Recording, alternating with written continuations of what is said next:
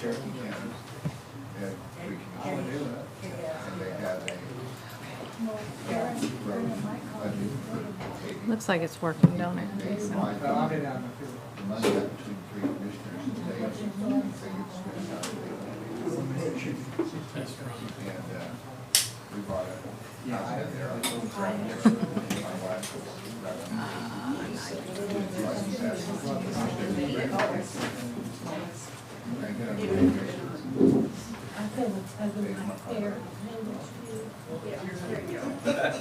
I was the hero of the radio. Well, I know Larry Hall up in Mountain City. We went out to take a radio north to the 7 way. We come back I sent the last Friday's meeting minutes to you for the 12th. I'm sorry, you have to say it again. I sent last week's meetings for the 12th. I sent it to you on the 12th. So if you want to. You have to say it again. I sent last week's meetings. Oh, We're good. You make 2 more copies. Do they have copies? I can do it. I can do it, Sam. Okay. you got it done with home. Thank you.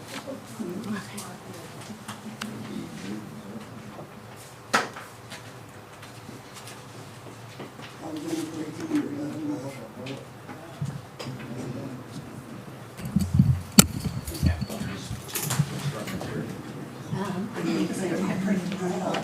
See how you do it. Well, the 88 years old. Well, instead of taking 2, it takes 3 now.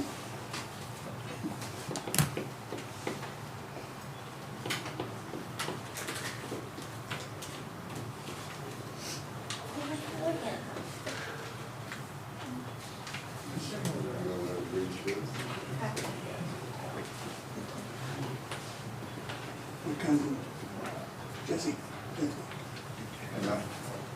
How you doing? Yeah, we did, and I did call him, I did talk to him today. Okay. It was good conversation. Done fast. We actually accomplished. Unfortunately, there's some conversation, because it's a conversation. We need to call it. Sharon cannot come home because it's like the ambulance.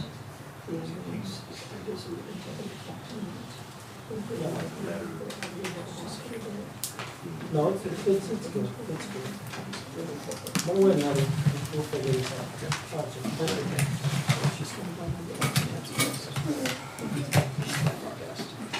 And Commissioners, thank you.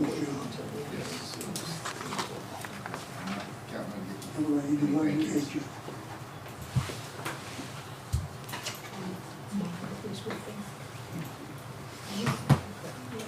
The hardest part was my wife. I'm not on social media, so it won't bother me, but my wife is. Well, bother her. We talked about it. I got my first online From Michael. He brought them in with everybody's names on them. I make sure I don't bring all that stuff. Well, people really want me to be unhappy. Wasn't that nice? Screenshot it. Facebook. My phone went dead.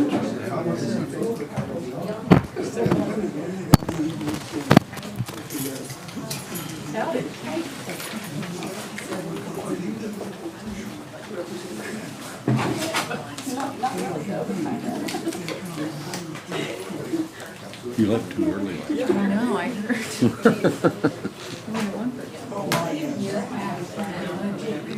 It's a new meeting tonight. Like an octagon out there. Get some cool outside. Something.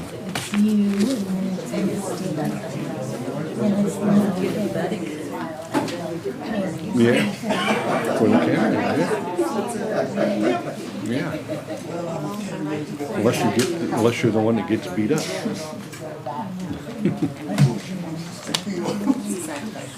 Yeah. Well, there's always a downside. I think I'm as combative as you are. My wife is a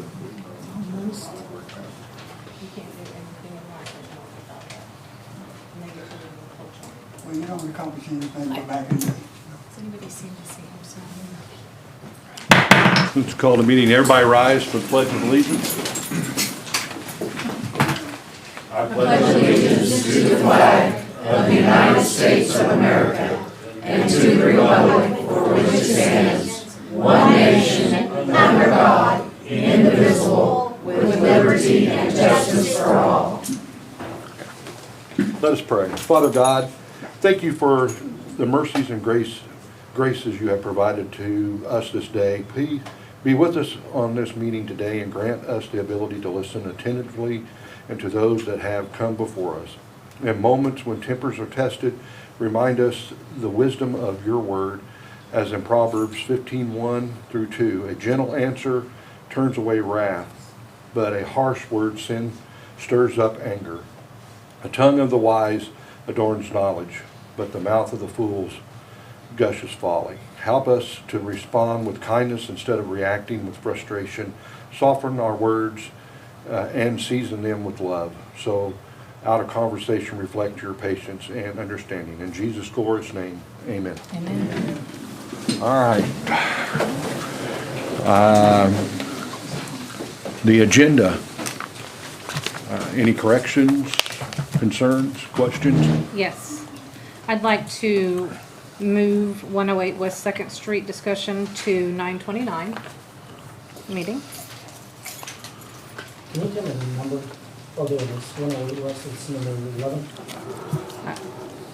Yes. You want to move it to what? A 9:29 meeting. I'd like to move the credit card discussion to 10:07 meeting. I'd like to add in their place, one of their places, an elevator discussion. Put it up there with 108. Okay. And then I would like to add a executive session for non-elected, please, underneath the one for Laura Holdridge. Another executive. Mm-hmm. Okay. And you got one there, Mr. Train? No, sir. Okay. And I would like to move the resolution review on the commission meetings and commissioner conduct for 9/22. What number is that? It's under old business, under planning commission selection. So what day is it? 9/22 next week.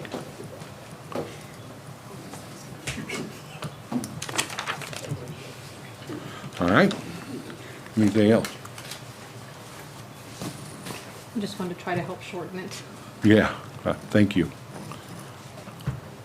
Mr. Tran? Anything you want to add? No, sir. Thank you. All right, I move that we approve the agenda as corrected. I second. All those in favor? Aye. Approval of minutes for 9/28/25 and 9/12/25. Any corrections or concerns? I move we approve the minutes from 9/8/25 and 9/12/25. I'll second. All those in favor? Aye. Aye. Okay, consent agenda, approval of 9/12/25 accounts payable totaling $380,626.82.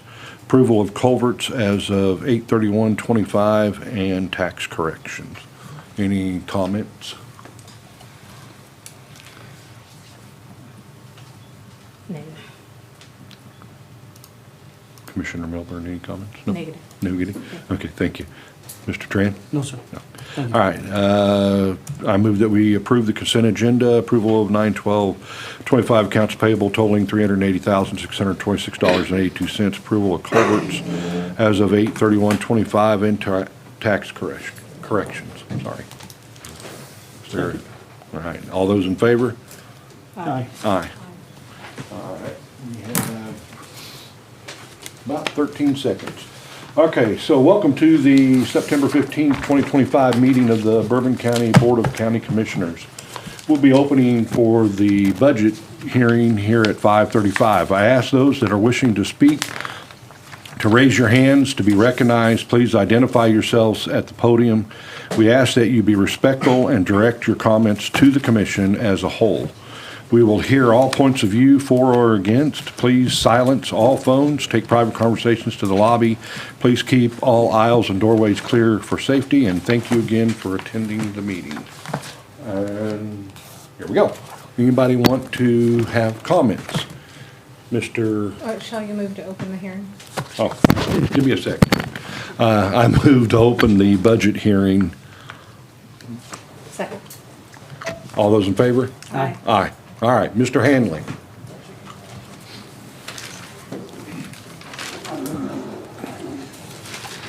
Good evening, Commissioners. For the record, my name is J.D. Handley. Good evening. I'm here tonight representing just myself, no one else. I know that the county is not in the best financial situation right now. I don't think that's a secret to anyone.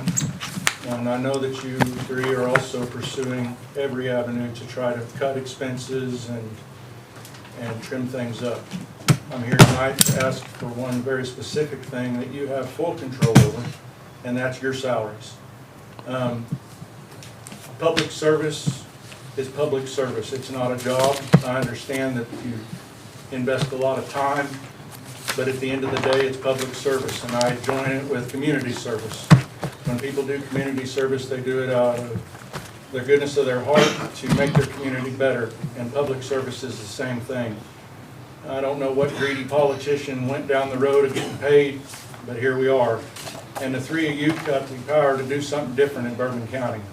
And I think it's pretty safe to say that nobody employed by Bourbon County is going to duck out from the effects of our financial problems right now.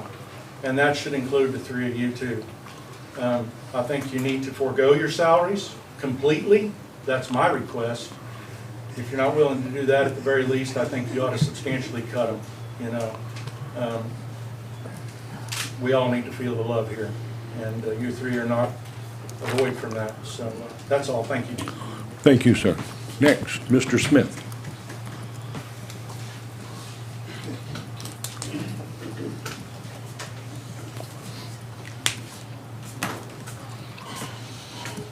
My name is Joseph Smith, Joe Smith, and I am also representing only myself right now.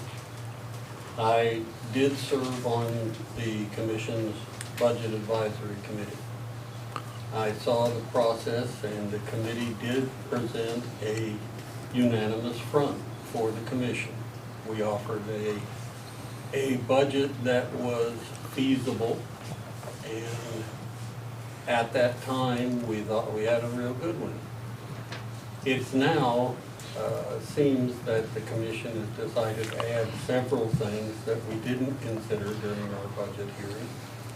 And the commission has actually caused the budget to exceed what we said. The other thing is that there seems to be an attitude by the commission that excessive overspending is correct, because you took away the IT personnel and then turned right around and spent almost $1 million of the tax budget to replace them with an outside company that is outside of the county and outside of the state. And that means that the taxes of Bourbon County are going to Missouri, which is not an acceptable statement to the people of Bourbon County. The other thing is that you have added to your advisors.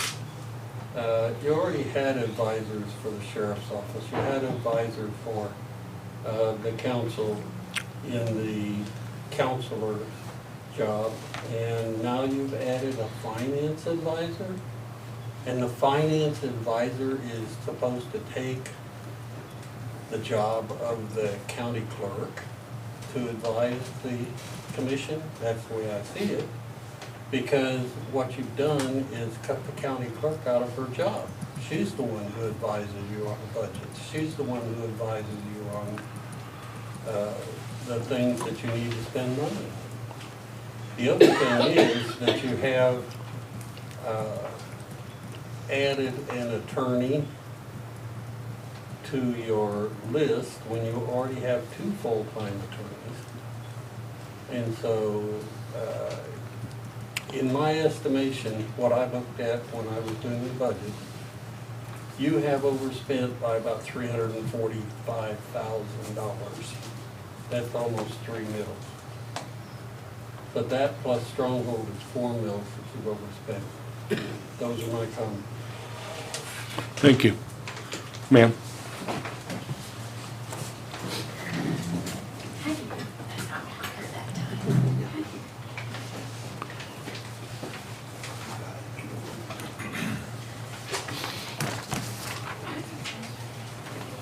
Thank you. Good evening. My name's Diane Brillhart. I am here on behalf of the Bourbon County Fair Association. It has come to my attention that you have proposed to cut the county fair budget by half. I am here tonight to hope you reconsider. I have given you the budget, or actually the actuals for the last 3 years. The last column would be as of today, so the 2025 year is not complete. The allocation that you give us is very much appreciated and very much needed. It's been the same amount since I took over the treasurer's job, and that's been 10 years. We serve the kids of the community in providing them a county fair where they learn about agriculture, carry on family traditions, learn about cooking, learn about forestry, flowers, and such. I really hadn't had any concern with our allocation as we are covered by KSA 2129. Yes, 2129, and I know Susan hadn't talked about that before, but so tonight I'm here just to have you reconsider, and I believe the statute says that judges' premiums and those amounts should be covered by the commission. And we will exceed 10,000 in those areas.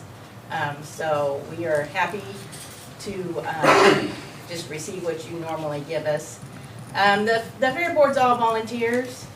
That fairgrounds out there is serviced by all of us, the volunteers. And utilities alone on keeping that going run $17,000 a year. The insurance alone costs us $6,000 a year. And that's not, has nothing to do with running the fair for a week. Our people work hard. We try to have as many events out there as possible. That also benefits everybody in the community and in the city and in the county. We provide camping spots, and those have been, those are a lot of fun, seeing everybody from all different states come in and visit our town. So that's kind of my wishes that you reconsider on our allocation. All right, thank you. Sir, Mr. Thank you for the O'Hara. Yeah.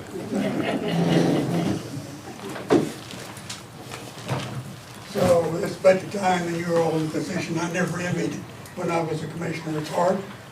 We have to make a lot of decisions. A couple of things have been echoed that are stated that I agree with. I don't agree with the commissioners not being paid.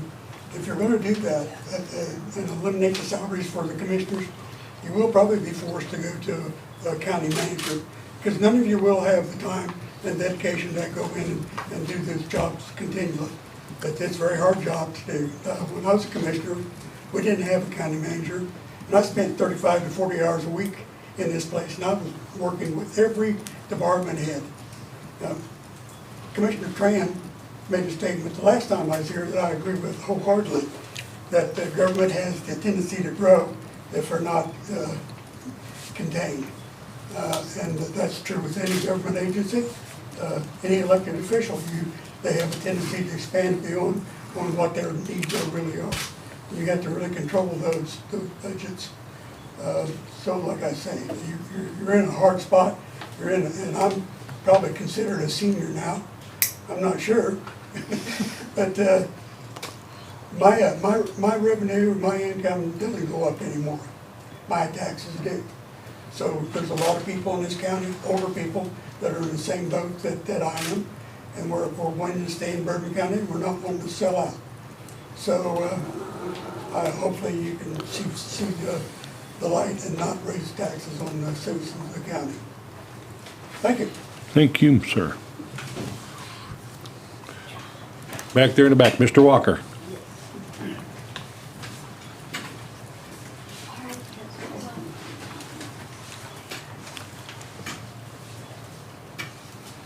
Good evening, Commissioners. Good evening. My name is Clint Walker, and what I want to discuss, and this has to do with the budget, and the chairman actually had made a statement that is very true, that we are in dire need of this, in this county, to have a maintenance program for every vehicle that we have, and we're missing the boat. I'm telling you, you're wanting to save money, you miss the boat when you don't take in-service vehicles right out here at the county. I'm going to tell you that I'm really familiar with maintenance. I am a motorhead. I know how to do that stuff. And I know where the rubber meets the road. And the bottom line is to that subject is they have programs, 21st century. They have programs out there that you can put on a computer, and they had a guy dedicated, when I was in recruiting, they had GSA vehicles, and all he did was call you up and say, hey, you need to take your vehicle in to get the oil change, or whatever service was due on it. But that's where you make your money on vehicles, you make them last longer, number one, and number two, the expense of taking that vehicle, say, to someplace else to have an oil change. I know myself, I change my own oil, and it runs me about $25. So you figure out yourself X number of times that they do that. And that's where you're going to make your money if you have a serious maintenance program that include every directorate, department, and everything else. Thank you, Commissioner. Thank you, sir. Anybody else? Mrs. Dare.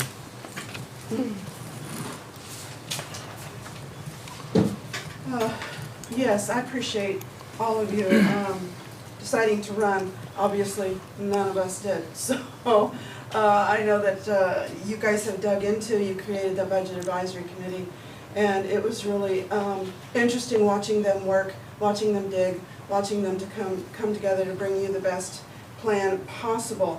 So I'm just kind of run down some mill levies here and just make sure I have those correctly. The mill levy that we run off of currently, right now, is 59.9, is that correct?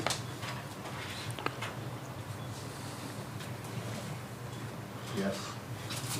Did you say? Yes. And then what I had written down, the advisory committee brought back a mill levy of 62.5, is that? No. No, that was the our- one that was proposed, and when we got our tax cards, that's the mill levy they used. That was the start. That was the Max. start. Yeah. Yes, yes. Okay, thank you for correcting me.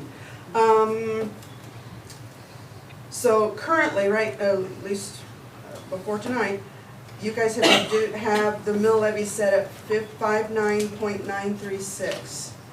Is that what you have? Okay, and then if we stayed revenue neutral, we would have to reduce it even further to 57.550. So two mills anyway. I guess my question is, because I also remember hearing that our liability insurance has increased and we have no control over that. Our health care benefits have increased and we have little control over that. I understand you do have some as far as how you set that up with what employee pays and what county pays. But my question is, even at the 59.936 rate, does that cover those increased costs of the liability insurance and what we have currently for health insurance rates? Is that going to cover that? They'll have to deplete the reserves even more. They'll have to deplete reserves even more. So dropping it, even though as much as I would want you to stay revenue neutral, based on those two things alone, the liability insurance and health insurance, there just doesn't seem to me to be a real way that that is even feasible, that makes any sense. So anyway, I don't envy your positions, but behind numbers, there's always people. And so I would ask that you be very deliberate in how you carry out the numbers, but also in remembering the people that live here, that want to stay here, and how that affects them. Thank you. Thank you. Thank you. Anybody else? I do. Mr. Whitaker? Yes. I do.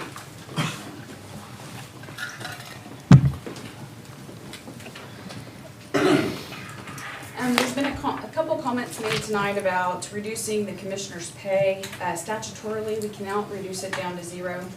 Statutorily, they have to be paid at least $5,000, so that's your minimum. The other thing that, Ann, you asked if insurance was in this budget document, the increases, and it is, and the increases are in this budget document. Okay. For the liability insurance as well as the health insurance increases. Now, those could change depending on we do not have our renewals back on health insurance. The only comments that I have, I wasn't as involved in this budget process as I have been in the past, is I have some real concerns with cash reserves. And I had spoken to Mr. Tran about that, and I think that'll be something that will come up for discussion tonight. But where this budget document was published, I have some very big concerns, because if revenues don't meet their targets, then you don't meet those cash reserves. So those are my comments. Anybody else? By the way, why come the liability insurance increased? Why? Claims. Claims? Mhm. Is that an increase in claims? Yeah. Okay.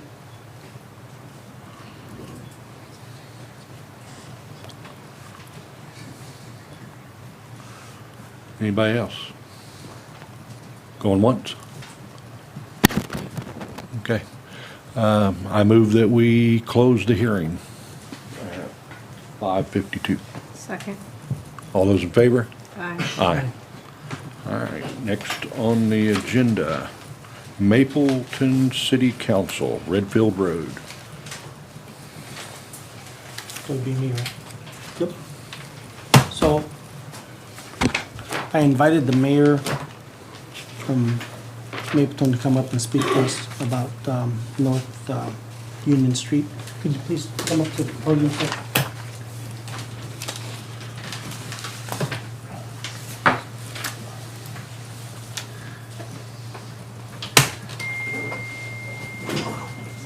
Thank you, sir.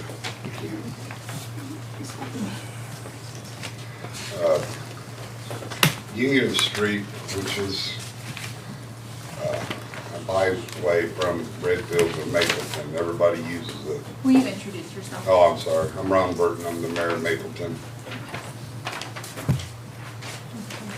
But the road's getting impassable, and the county has always maintained it.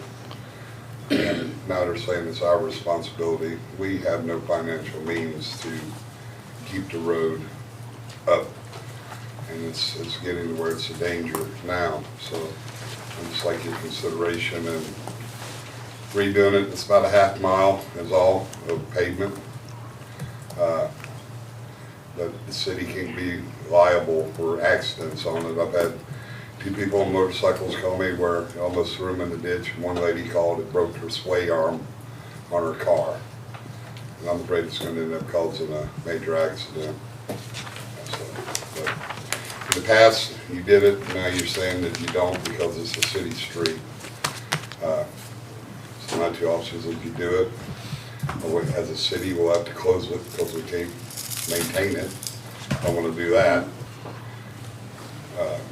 Or annex it back, get into the land on the other side of it back to the county.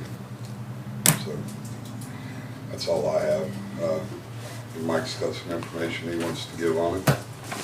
Thank you for your time. Thank sir. you. Thank you. Go ahead, Mr. Please. I'm Mike Houston. I'm a city council member of the city of Mapleton. And this road has been, it was real good. Now, like Buck said, it's been getting worse and worse and worse. I've had several complaints on it, same as Buck. I met with you guys 2 or 3 weeks ago, few weeks ago, and I've verified my thoughts.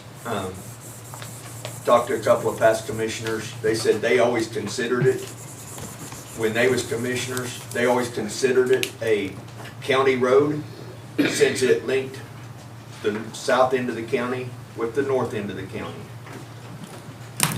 And you guys say that it's the city responsibility, but yet Yale Road, the south side of Yale Road, you do it. And the south side of Yale Road for a quarter of a mile is in the city limits of Mapleton. So I guess that don't make sense to me. But it is a mail route and it is a bus route as well. And if we make it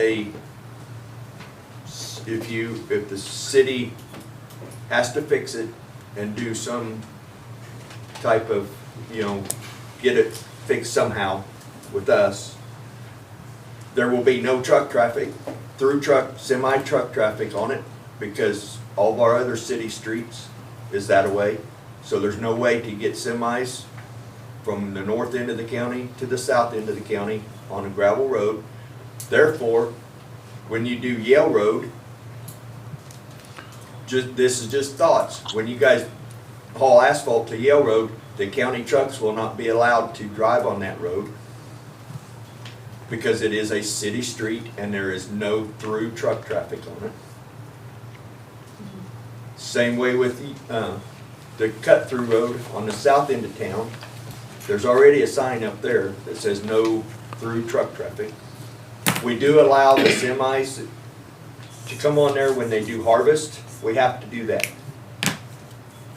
We have to do that. But as far as everyday normal truck traffic, no.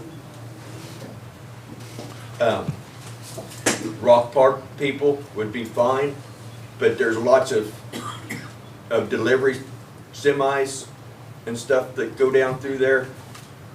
Concrete trucks. It just pretty well shut off the north end of the county if we make it make it a city street. So I have that's about all I got. Okay. Have you got any questions? Just a second. I have a question. How long has it, when was the last time the county maintained it? When was the last time county did any work on that road? It's been years. Years. Okay. I take that back. They did put salt on it when we had the ice storm. Okay. They did do that, put salt on that road when we had that big ice storm. I can probably answer that question, since I happened to be the commissioner at that time. I thought maybe I'd get out of this commission job. So you have to excuse my voice. That's what's happened when you're a commissioner for 7 years. So there was an agreement, I think, just about 9 years ago, the last time that they went from, well, it was from the bottom of the big hill south on 125th from Mapleton, all the way, supposed to have went all the way to the highway.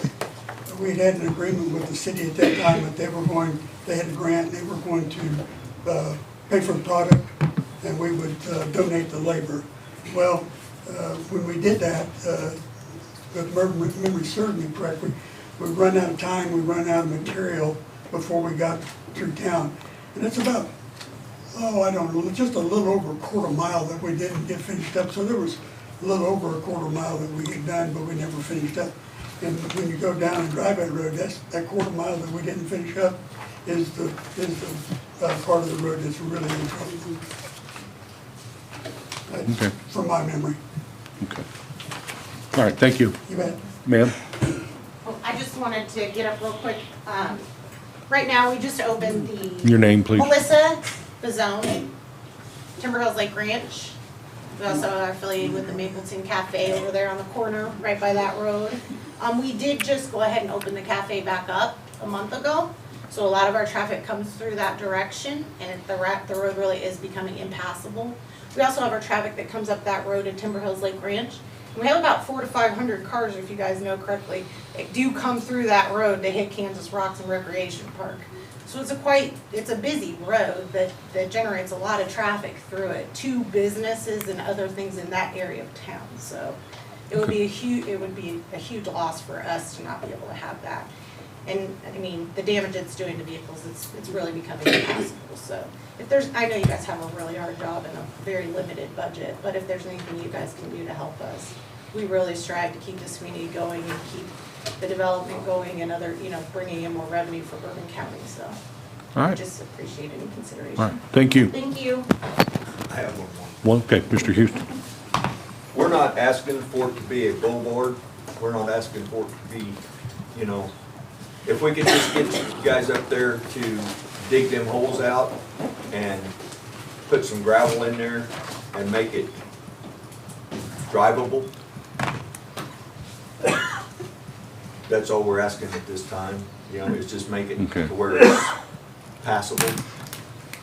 So I know you guys are on a budget. I've listened and the asphalt and stuff, we're not asking right now for it to be re-asphalted or anything, because it can't be. There's got to be a lot of base work done before it can be asphalted again. But if we could just get the holes dug out and some rock put in there to keep it from somebody having a bad wreck, it would be appreciated.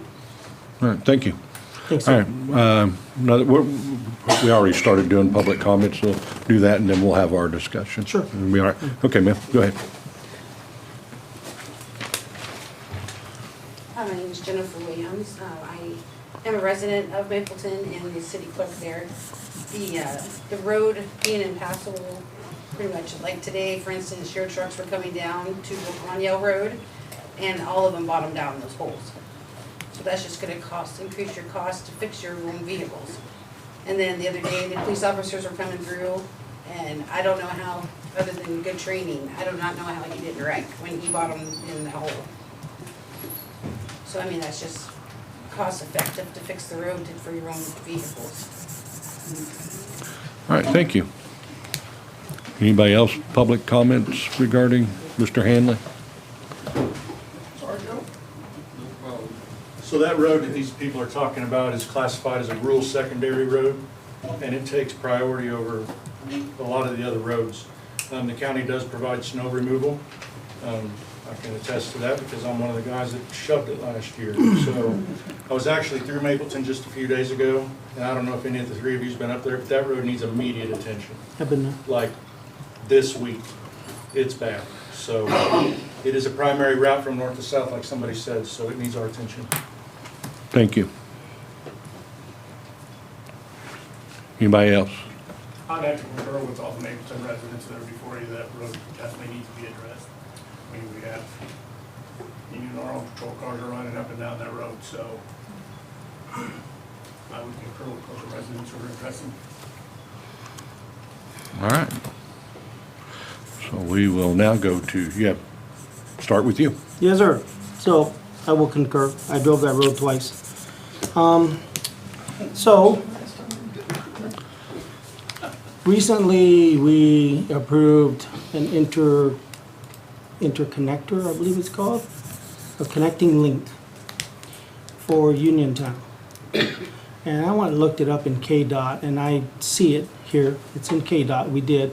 And it connected Maple Road to Highway 3 through the city of Uniontown, which is, I have no issues with that. I'm just stating that as a fact. I'm looking at a KDOT map. State Road 125 going from Highway 54 to Highway 31 is classified as a major collector. On this map, this map lists as interstate, other freeways, expressways, other principal arterial, minor arterial, major collector, minor collector, and local roads. So KDOT's mapped this out, and basically this, I'll show it to you here in a second. It shows that that road is a major collector, and it is a main route from north to south. Right here. And where are we? Right there. Yeah. That's the road. Okay. The road in question is 2,326.5 feet in length. Right now, it's slated to cost us roughly $36,000 in material, roughly $2,200 in labor, Will you repeat those? about $34,000 in material, $2,200 in labor. So because it is a major roadway listed on KDOT, I think we should fix it. I think we should memorialize this so that this does not come up again. Because my frustration in this whole process is, and I'm not blaming anybody, I'm not pointing fingers, I'm just stating facts. It is hard to find information because it's never been memorialized. I spoke to Commissioner Graham, Terry Graham? Yes. I spoke to him, he called me on this road, and invariably I ended up calling him on something else because I figured somebody I think he said he spent 20 years as commissioner in District 1, he had a lot of information, and he said we always maintain that road, we never, and somewhere in the last 10 years is my guess. Now, nobody told me, I'm guessing, but all the information I've looked up, somewhere in the last 10 years, the maintenance has been sporadic to eventually, in the last 5-6 years, it's basically been relegated to the city of Mapleton to maintain. But I found this, and I'm like, I feel very strongly that we need to put this back in our fold. That we need to own this, maintain it now. Having said that, do I think that we have the manpower and the money to do it this year? I don't think we do, but I don't want to speak out of turn for Public Works.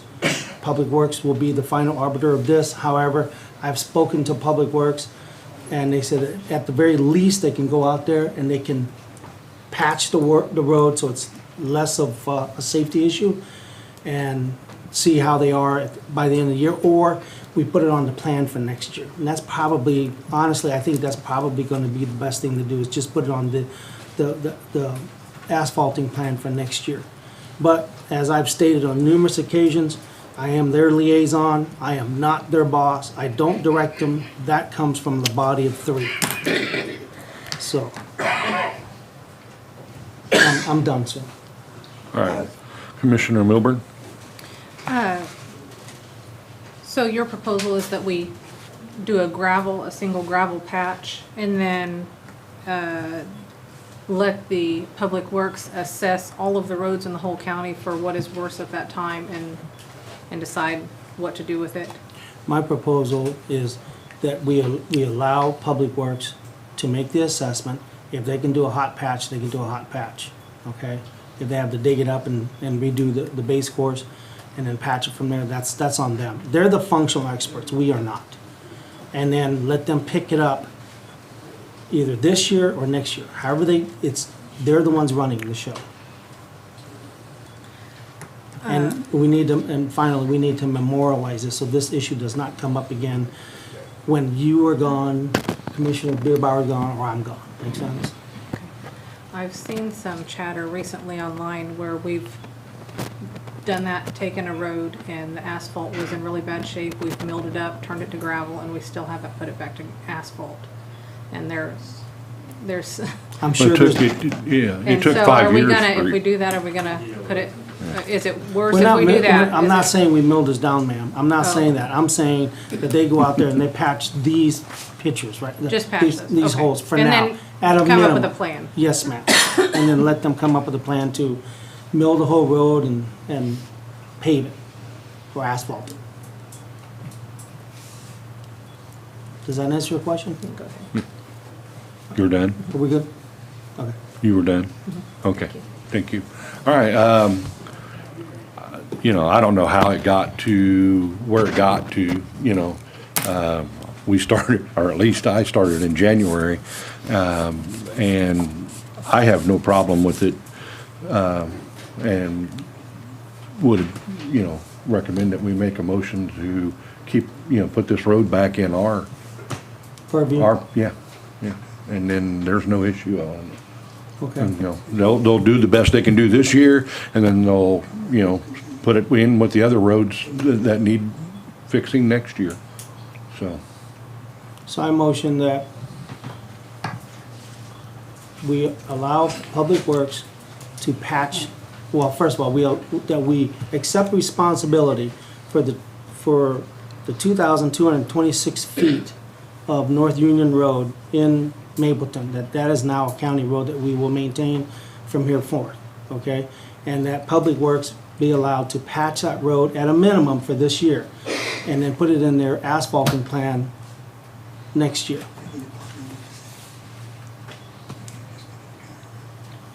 I'll second. All those in favor? Aye. Discussion. Aye. I thought we Do you had want discussion. discussion? You want more discussion? Well, after the Okay. motion, because I didn't know what the motion was gonna be. Okay, go ahead. I would prefer that we, rather than make the full move now, I would move to just patch that spot and then come up with a comprehensive plan. Move to do what, ma'am? I guess- If we get rid of the immediate here, which is Okay. patching it, then we have more time. To do what? His motion was that we take the road back as a county road and then patch what we can, or have Public Works assess and do what they can this year. Yes, that's what I'm saying. I'm saying that we need to take ownership of the road, because what I didn't tell you was I drive that road almost every day. Not that specific road, but I drive Highway 7 up to 31 and Dogleg all the way up to Casey, okay? That's what I do. So when I see trucks coming down the road on 31 that are full of toys, UTVs, ATVs, they're going, I know where they're going. They're going to K-Rocks. And I know they're heading towards Mapleton. And I know where they're gonna turn, because I drove that and I'm like, allow me the latitude to pull this up, I'm sorry. So basically, right now, if they went into Mapleton and North Union is closed off, and East Osage Road is closed off, East Osage is the most southern road going east to west. It connects 125. It goes from the east side, which is 125, all the way over to Highway 30, no, not 31. It's basically 65. 60, thank you. So if you cut that off, there's no way to go east. They would have to go all the way down 65 and cut across somewhere way down there. So it's not feasible. I It's only guess road my and bridges. concern is the commitment to continue to asphalt it, because there's several roads among the county that have been turned from asphalt to milled up and turned to gravel, and years later, they're still gravel. And so if you memorialize it and make the statement that further on we will asphalt that road, then you take away the decision later for somebody if they are to mill it up and turn it to gravel Well, to gather funds or whatever might be needed. Sure. The roads that you're alluding to, I empathize with that, okay? That happened before the three of us sat at this table. I can't fix that. I can't go back in time and fix that. What I can do is listen to you, listen to Commissioner Beerbauer, and when you two bring things to the table and say, I need this in my district, this is important for the people in my district, that I support you. I'm asking you to support me and the people in my district now. Because this is what you've heard these people talk. So what I'm saying is, you're gonna bring things to the table. You're gonna bring that road to the table. We're going to fix as many roads as we can. We can't fix all of them in 1 year, but we're gonna take a bite out of it. While the three of us sit here, we're gonna do the best that we can, and that's one step at a time. This is the first road. Actually, Uniontown was the first road. So this is the second road. And I'm sure you're gonna bring things to the table, and we're gonna listen to it, we're gonna hack it out, and we'll make it happen one way or the other. Does that make sense, ma'am? Does memorializing it put it in front of any other road? Does it just add? No, it just Is says, that your when I concern? say, That it would, this road would, memorializing it would jump the line and make it the first to be repaired next year? Is that your concern? did I misspeak? No, I don't think you misspoke. Maybe I misarticulated the concern. It's that if we are to mill it up and turn it to gravel, because that's the choice of the public director, are we gonna have a room full of people say, no, Sam, you said this, get some asphalt on it? Oh, no, we're not gonna tell the public, the PW director to mill it. They It's still a have- paved road, it has to be a paved road. But they still have the authority to turn that to what they need to in the future, They or have no? to me, I'm asking for two choices. Okay. Patch it today, this week, patch it, and then put it on the asphalt plan for next year. Okay? I would definitely be on there for patching it, but as far as putting it on the plan for next year, I would want them to assess everything in the county and do their assessment and They will. do their thing, They you know? So, I'd say You know, put we it back trust- in the fold rather than put it on the asphalt plan. Just, we were gonna take it back over. Right. And then Let we'll them do what assess they and, need. and I would be, but I it'll would be reach more its priority. inclined So how would you like for me to word that? to patch for immediate need and then give Public Works the authority to put it in their rotation as they Okay. deem necessary. Perfect, that works for me. Okay. So, we good on that motion? Yes, sir. We got a second? A second. All those You in already favor? seconded it. Okay, well, I seconded the first one, this was. Well, I Did never you called it back. Yeah. I never okay. called it back. All right, all Did right. you Either change way. the verbiage of it?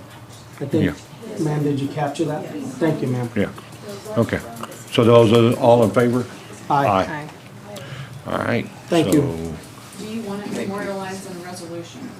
I think I don't wanna make it cosmic. It shouldn't be a cosmic thing, it's that we just need to memorialize it in some type of documentation. I would agree with the resolution. Or their Only- city clerk could get a copy of the minutes and keep it for their records. Well, I say resolution, then that just takes away any question, and it takes action by a future commission to change it. And it allows me to put it on the roadmap. like Yeah. that. Okay, Yeah. yeah, let's do that. Okay. All right. The part that she can put on roadmap works. for me. Right, That's- okay. All right. Put it in their rotation. What's up, Commissioner? Okay. Uh, I have a question from Mr. Wizenhunt. I'm glad you Welcome guys- back. I'm glad you guys are gonna take care of Union, but just food for thought. Maybe you should go through the county and find all these heavy traffic roads that go from highway to highway and go ahead and memorialize them too, so this is in the future. So we're not beating the same dead horse over and over. It's a I agree. good suggestion, Brandon, thank you. Yeah. Have a good evening. Thank you, Thank you, sir. Thank you, guys. Thank you, ma'am. Do you need to make a motion on the resolution? Can I just make a real quick comment? Yeah, Mr. Oh, we O'Hare normally has, Lynn O'Hare, just seconds Please do here. that. Thank you, ma'am. Okay, Mr. just a quick Oh, comment. sorry. We've been through this quite often in the past about city roads and county roads. There was a major lawsuit concerning the county going in and maintaining city roads. I mean, it was extremely major, and we always made sure that we didn't do that. Now, I think there probably could be a workaround, since that's such a major road for the county. You may be able to come up with a road use agreement, where that agreement lets you maintain that. If you don't, they're gonna have to take that road out of the city, and the houses that's on the east side of that road will have to be put back in, no longer in the city limits. Well, how does the state do it? I mean, the state runs right through there and State's different. we're, you know. State is different. Okay. I agree, Lynn. Well, the state is different, because they go through, they go through. I suggest that we have The county, council look like I at said, it. There was a major, because it's a competition issue Yeah. that the lawsuit was. Okay. on. And get with And I Mapleton. agree. But the patching still road stands. That goes through Yeah. the 125th, that goes all the way south to what, Hackberry? 115. My understanding, and my understanding is if it's an interconnector, then we're bound to do it as a county. That's the way it was Well, explained. they're almost everything's interconnected. When you start looking at the. Yeah, there's the lots in Fort pharmacy Scott. road there, So, you there are hundreds of them. So you're looking at something, and the thing that they come up with that is trying to do things for the city, which we've done before, but we've done it on a grant type thing and things like that, with old culverts and things like that. But I think if you're gonna take it over and declare it a county road, that it can no longer be in the city limits. Okay, well, we'll have our council look at that and a resolution Like I said, I don't want- as we I don't move want to see forward another- and I don't want to and see get with another the liability city of in the Mapleton. Thank you, If Glenn. if he needs to, we'll get with the city. We're gonna do what's best Well, for I the agree, community and the county, so. Uniontown is one of those two on Maple Road that goes all the way through to Bronson. Right. You know, that's a through road, that's a farm to market road. Yeah. And we've never been able to work with Uniontown to fix that from the high school west Yeah. to Highway 3. Well, that Yeah, was- that's the one we did. That's That's the the one one we we did. got. We worked with them this year, Be so. careful. I Yeah. didn't, know. Huh? I didn't know that got approved. Yeah, I did. Be careful. Yeah. Because I know the contract. But there was a statute that was brought to the council basically stipulating that, hey, it's an interconnector. So Well, I I'm know, like, but oh, if you're gonna do that, you're gonna look at a lot of roads that are Yes, sir. connected. Yeah. It's gonna cost you a lot of money. Yeah. Cost the taxpayers a lot of money. Thank you, guys. All right, we're gonna move on to the next agenda item, which is Misty Adams, Fulton City Council. Good evening. I am Misty Adams. I'm the mayor for the city of Fulton, Kansas, which is just up north here. Recently, your Public Works was repairing 215th Street, which is known as Old 69, from the flood that had come through, and you guys resurfaced that. I had reached out and had asked if the county was going to, when they resurface that, they usually come off of 215th and go down Depot to meet the brick road. And I was told it was not in the budget. And so I'm asking you, the commissioners, to put it in your budget to fix that, because the city of Fulton does not have the means, nor the manpower, nor the equipment to fix that road. That was washed out with that flood that came through there. I also would like to ask, there is a culvert that is the county's right across where that railroad crossing is on 215th. I would like Public Works to come in and clean that out so water could have proper drainage. The railroad came through recently and was mowing and got their tractors stuck because there's so much water in that area. And with the water, it gets pretty deep in some areas, and we're having a major mosquito problem. We have spoken with Topeka to see if there was any help that we can get to get this water drainage. And they've kind of discussed a little bit of things, but it's nothing that we can do on our own because we don't have the equipment to take care of that water drainage. So I was just wondering if there was a way that the Public Works could come up and look at that road that comes off of 215th and connects to Depot, that previously you guys have asphalted it when you resurfaced the road to meet to the gravel. Well, it's not the gravel, to the brick streets, because right now when you come off of 215th, it does drop. So if someone is coming down that, you could possibly. Is it the one with the Y, Misty? Is it the one that kind of Ys? So since you called, I did check that out, and it's not in your city limits, it's actually in the county. Yeah, So it is. And so when I spoke with your Public Works, Mr. Hall, he had advised me that it was not in the budget this year to do that little section. And so that's when I reached out to you. I was like, okay, how do we get it in the budget to get it fixed? because it got damaged in the flood, right? Yes. It washed all the asphalt Right. off of it, Right. correct? Yes. Okay, I do remember And that. that was my question, you know, if we got flood money, because I know we are waiting to repair some of our streets with the flood. And I know everything's kind of on hold right now because of our back streets that got washed out. Is that something that when you guys do get the rest of the flood money, or was that county money that repaired the resurfacing of 215? I think that needs to be looked into, Misty. I know a lot of that, I think they turned in a lot of damage that was done.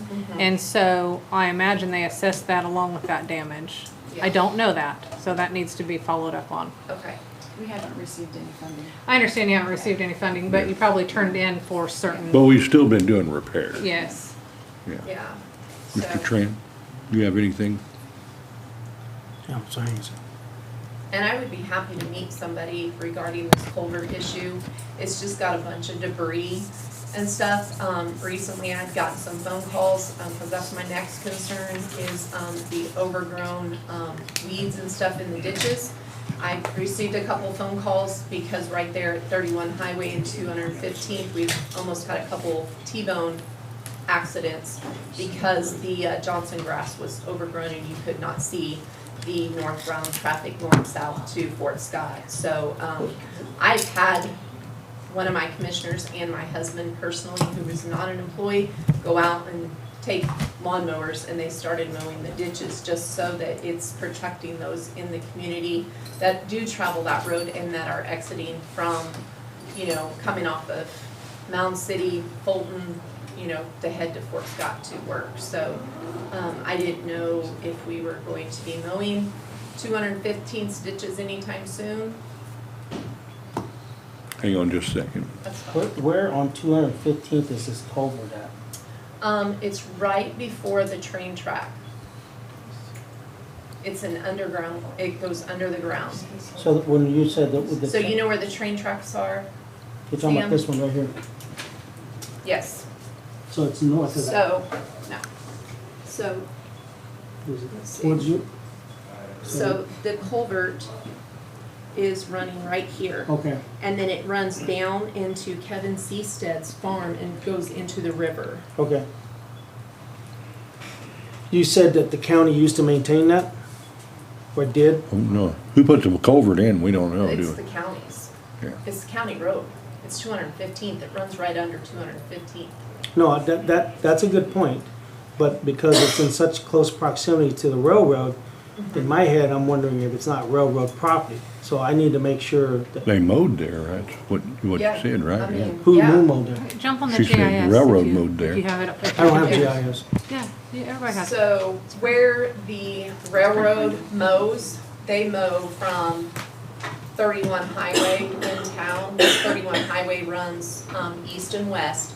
And so from the railroad tracks, the railroad will mow right there in between the railroad tracks. And then there's a couple residents that live right there. They'll mow that, to keep that mowed down off of the tracks that run north and south. But I know, probably a year ago, I spoke with Eric Bailey, and he came out and he looked at it, and he was like, yeah, we just need to get in here, get these ditches cleaned out. Because somebody had chopped down trees were laying in the ditches, and so it's causing water to back up. Yeah. And it's ultimately Part of the problem. product, yeah. But I'll be happy, I mean, if What is there's your some time, I'll be happy to meet with anybody if they wanna come out. Let her write her number down Yeah. so she don't Yeah. say. Could you write your number down Yep. here? Let me talk to Public Works, and then I'll call you personally. Okay.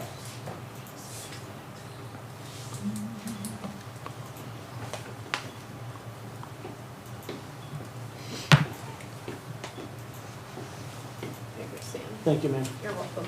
That's all I have, thank you. Thank you. so much. Okay. And you're gonna have Public Works look at that? Yeah, I'm gonna talk to him, and then. Okay, and the part about mowing, 31 Highway, what she was talking about, I really don't wanna have citizens out there doing it themselves. You know, that's kind of a big liability that I wouldn't want us to have to face. And I, just on that same topic, I got a call from a former commissioner, that's saying that he's seeing a lot, you know, where they used to have like 6 mowers running, he said it don't seem like it's happening now, there's a lot of, so I mean, it might be something to talk to, Public Works about, and make sure that, because I know there's been a mowing plan for a while, so. All right. Any other questions, concerns regarding Fulton? All right. let's move on. Lynn O'Hare has a road concern. Mr. O'Hare. So I'm up here to address the road in my area. In the old days, it was called, see if I can find it here. Get my blinders on.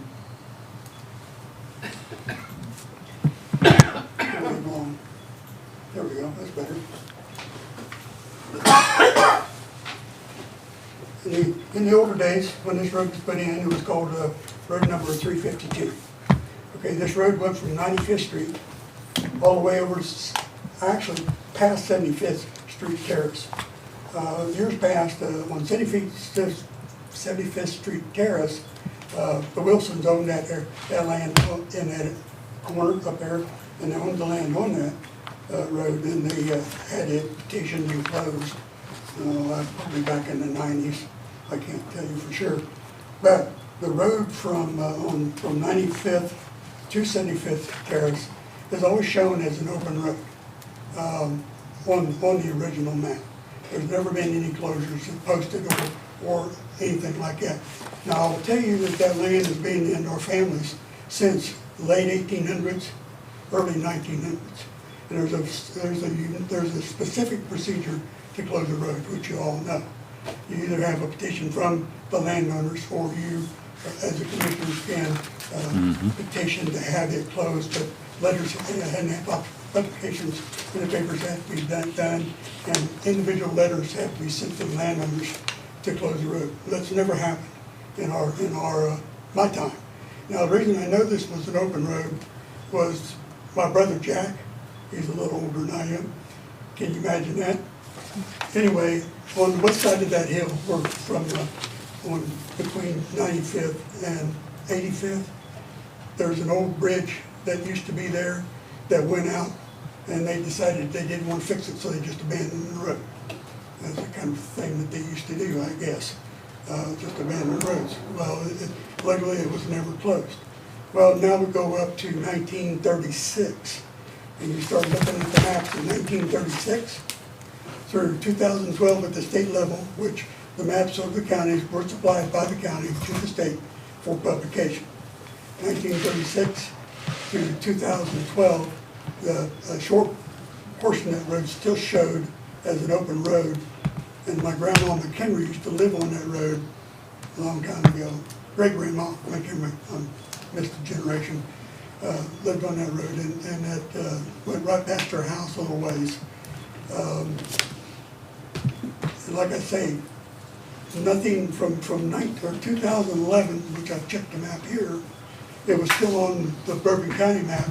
It was still there at 2012. It had changed, and there is nothing in the records. There's no petitions. There's no notifications. There's no nothing for the closure of that road. So all I'm asking is that it's very apparent that it is an open road for a ways. All I'm asking is that you recognize that, because I have a contract to sell some land on there, and that was my only access when that creek was up anyway. There's a creek that runs right by my house that cuts that land straight into. Okay, I have a question. Now, you said, which one was the bridge on? What? 342. 242? 32. Okay. And that's old numbers, right? No, I'm sorry. It's 352. 352. Yeah. So they're all, okay, so 352 from 95th to 75th, and then the bridge is around 85th. 75th Terrace. Yeah. Yeah, I got that. Okay. And then, but where the bridge went out was, This is between 95th and 85th. okay. That used to be, the reason it got started in the first place, it was a Union soldier road when they built those roads. Okay, so you're wanting it to be recognized as it's open? Open just for that 1,056 feet that Eric Bailey, because we went through this years ago, and I went through the whole thing back years ago, and then we went through it, and then in 1989, when they were asked what map to go by, it was the 89 map, or what was 2021? That was still commissioner then. 2021, Bailey was wanting to know what map to go to, and it was a 1989 map, and that's when that the road was still on that map. Okay. And the reason I'm kind of in a hurry because, well, I just had a $918.55 culvert put on in there, the county did for me. And it's within that 1,056 feet. Okay. We'll get to that in just a second. Commissioner Tran. Well, pass me over for a second, please. I need Okay. to take Commissioner- some stuff. I'm trying to get the website, please. Okay. All right, well then we'll go to So, hang on. hang on. Register of Deeds, Laura Holdridge. This is the one that we brought up several times, and then Eric came in and, you know, because there was a sign there that said Xavier Road, and, in the 89 reappraisal map, it shows it as a driveway, but Matt was not able to find anything about the reappraisals. And then Susan and Lynn found where it was opened. It was an open road in 2012. And I can tell you the road, the unique road that went east from 95th, the petition was done back in probably the 60s between my dad and my Uncle Clarence to petition to close that portion of the road. And it was. So What year was that? That would be east of my parents. What year was that, sir? Oh, I don't know when it was. You know when it was, Jesse? It was in the 60s, but It was either 50s or 60s. it was the late 50s or early 60s. You're Jesse Walker? I'm Jesse Walker. Nice to meet you, sir. I live at the end of Indiana here. Okay. And he's the present owner of that land, and of course, like I say, it's been in our families forever. What, if I may ask, may I? Yes, now. May I ask, Mr. Walker, when did you build that house? That thing's been in there since about 1980. 1980. So somewhere in the 80, that road became a driveway? No. No. No? This is what happened, is my parents owned that, and the county always maintained that road for years and years. Okay. And then I moved up there, and there's an old house there, so I put that there, a trailer, and it got built onto. Okay, sometime in 1984, I believe. The county had always maintained that road even though it was mud. They kept the ditches pulled out and kept it nice, but kept it so we could get up and down. But anyway, in '84, when my son started school down at Uniontown, they was expecting me to walk my children down there to the roads every day and get on the bus. And I come down and asked the county when Roy Stewart was county commissioner if they could come out and gravel it, put a turnaround up there so my children could ride the bus. So you were not a bus driver? You were not the bus driver? I was not the bus driver Got at it. that time. Okay. It might have been Roy Stewart's daughter or Okay. somebody else. But anyway, after that, the county had always maintained it until Jim Harrison got to be county foreman or whatever. Director. Public Works director. And he himself had decided that that road was closed and there wasn't no record of ever been open. And as far as I know from what research I've done, is once a county starts maintaining a road, legally, they have to keep maintaining or say that it's open. But That's legal. the other part of that is that I was the commissioner when Mr. Harris did that. And when he went out and informed him that they were no longer going to maintain that road, that's when I was asked at that time to look and see whether or not this was an open road or not. And back then, I went through the same procedures, and that road has never been closed. Legally, it has never been closed. There's no petitions, there's no record of letters, there's no minutes, there's nothing that would indicate that that road was ever closed.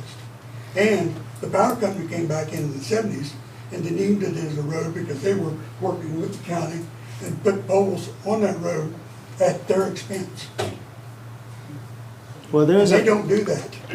There's a little known law that basically says that if the county relinquishes its duties or the municipality relinquishes its duty in maintaining a road, after so many years, that road becomes the property of the person who claims it. Usually the owner, the next door neighbor claims it, whatever, which is, and the reason why I say this, Mr. Walker, I'm speaking, no, I need to speak to Mr. Walker. You built a house in 1980, so that meant that that road was pretty much overgrown prior to that. No. No, okay. The county had been maintaining it, because we had, Wait. there used to be a real nice house up there, two of them, a silver barn. Okay. Over the years, we had livestock up there. They would maintain it so we could get up there and get back and do our business. To where your house is. Where our house is now. The Did it house ever is go all- past that hill? Huh? Did it ever go over the hill to Reagan Branch? Because the Yeah, river on the yeah. other side is Reagan Branch, right? The road at one time went back to Reagan Branch, but the county didn't maintain it any further than that. Then the hill. Then the hill where my house is. Okay. All right. The issue I have here is what legal said. That's Bob's comment, okay. he did comment last time, and he Yes. said that it seemed to be, it didn't seem to be a county road for what we were presented that day. And I still,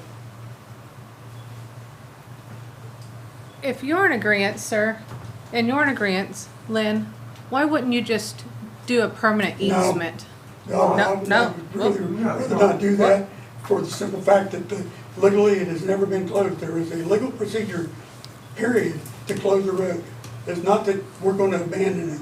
You know, we got a road going up on just north of Unity, 95th Street, that goes down across the river where they closed the crossing. You can't even get down that road. It's a field road now, and you can't get down it, and they cannot get their equipment down that road anymore. So. But it's still, It's still county road, but they abandoned it. Yeah, they didn't go through the procedure to close it, correct? May I and show you this, Lynn? do we have anything that says that? No. May I show you this? Road report or any of that? Nope. So Lynn, this It's is what our never been plat, this is our vacated GIS, this is our or county, anything. this is our county issued GIS, you probably know how to run it, Why right? the reappraisal? So county My issued, point this is I put my ground in the, trust. any, It's one of my I'm sorry, grandchildren everybody's made talking, my so it's distracting me. great-grandchildren. But any And I don't platted want road, to have even if them it's have not been to put up with developed, this. all I've it been has, jerked around for almost 8 has, years. it looks like this, and then, This is the new the county stuff has off All I of have to do is call him. GSI. Yeah. GSI, it's yeah, not. been here for a long time. Point of order. Point of order. I We're having can't- way too many We conversations. cannot, yeah, we cannot have sidebar conversations. That's the new stuff. No, That's it's not your from fault. history. It's not your fault. May I talk to Lynn and show him what I asked to show him first then? Yes, ma'am. Okay, so, and I understand, I couldn't hear either, it was very distracting. I couldn't either. So this is this I is know. what all the roadways I on know. GIS looks like with the platted roads, even if they're not been I know. developed. And this is what that looks like, you know, this area that you're showing us, you know, There's this, no way to get back in here. He's That landlocked. right this there. is, it, for all intents and purposes, it looks like his driveway, it don't even have, you know, There's see if all it there would. the county put in right there. I understand, but I can have them put a county in my driveway too, but if this was a road, it would have another line, see how these ones that are roads, Well, I understand how that, it's supposed to be that on as here. far as the original plaques are, and it's never been closed, as far as the original plaques are. And like I say, from 1936 to 2012, on the state, it still shows it as a road. Just GIS did that. Well, I did, to interject, I did do considerable research into this subject. I drove out to the property. I spoke to, I believe it's your sister, sir. Yes, I appreciate it. Yeah, and I did look at it, and I have a better understanding. You are landlocked, are you not? Yes, I am. Without this road, you are landlocked. Yes. Commissioner Tran, that, I would have to say that is not true, because, Mr. O'Hara's property, he can access from 95th Street. No, I can't. There's a creek that runs through there, and when that creek is running, I can't. Okay, if I may, let me finish my thought, please.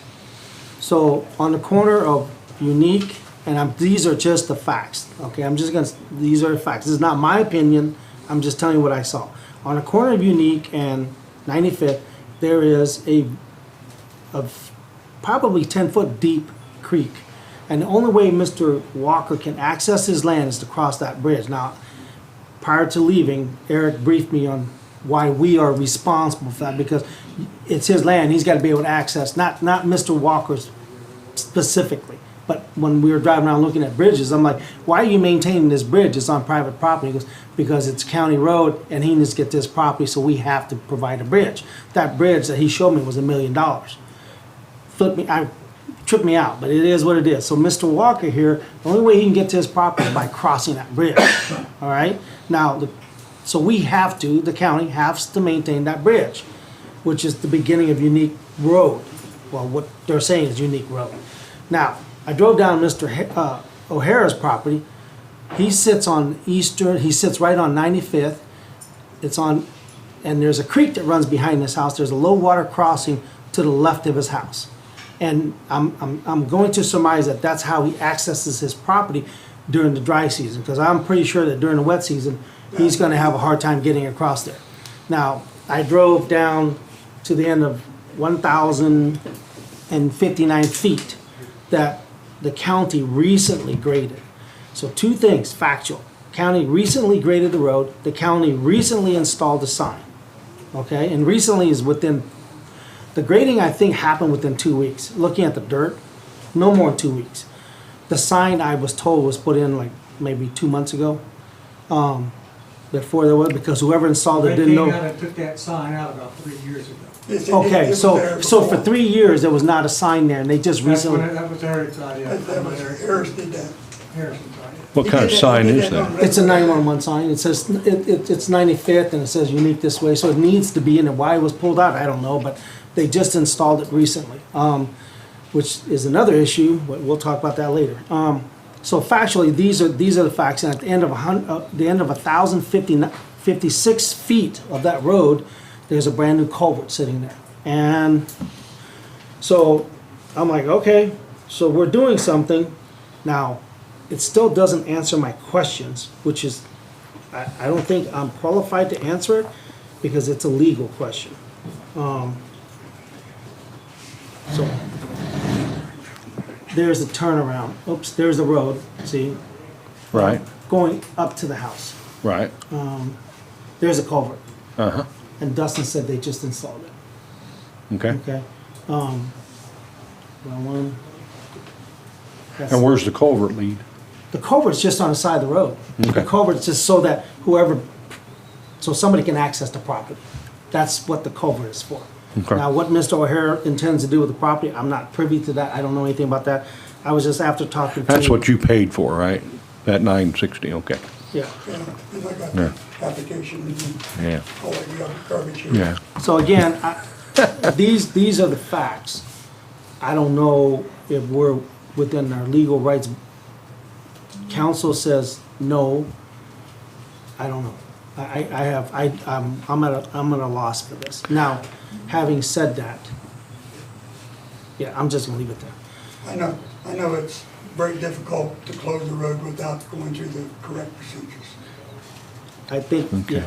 So, you got anything else to add? To me, it does not appear to be a road.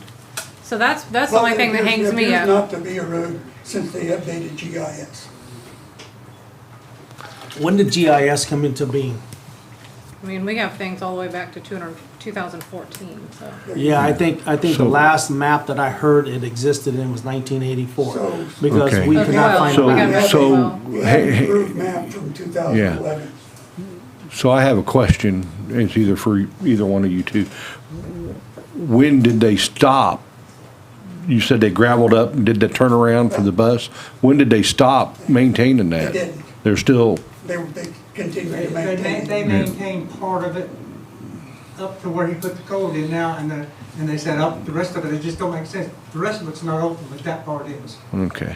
They maintain. I remember that you guys coming to the commission on that before, the last Yeah, commission. and Yeah. none of it makes any sense. Right. And, okay, so, I mean, It's not rational, and I don't know why council said what they said. I would have to, visit with him again. Yeah. But, like I'm saying, still haven't found anything that says the road was closed. So, and it has appeared on maps as a road, so I'm inclined to think that we need to talk to council and make sure, but I don't see anything that says that, we shouldn't be out there taking care of it. Did anybody So- give you a copy of a map that showed it as a road with its full history? I've never seen not that. received That's the that. thing, I've not seen that. So, It's right around the corner, that 2011 map. right now. Right around the corner, Oh, my, over there, No, or inside in you? that other room right Oh, over it's in there. the other room. Okay. Yeah, you're right. You wanna go look at it, and then I'll go look at it, and you can go look at it, or you sure that this it? can come back. And Huh? we can do some more gathering and bring it back. Yeah, Okay, I think we need to talk to council about this. okay. And you- When, because I don't wanna keep stringing this Well, along. I have a closing, this is the second closing date that I missed. And like I say, I went through this years ago, and it was deemed an open road, and then we come back and revisit it again. This is the fourth time that we've done this. Right, every and I don't time we come wanna back, keep- I don't wanna keep- And showed it was on the map, and Right. it was not a closed road. Yeah, I don't wanna keep this going down the road. We need to make a decision. So I would say, The 10th. as the liaison, get a hold of council, Yeah. and then let's bring it back to, 922 does not look like a very full, so, Council's doing a few things for me, so, it's got his Next plate Monday, you full. mean? So, yeah, so could we do 929? Yeah, if this helps us, Denny, is probably speaking out of turn because I've been requested to speak, that I have, you told me last time I was down here, commission did, is that I had to do what I had to do because they just blatantly just kept pushing it off the side, and well, that's why we're giving it a date. Council, and I have Yeah. got council that is working on this, and I Okay. think I have a fairly good case, situation. If you want to talk to him, his name is. Well, if you got counsel, then we're not gonna continue to talk, but I would suggest that you have your counsel get with our counsel. Yeah, he should have been calling you. Okay. Okay, so So we're done with this then, the lawyers Yeah. are gonna handle it Yeah. down here, it sounds like. Lynn, your closing date is the 10th of October? No, it is, this is the second closing date because the road is deemed to be open in the past. And now I've got a closing date for Wednesday, and I had one last Wednesday. So we drug this thing out for 4 years, at least. And I've been going longer than that.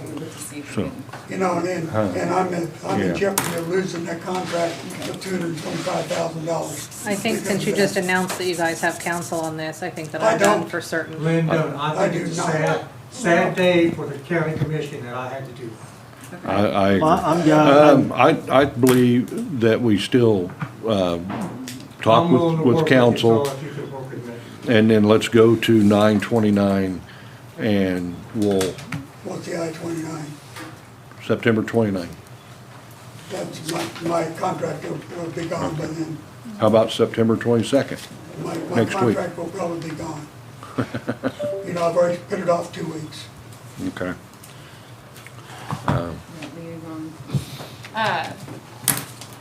If I understand correctly, you're gonna speak with,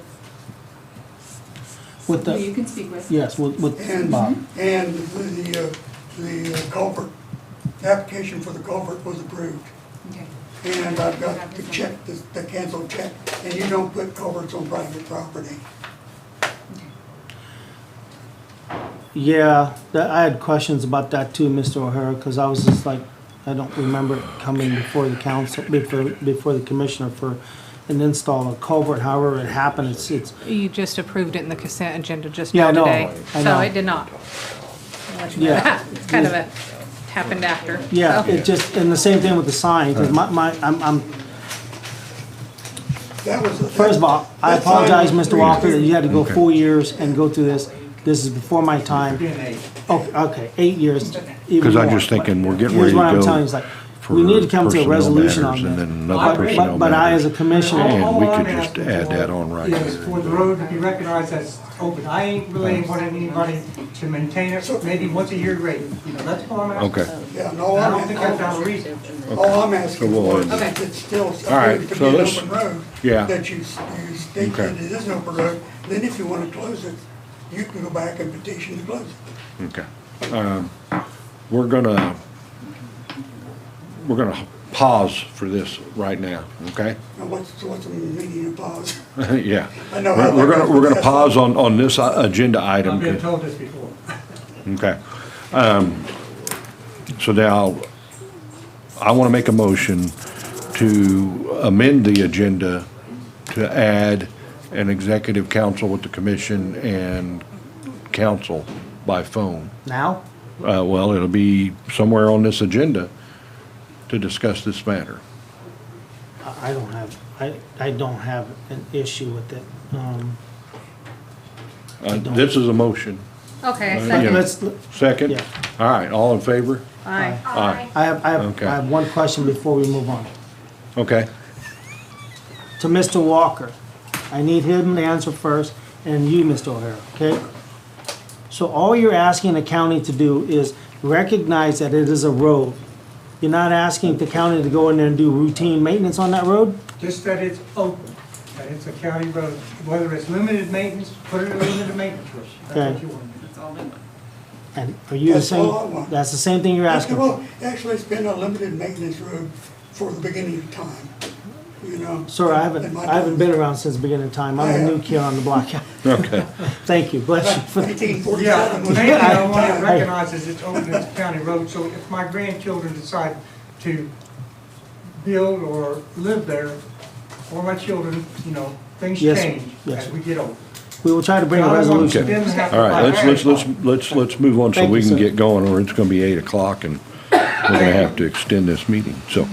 Anyway, Do that executive session now, is that okay? we're gonna go Is he- with is he the available? original, this is gonna be, this with the attorney is gonna be the third executive Okay. session.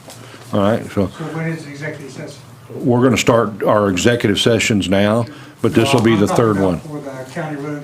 We're gonna- have- Right now, let him finish. Yeah. We're gonna do it tonight.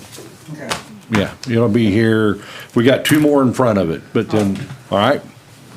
Okay, so I move that we enter into executive session pursuant to KSA 754319B1 to discuss personnel matters of individual non-elected personnel to protect their privacy. This will be the 3 commissioners, the Register of Deed, Laura Holdridge, and a witness.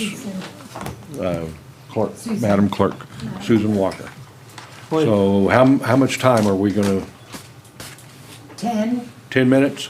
So we will return back to these chambers at, let's call it, we'll make it 13 minutes, we'll call it 7:10. Second. Do we second? Yep, nobody seconded. Okay, second. Sorry. All those in favor? Aye. Aye. All right.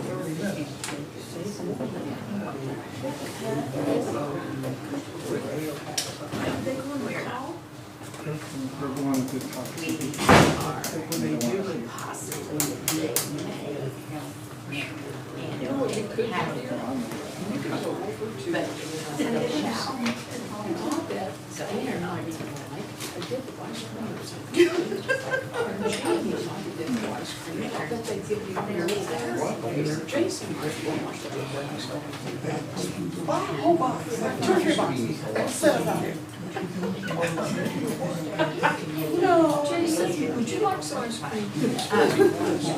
Who wouldn't like ice cream? Don's gonna go get some ice cream. Hey, Dip. I seriously thought about wearing my pajamas and bringing a blanket up here. Back home.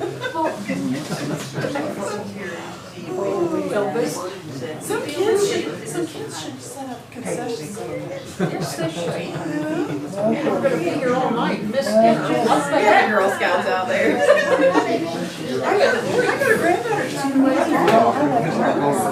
What?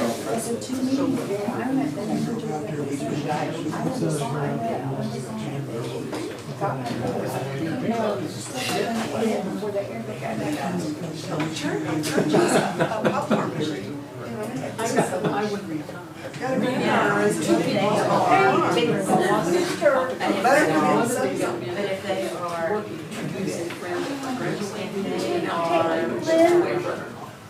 He said, hi. He said, you go for your ice cream. So he went with it, and I started to call it, and I have a wonderful population instead of 1. So I said, I got it down here. A woman at the booth said, no, it's budget discussion. I what's the population? I came back and I can go around. So I said, I'm getting ready to go to the county commission. She said, you need the verification. Take care of you. This one. You can put on this, and I'm not listening.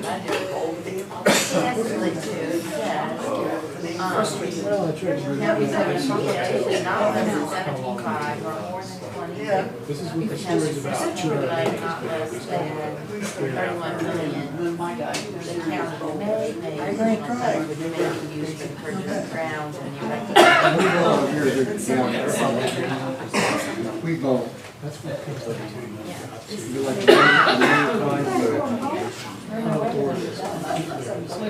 prices are one ago. I can read that.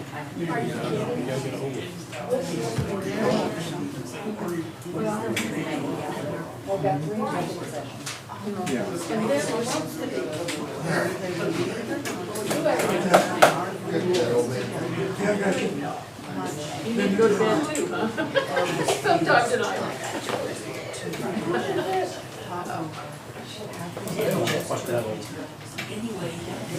The dog is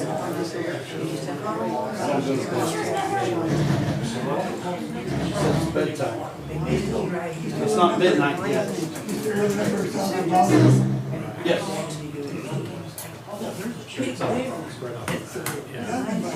Is there a,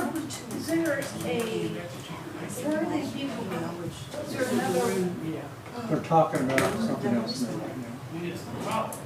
But they don't want us to hear it. He shows up the next day and he's going to talk about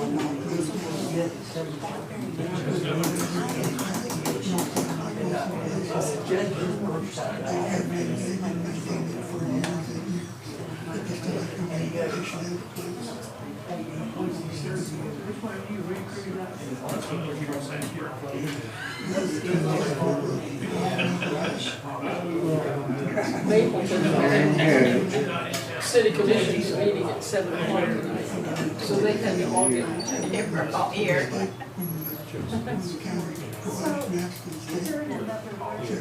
Yeah, they're discussing some budget issues.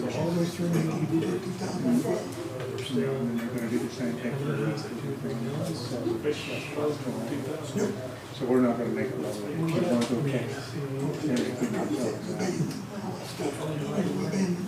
Kyle will write a county commission meeting for you.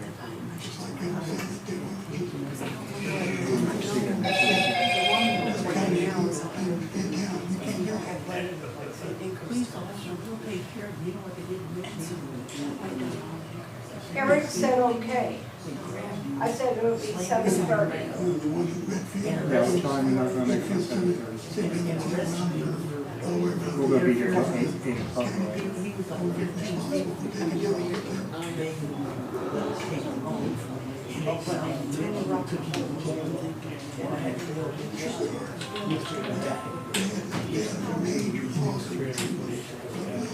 Yeah, well, it happens.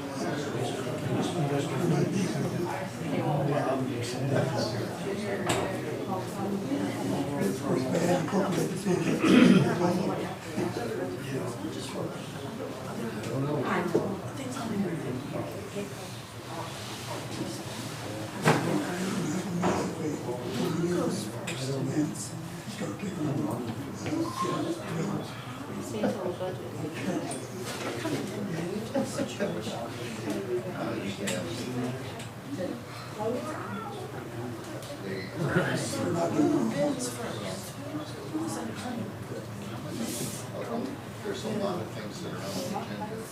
And they have a work session, commission meetings, that's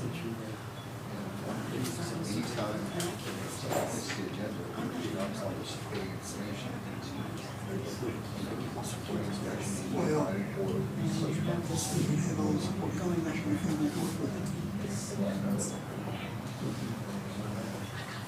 They don't know what to do.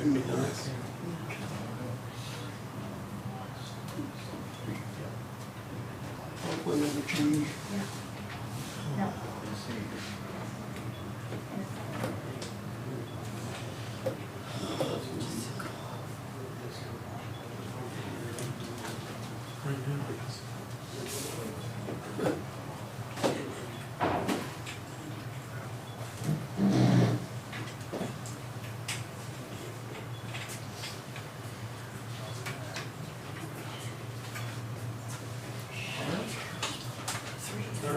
My senior grandson was down there, he was just driving all over the road.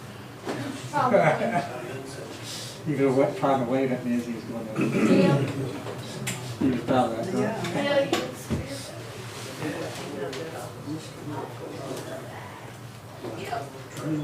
Huh?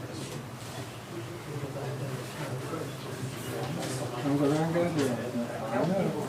Cash and he's working for he's paid the cash for it, but, He has to do the mowing and whatever. yeah, he's helping him mow. He'll be died. Oh, I just tease. yeah. He's got a nice zero turn roll over here. He was all. I was going off on my house and I was going over his grass and stuff. One day I talked to him, about 2 days later he called me up and he goes, you don't mow my grass. I said, that damn lawn's backfiring. And he did that, and Rick was laughing at me. I got around 10 halls of kids and he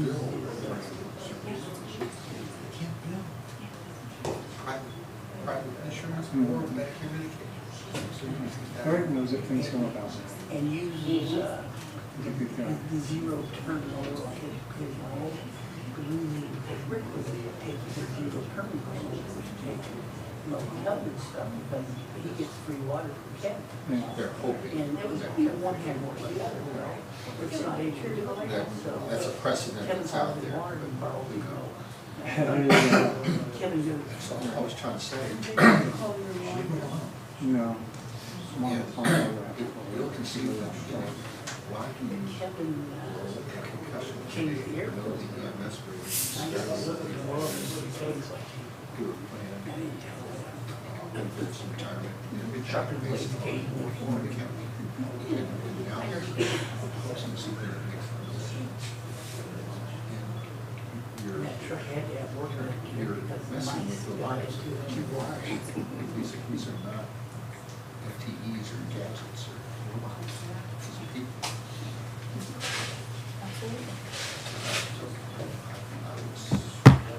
I was.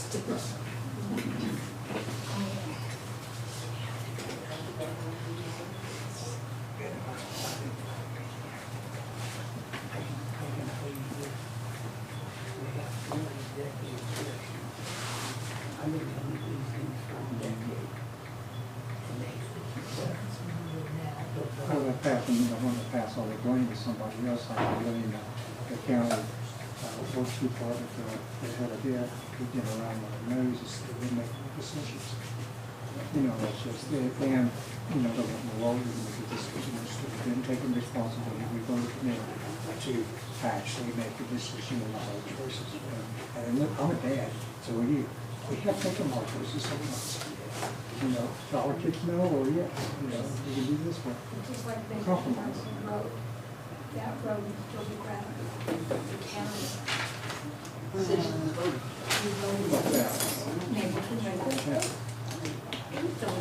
Yeah. But in what, 2002, 2003, they voted Well, the That's county, the only reason why they paid. also, you know, they need to stop trying to go out failing business, you know, with all That's the another business. one, just In the make hospital, sure. you know, maybe we have to. Well, the hospital is part of So their, you couldn't need, part of their thing though. Because I'm not even sure. it's county. Maybe it wasn't.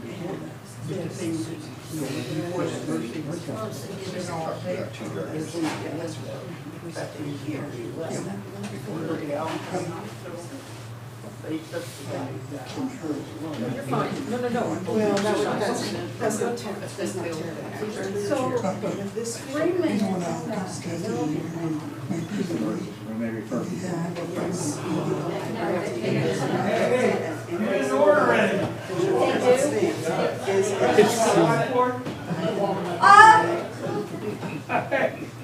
where'd you get that at? I was You get to choose which kind I want, so what You had to order. Well, I'm not gonna eat all three of them. well, one for her, one for Jason. Okay, ask Jason. What, can I have one, sir? Put your order in soon enough. Where do you go to get it? Here you go, Jason. Papa Dogs, What? oh, that's so sweet. This is peanut butter. That's chocolate thing. How long does it take? Let her take hers. Who gets the other one? Go back in. That's another Two right there. I have to smack my hands. What? Seriously? They're back. They're back. Sam, go in for another one. concessions Go ahead and finish it. Where are the, oh, I left that in there. That's the 8th. When is that? He's down, all the way down here. We'll go up there. Okay. I have a request to amend. Are we back in session? Oh, yeah, I'm sorry. I move to return to session. Second, All in favor? Aye. Aye. with no action. No action. Okay. All right, I move that we amend the agenda to move the sheriff's update for travel time of the people that are speaking. Oh, So Let me we get 'em. move it up to after the other two executive Oh. sessions. Okay? Right before public comments. okay. All right? All right. All those in favor? Aye. Aye. Was there a second? I second. Yes. Okay. Now all those in favor, aye. All right.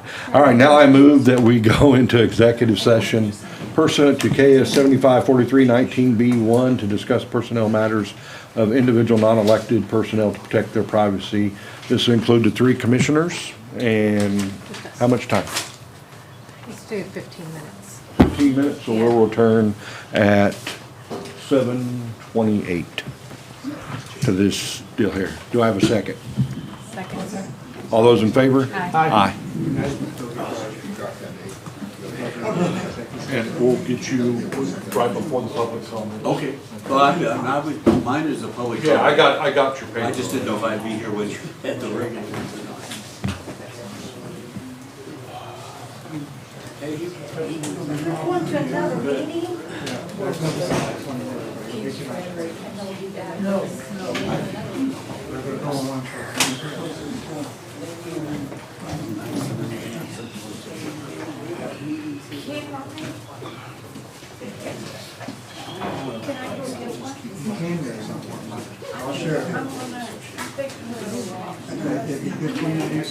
Show off your new shirt.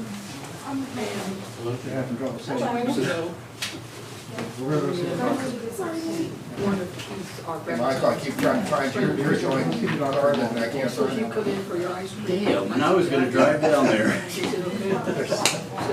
Here's your joint Garland's lane. Holy, is it closed now? It's still on Google Maps. It's called Hoyt's. I never heard of it. sorry. I don't have enough money.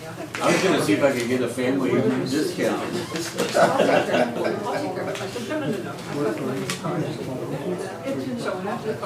It probably used to be a 3-2 club. So I came in and I said, thank you very much. I said, I'm on my way to a county commission meeting. She said, oh, you need the fortification. That was so sweet. She sits there and thinks, and most of the time, I don't forget. He thinks he wanted to slip out my hand. They're the only place in town that has, at this point. And You guys know I understand Joe that Denise Titus. is gonna have an ice cream party. I know, the rain just Joe don't connect the was- lane. It isn't really, He lives on Jayhawk Road. Well, there's changes. And but it did, something wasn't. he was in that conversation with my wife. Renter, his old farmhouse, about 3 miles. Yes, I can still. I can still. You know how concerned we are about starting precedents, right? His old farmhouse on Friday. He needed $400 a month. The newspaper guy can be bright. Mm-hmm, you bet. Especially with food, right? Plus you're Write down your email for me, I'll see if it's getting kicked out for some reason. It's, Yeah, go this is around, the fourth time I've missed it. Eagle Road, go around the corner and go. No, I've got it. He likes to look at it. Yeah. Guy was out there helping the county get the place ready. We And could talk to Johnny. He got a piece of paper and I wrote it down. Wants to work it. every food truck.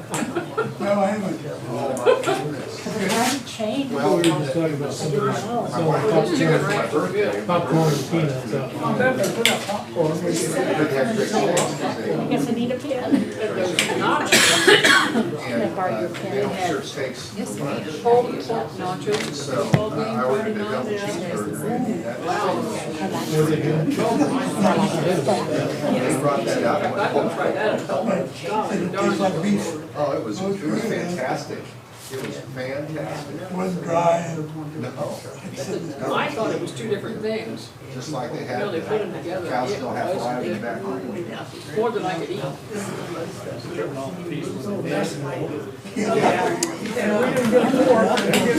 Of course, in Missouri, so they have a liquor store in the restaurant.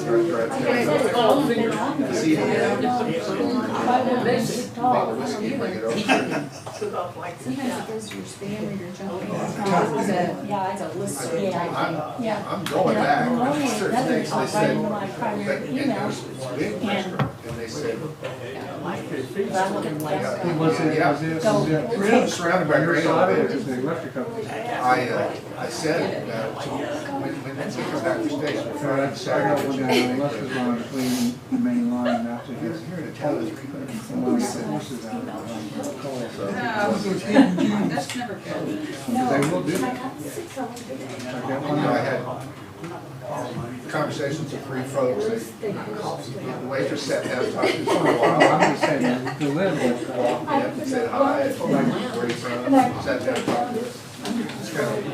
It was just a good experience, good food. That's funny. It's like,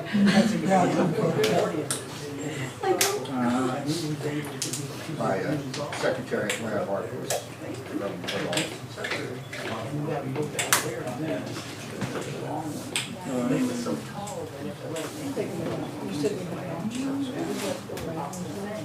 right off 43 there. South of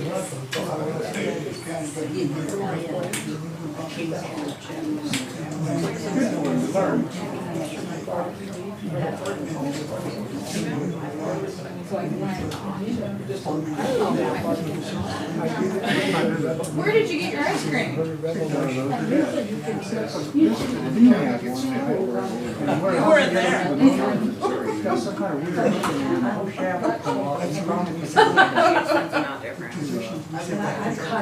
We'll get you some next time. Okay. What kind do you like? Anything. Keep track.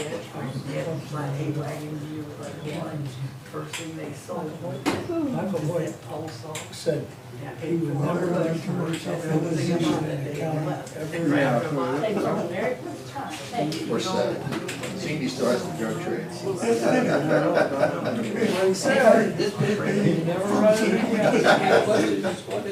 Just one big pharmacy over there. I imagine it has, I used to eat a couple times. Last time, you talking about those signs.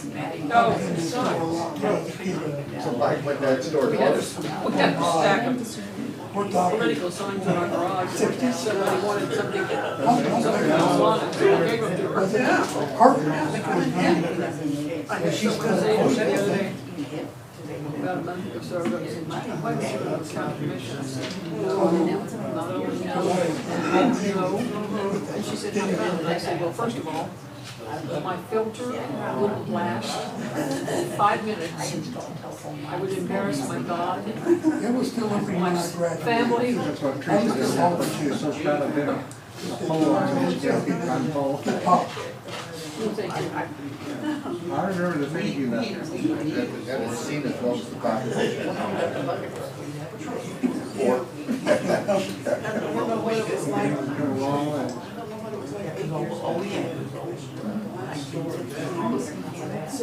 It's been hard. Well, I can tell you. Thank you.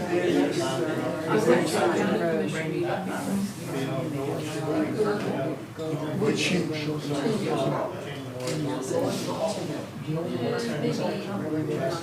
That's right. My cousin Mark gave me we did.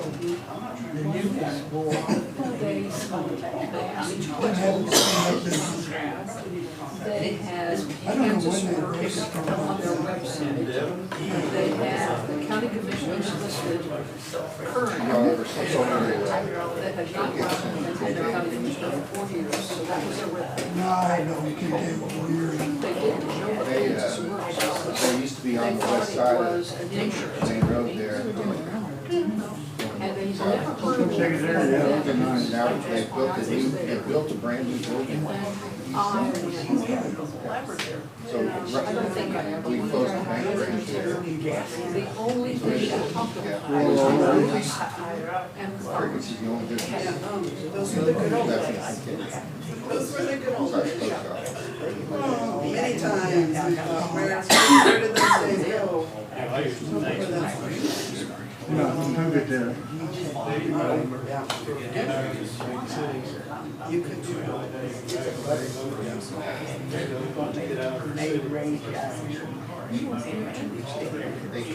I don't know. I don't know if I was. When you get private, can you use it? If you need a difficult teacher, you don't have to. Yeah. I've been there a few times. I've driven veterans to Peace a few times. Well, I hang around on the next, you can drive me. Here, pick you up. I need to get a wheelchair accessible truck. I think when I go to KU and off. Discuss personnel matters of individual or non-elected personnel. Same thing as personnel.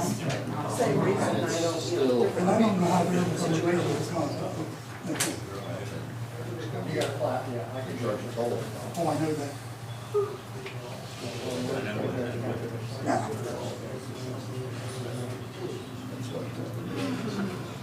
I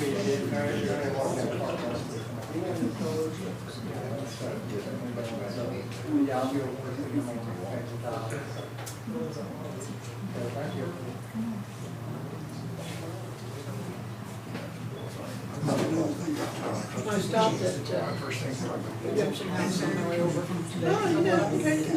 He was gonna be in April. Give them some throws, my kids to wrap up. And some, give them my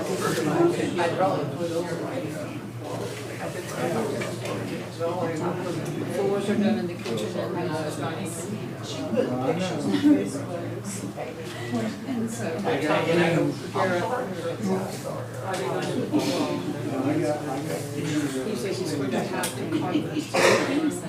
I was like, I can fix it. I want to soften the doors.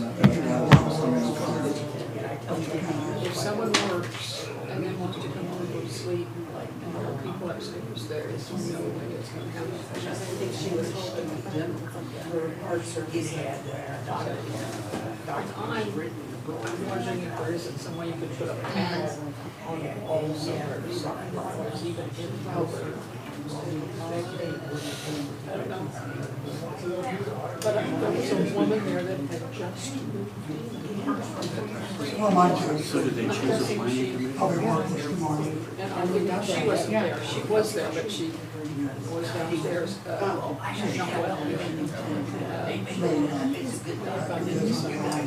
Do we need to publish the responsibilities of a member of the planning commission?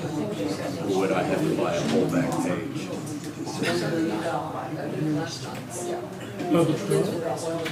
The responsibilities, the requirements of being on the planning commission. It's pretty extensive. It's a time commitment, let me tell you. That would probably be an ad. Yeah. I have a phone number. Did you go to Mapleton today? I went to church. Church was really, You know, the city had a comprehensive plan, which is what this planning commission will have to do. They paid a lot of money, 2014, when they had it. City force. Take care of it. Go back to the Bible. I don't know that she's made a decision. I got Dad straightened out today. I'm But I do think she's really down here. I gotta give her the shit to get on the factory.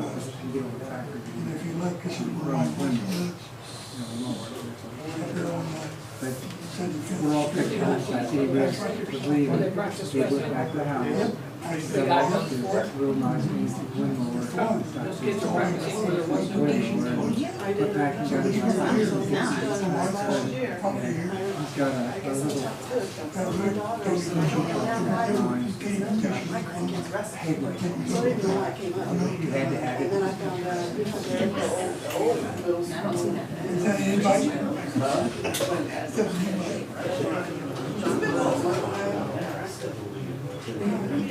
No rhyme, no reason. No, he got two partners and they bought it. We got a little granddaughter.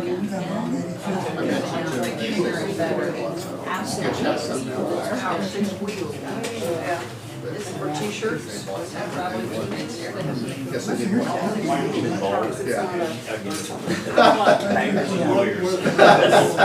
Don't trust either one. Not necessarily in that.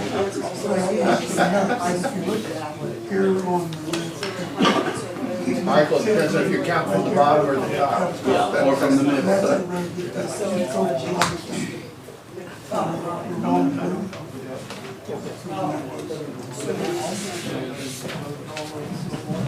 Oh my gosh, sorry. I move we return back to session, no action. Second. All those in favor? Aye. Aye. Okay, now we will go into executive session pursuant to KS 75 4319. I'm not for sure what the attorney-client one is. There it is. B2 for consultation with attorney for the public body of agency, which would be deemed privileged in the attorney-client relationship. I'd say 10 minutes. I need a quick recess. Oh, that's right, I'm sorry. Before we motion, we're gonna recess for 5 minutes. You're also gonna have to tell us where the attorney is. Oh, on the phone. Yeah. Make sure you tell us that. Thank you, Michael. Aren't you glad you showed up?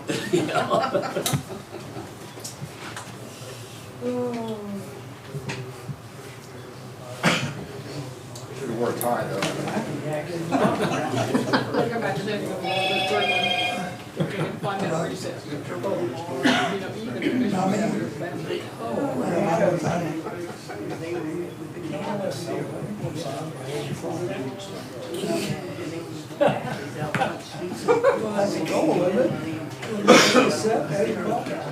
You missed the budget hearing, Michael. He was doing some other things. I was like, that's like the first, I don't know, it was Well, I like the noticed first that budget hearing. she asked me to send her a text that the YouTube was working, so. Thank you. I listened to it while I was waiting for another Oh, okay. meeting to finish, so my copy did this. So I heard most of it. I heard Ann. I was like, you don't miss budget hearings. No, I usually Oh, really? But nobody showed up for the schools. That's too bad.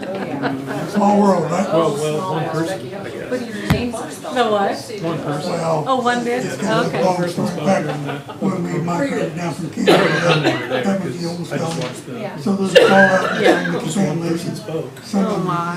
afraid that they didn't like So it. is this the so they budget changed- document? Put the HOE. Okay. I doubt anything's final, Michael, but it is a budget document, if you want it. Oh, I thought me already have it. I don't Yeah. know. You're not allowed to take one? I'm not allowed? I'm kidding. I behave when a woman tells me something to do. Got you, Michael. My gosh. Okay, thank you. You're so serious. Okay, so did you guys look at the map that's out there? No. Okay. Can I look at it on the way into executive session? All right, so now we're moving to, I move that we go into executive session to discuss pursuant to KSA 75-4319B2 for consultation with attorney for the public body of agency which would be deemed privileged in the attorney-client relationship. 10 minutes, and we'll return at 7:42. Second. Is there a second? Second. All in favor? The three commissioners and their- Oh, I'm sorry, the 3 commissioners and council by phone. All right. Is there a second? Second. All right. All those in favor? Aye. Buy 'em books and you buy 'em books. Huh? Color in the pages.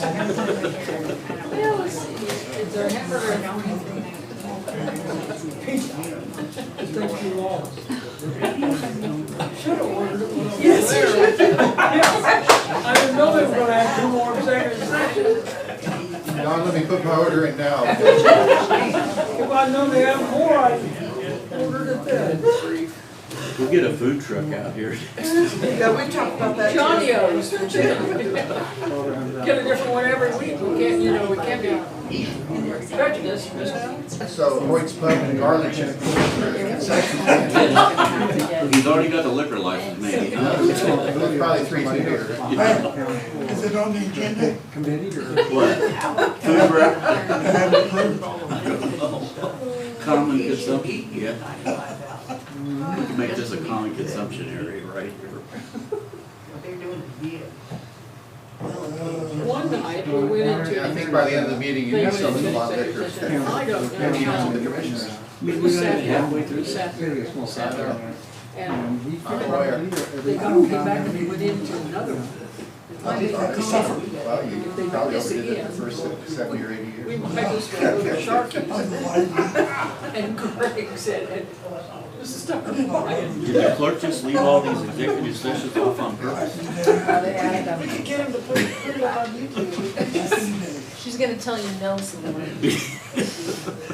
With a mean face. Communication is key. I don't know if I really wanna look at this or not. I'm just gonna. It's gonna change. It's just gonna. I just I just don't care. I mean, I do care, but that's fine.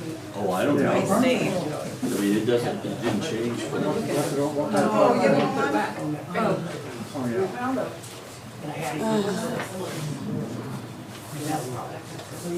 Well,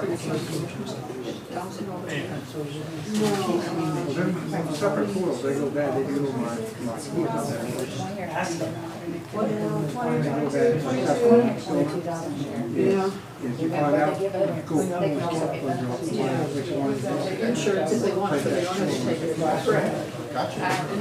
And so much more. Do they get so much mileage? I have no idea. Crazy. Is this Quite possible. It's the working one. It's not that I had it. Don't they have to buy more cycle? Put this back, because I don't know that. I guess I started. Better get one of these before they're gone. I better get them before they're gone. I'm gonna need somebody to explain this to me. No, I want to ask you about questions. One thing we had, Well, this year I got 25.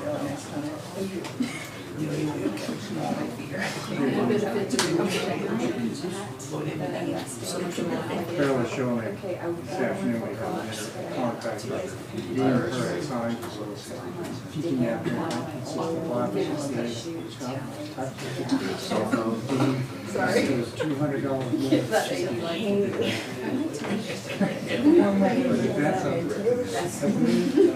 And it stayed right under. Yep. So then they had $20. It's kind of like, my staff. Oh, nice. Oh, I am down here in the it's called learning research. Sounds like a See the guy. you might buy them something,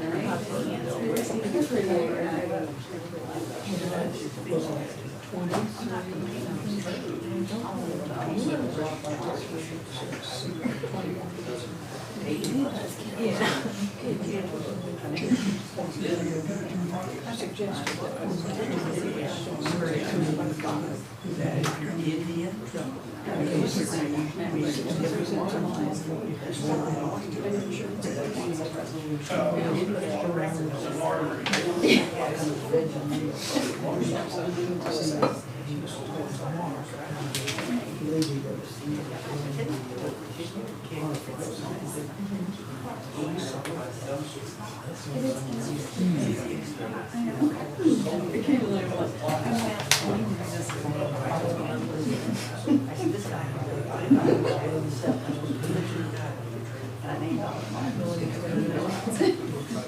There's you have it. Where's mine? You're supposed to share. You said that, you said that too. You're supposed to share, you need all when you got He here. said, this is me. Yeah, but you should, sure. We're making mean together. I see why Rusty don't. I see why Rusty don't. I mean, this one up was college. I'm gonna tell them right to get it all the way home. Now, that is good. What's the other? Yeah,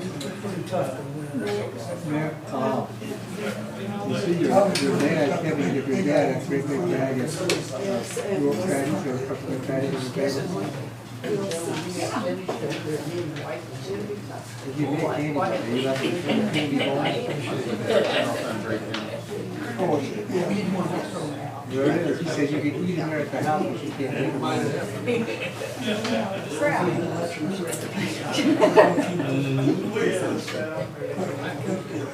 We're in an executive session.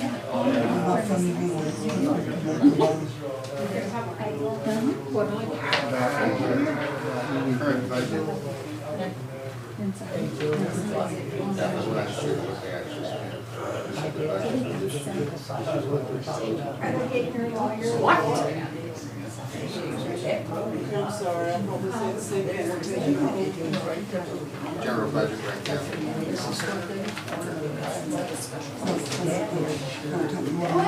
So they did take a recommendation on the commission, so. 6A is the.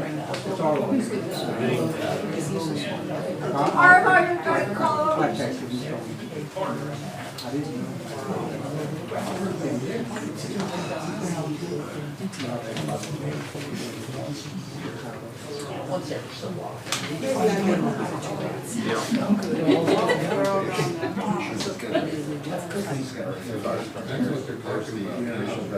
Actually spent. Oh my God. Budget this year.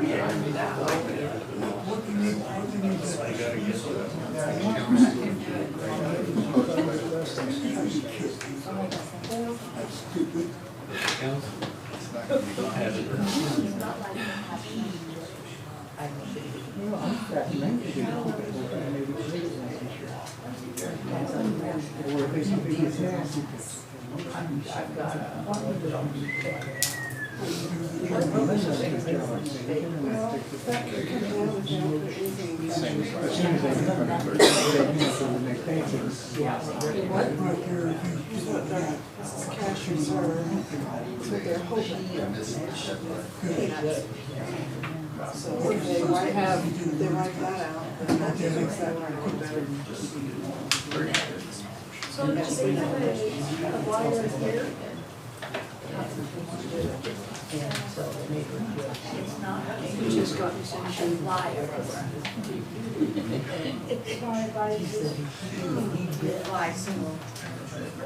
So are they talking about this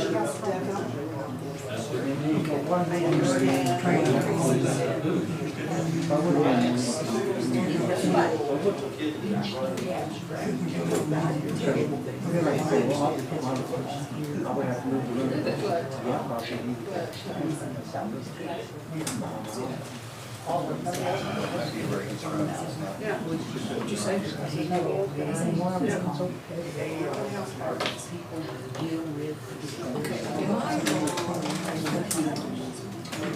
When I think that we need we did away with that, and we hired a company. Up against us. They don't tell me I have to do Is that that.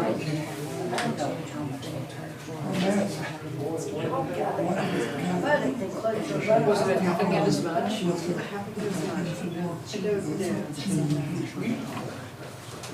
remains to be seen. You did change yours on that.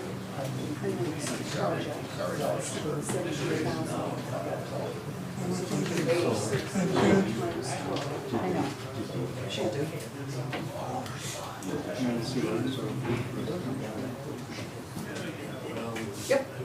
Yeah, that's the number.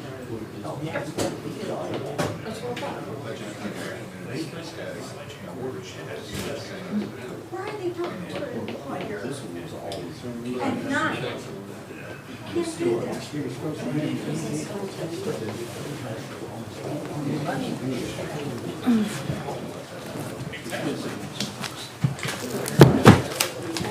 All right. I move we return to session. No action at this time. Second. All those in favor? Aye. Aye. All right. In regards to that, we were unsuccessful in contacting council. So we're going to table it until we do. And that's the best we can offer at this We time. can put it on the meeting for the 29th. Yeah. You guys want? So the session did not take place? What session? The executive session did not No. take place with the commission or council. We were unsuccessful in contacting you. I probably will be back. We tried the whole time. Ring, ring, ring, again and again. Yeah, right. Really did. Well, I'm sure you We tried. even begged and pleaded on text message. Yeah, that's enough, that's enough. That's enough. Point of order. Is we have been talking about this road, and you all have been saying, well, the map or Google or whoever says that it's not a road. We understand, we Okay, gotta move my forward. question is here, is how many of We you need to have move forward. been out there? We can bring Sheriff to the table, because it's his turn.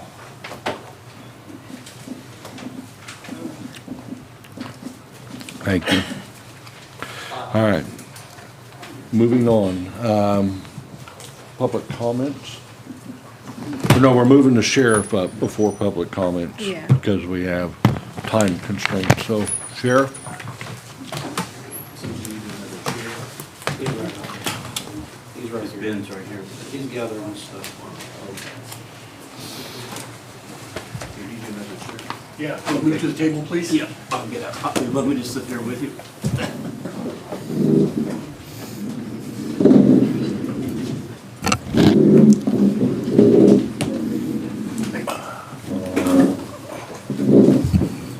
Thank you. Hi, Ben. Oh, didn't know you were waiting out there. Yes, yes. We're supposed to move you to the top. It's okay. I requested that the TV, use of the TV for a small video, Ms. Walker.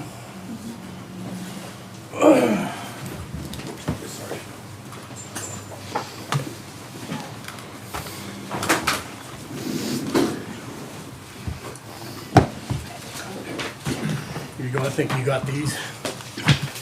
Oh, yes, I do. I Yes. have one. Thank you, sir. Didn't know if you had one, do you still want one? Yeah, I don't think, if I got it at home, That's for- not here. This is a double, I think. And one needs to go to the clerk and the official entered. Thank you. Lady, you would want one?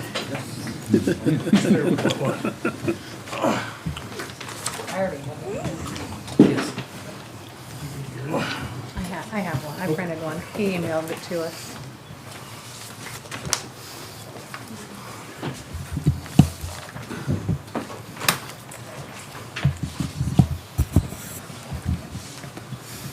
I've already seen this, so you want to see it?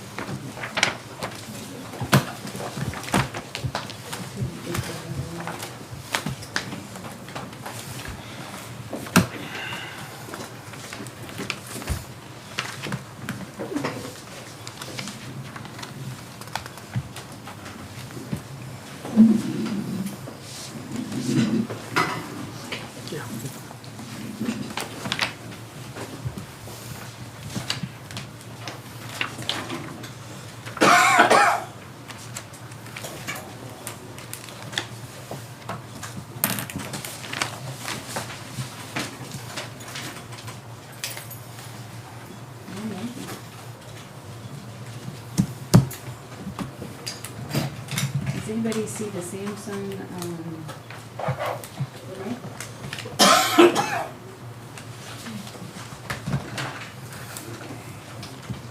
Is there a Samsung remote on the table? No, I don't see it. Is it in that basket? No. No. I just have the one for the TVI that I run. Is it up against? Maybe it'll go. That's your calculator. It's universal. It's universal. Those are actually explosive devices. Oh, you're from Israel, huh? He told me that earlier. You heard that, Sheriff? He's from Israel. Yeah, that's where, in light of everything that happened this week, we're gonna talk like that? Wow. But they don't hurt much. Say that to what, 1,400?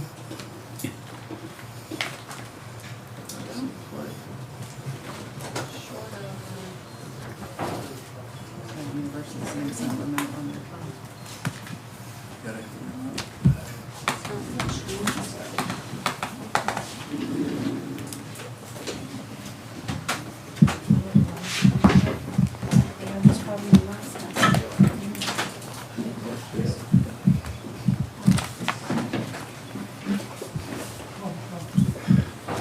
What's in your basket?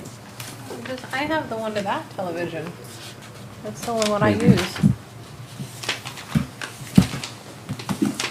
Is it not universal? Sony, not Do you Samsung. have a, HDMI connector to the machine? I have one down here.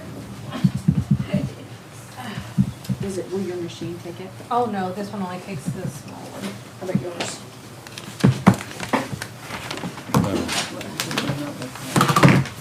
Same sign? Will that work? I have no idea. Let me see if you,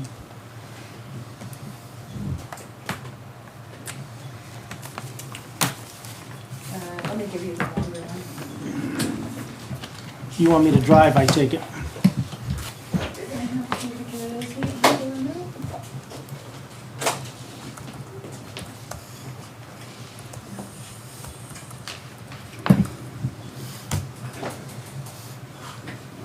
Oh, so I need to go into this. You need to go to HDMI and you need to go into USB.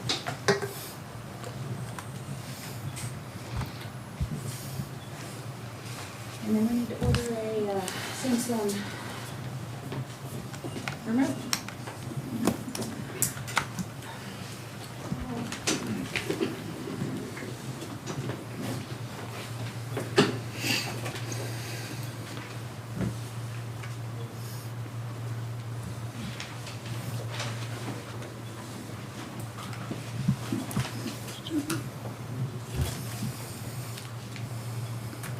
Good one.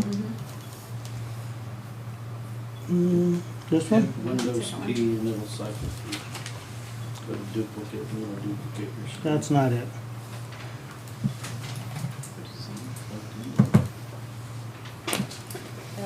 This says Bourbon on it. Yeah, this is sheriff, because this is the only two that's on there, sir, so I don't It's the want, top one, it's the top one. yeah.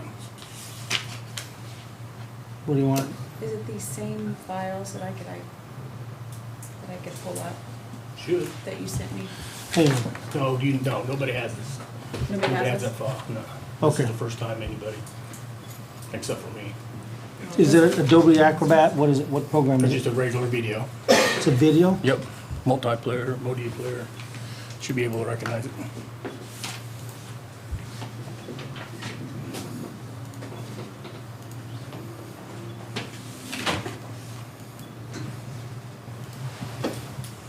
You could act it out, Bill, if we cannot- don't it cannot get it play to the work, file. right? That top one, I can play it? Well, if I act it out, we'll have Yes. to have EMS standing by because they're part of this too, so. You can all do it. Interactive. I mean, get them on standby, Bill. There you go. Protecting the device, okay. PC's on. There it goes. There we go. Go down to the bottom, I'm sorry, to be the bottom one, close that out. Go to the main, this is good room page. Go You're talking down about this one? Yep. Yeah. Click on that one. Now that does play. There you go.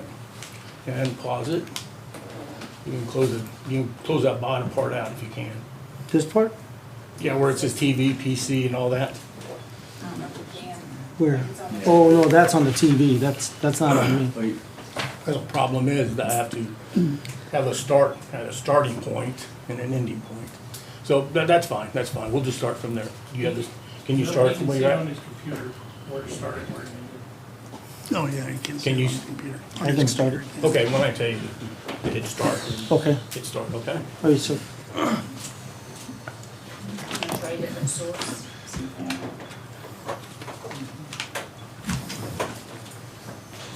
Okay, it looks like we're almost there, hopefully, maybe.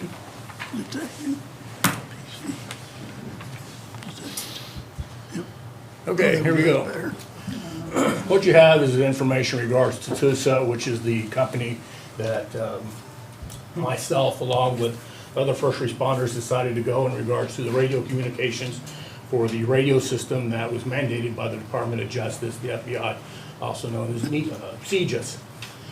Just to make clear in regards to this project itself, the project itself includes the police department, my office, EMS, fire department, rural fire departments, anybody that has to do with first responders, the radio system will affect them. So when the cost was, what was generated was a high dollar amount, and apparently there was a misunderstanding that this radio system was just solely for the purpose of the sheriff's department.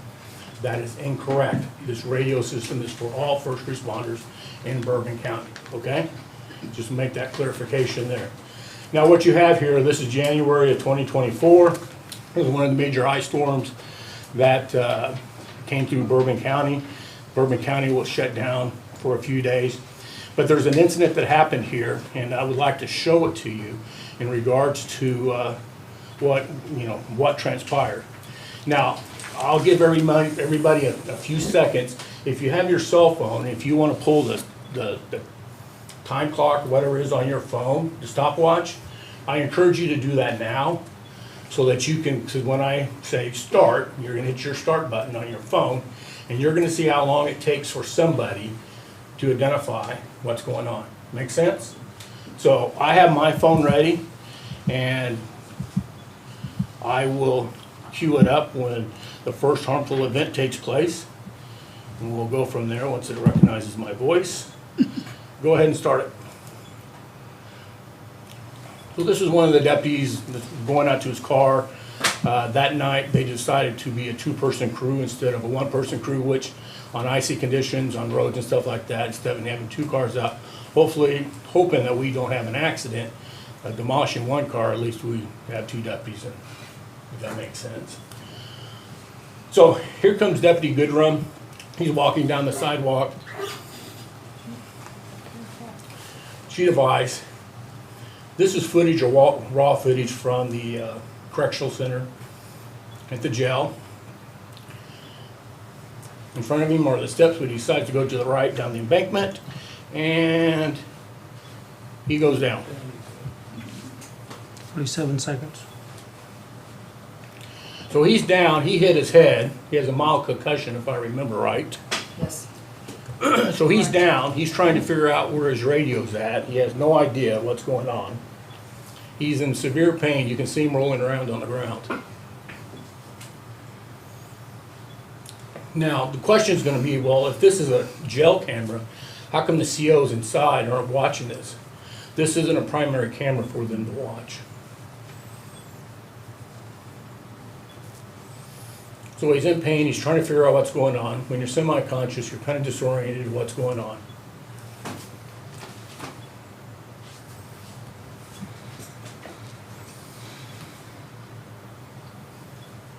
Now remind you have a deputy that's in the car, has no idea what's happening. He doesn't see him go down.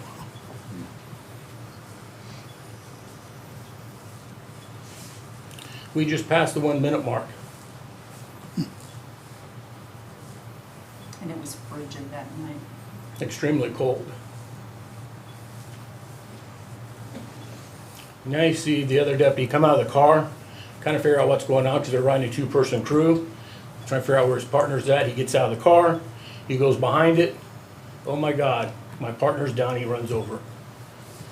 So that's 1 minute and 26 seconds that he's down on the ground and nobody knew what was going on. Can you imagine that any officer in Bourbon County, sheriff's deputy, since we work in a rural area, approaches a car, goes up to the driver's side, and gets shot and is laying there on the side of the road for 1 minute, 20 seconds, and he has no radio communications whatsoever? Just want to think about that for a second. The radio communications that we're looking at right now, because of CJIS and Department of Justice and the FBI, is mandated that we get encrypted radios. Systems today, the technology has advanced since 2014 when I bought this current radio system. With him being down, the radio system that we're looking at, once that radio goes parallel with the ground and he's on that ground for a certain amount of time, which is less than a minute, that mic or that channel opens up, and then the dispatcher then can talk to the officer that's down and say, you have an open mic, is everything okay? Try to get information from him, and if he can speak and give ID, at least he can get the communication out to dispatch, along to other law enforcement officers to say, I need help, and dispatch can then get the people going that's needed there. So if the deputy says I've been shot, or the officer, street officer says I've been shot, they know to start rolling EMS, fire, and everybody else.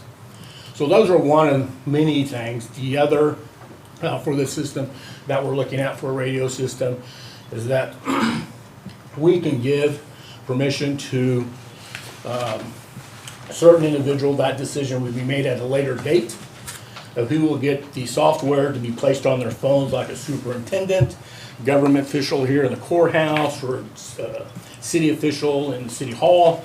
They can have an application downloaded to their phone, so if there's an active shooter in their building, that person who's responsible, who has that software downloaded on their phone, can go to that software, open it up, and then they will have access to our radio communications at that time and say, hey, we have an active shooter in our building, we need assistance. Because when an active shooter incident takes place, the phone lines, I can guarantee you, are gonna go down, because they're gonna be heavily bogged with everybody calling saying, we have an active shooter.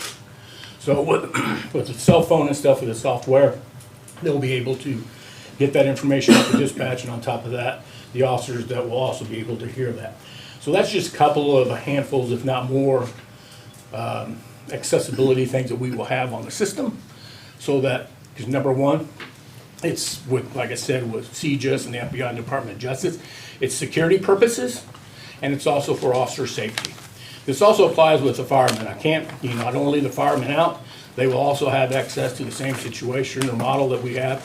So if a fireman happens to go down, and they're in the back of a building or enter a building, and they happen to go down, get disoriented or lost during the maze of the fire, they go down to a medical call of some sort.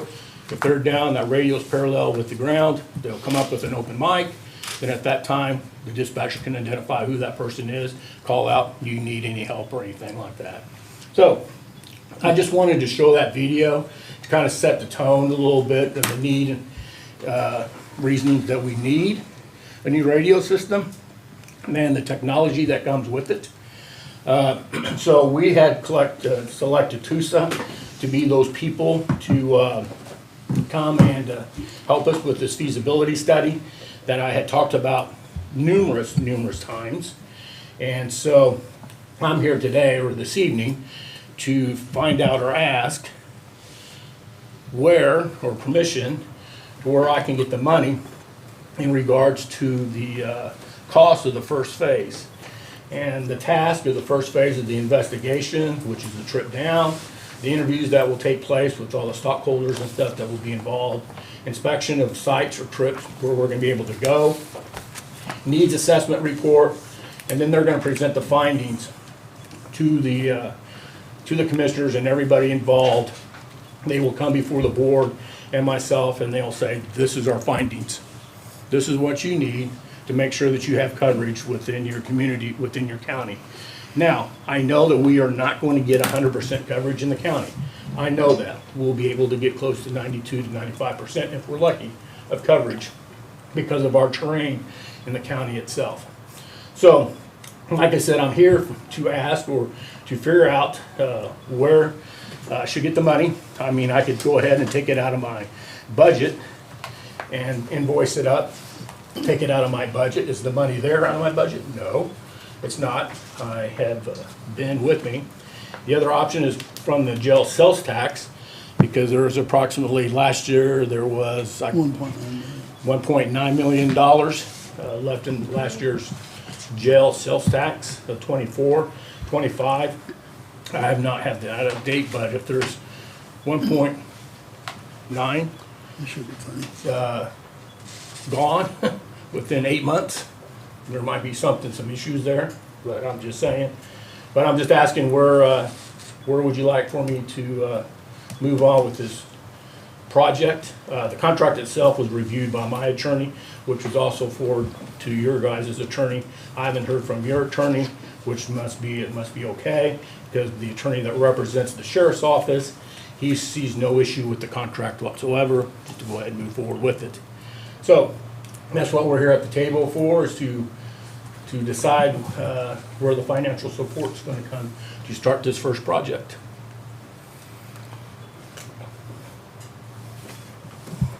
Now, who's going to ask the question? Hang on here just a second. What's the question? I thought maybe that contract was Bob had sent it, by, where he reviewed it, but I haven't seen that. But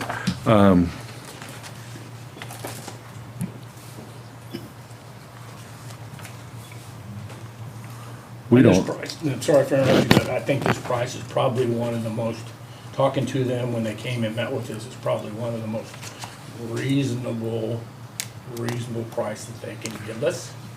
Now, we did reach out to other companies. Trot would be one of them.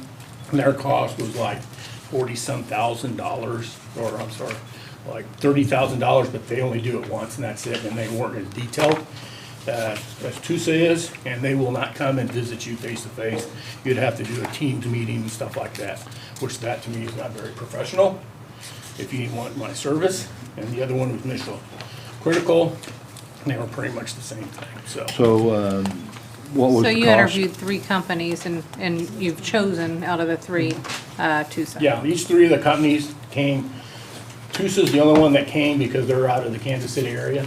The others are out of Texas and another location northeast somewhere. So that means I would have done a Teams meeting with everybody and they would not have, to me, of the committee, of the group of people that we discussed this, was myself, the chief of police, the EMS director, the fire chief, assistant fire chief, representatives from my office, and representatives from the police department, like his administration, command staff. So there's approximately about 8 to 10 people that were in this meeting.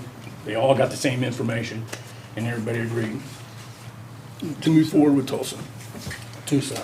And what was the cost on that? 32,680. I thought it said 40. 32,680. 47 is the second phase. 47, if you want to talk about the second phase, is that what you want to move Well, forward? I guess, because I thought that was the number I seen, so I didn't realize it was second phase. Now, there's actually 3 phases. There's phase 1 and there's phase 2. And it's all a study, though? No. The first one is a study, and that was at the 32,600, of what Commissioner Tram just mentioned. 680. The second phase is once they're done with the study, they're gonna come to us and they're gonna say, okay, here's what the deal is. This is what you need, this is what we found out. So what you need in radio services, what we will do is that we will do the RPF, what they're called? RFPs for you, because since we've done the study, we know what you need, okay? So they have all the contacts with all the radio services, Motorola, H3 Harris, Kenwood, and several other. What they will do is they'll put all that stuff out there, as it says here, develop an RFP details, conduct a pre-approval conference, site visit, RFP amended development services, RFP evaluation report, and a contract negotiations. They will throw all that information out to all the radio providers that wants to bid for the radios, the physical radios. And then they will submit that to TUSA. TUSA then will evaluate it and say, okay, here's what the deal is. Radio company vendor A, you look good, you have a lot of stuff in there, but Bourbon County really doesn't need that stuff. So radio company number 2, you have not as much stuff as vendor number 1, but radio number 2 vendor, you kind of meet that requirement for Bourbon County. And then radio 3, they do all that work for you. We just sit back as the committee that I just mentioned. They'll come to us and say, this is what we have. This is what we suggest for you. Just like your IT people. They come and they suggest what you need and you move forward with the suggestions that they make. Same thing with the radio. They prepare it, they come and talk to us, and then we bring it to each one of the individual commission, okay? So you're not asking us for approval to do this, you're asking us for money out of the tax fund, right? You're gonna do it either way, right? The first step right now is the 32,000, task Okay. number 1. But just for clarification, you're not asking us if you can do this, you're doing it. Is that right? Yeah, I'm just asking where You're you just want it. asking, You shall wanna you take it out of your fund and then we or- compensate your fund at the end of the year? Or, we take it out of the sales tax fund now? Is that more or less what Yes. you're saying? Correct. Well, if that's the ultimatum, I'd rather take it out of the sales tax fund. Sorry. All right. No need Commissioner to Tran? apologize. I mean, that's your opinion. I mean, you have the right to speak. Commissioner Trent? I'm formulating, so please come back. Budget? You have to look out long-term because we have an increasing debt service. So what's next year's debt service, like 1 point something mil? No, it's not that high. Okay, so what was it?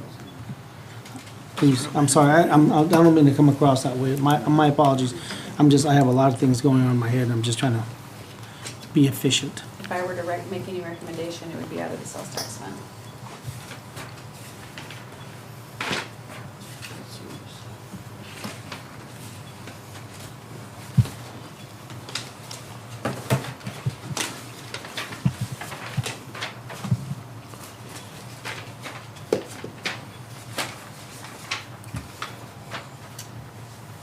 You have.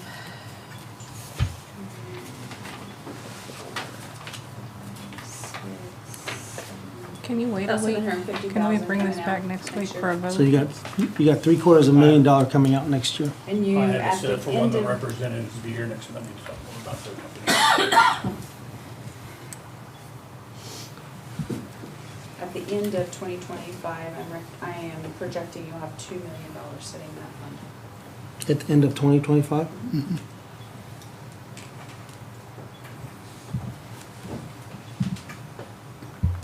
And that's conservative revenue. You getting the same number, Ben? Yeah, she's got all. And Bill, you're speaking for everybody, is that right? You're speaking for all of the emergency agencies, they all have come together, the city of Fort Scott, their commission, just everybody has come together and they would like this study done to find out. Yeah, all this what we information do was sent to the move chief forward. of police. Okay. And the chief of police, we all had a meeting. Terry wasn't present for the second one, she was there for the first one. But she agreed with whatever decision that we made as the committee, as the group. She agreed with what we went forward with, and which was the two sub-consultant group. Is that right? Yes, correct. So.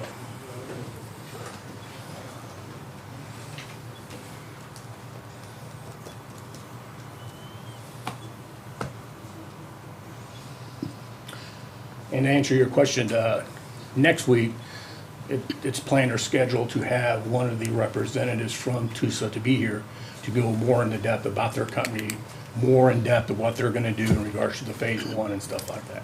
Do we have to pay them before they come? Can we talk about it then?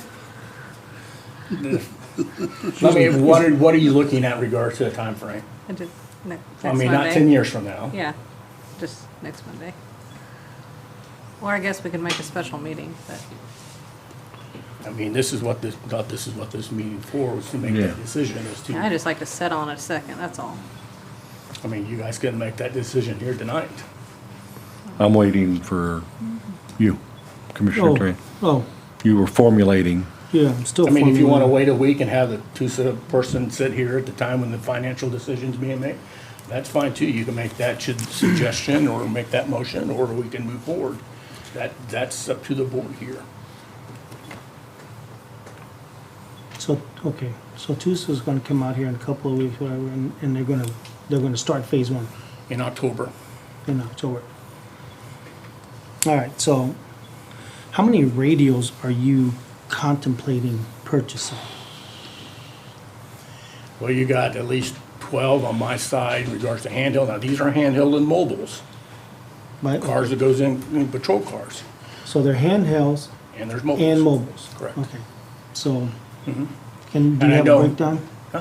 Do you have a breakdown? I did sir? not bring that breakdown, but you're looking at my office, the sheriff's department, EMS, no, I'm sorry, the sheriff's office, Fort Scott PD, EMS, fire department, some rural fire departments, trucks, I mean, just their trucks, not their personnel.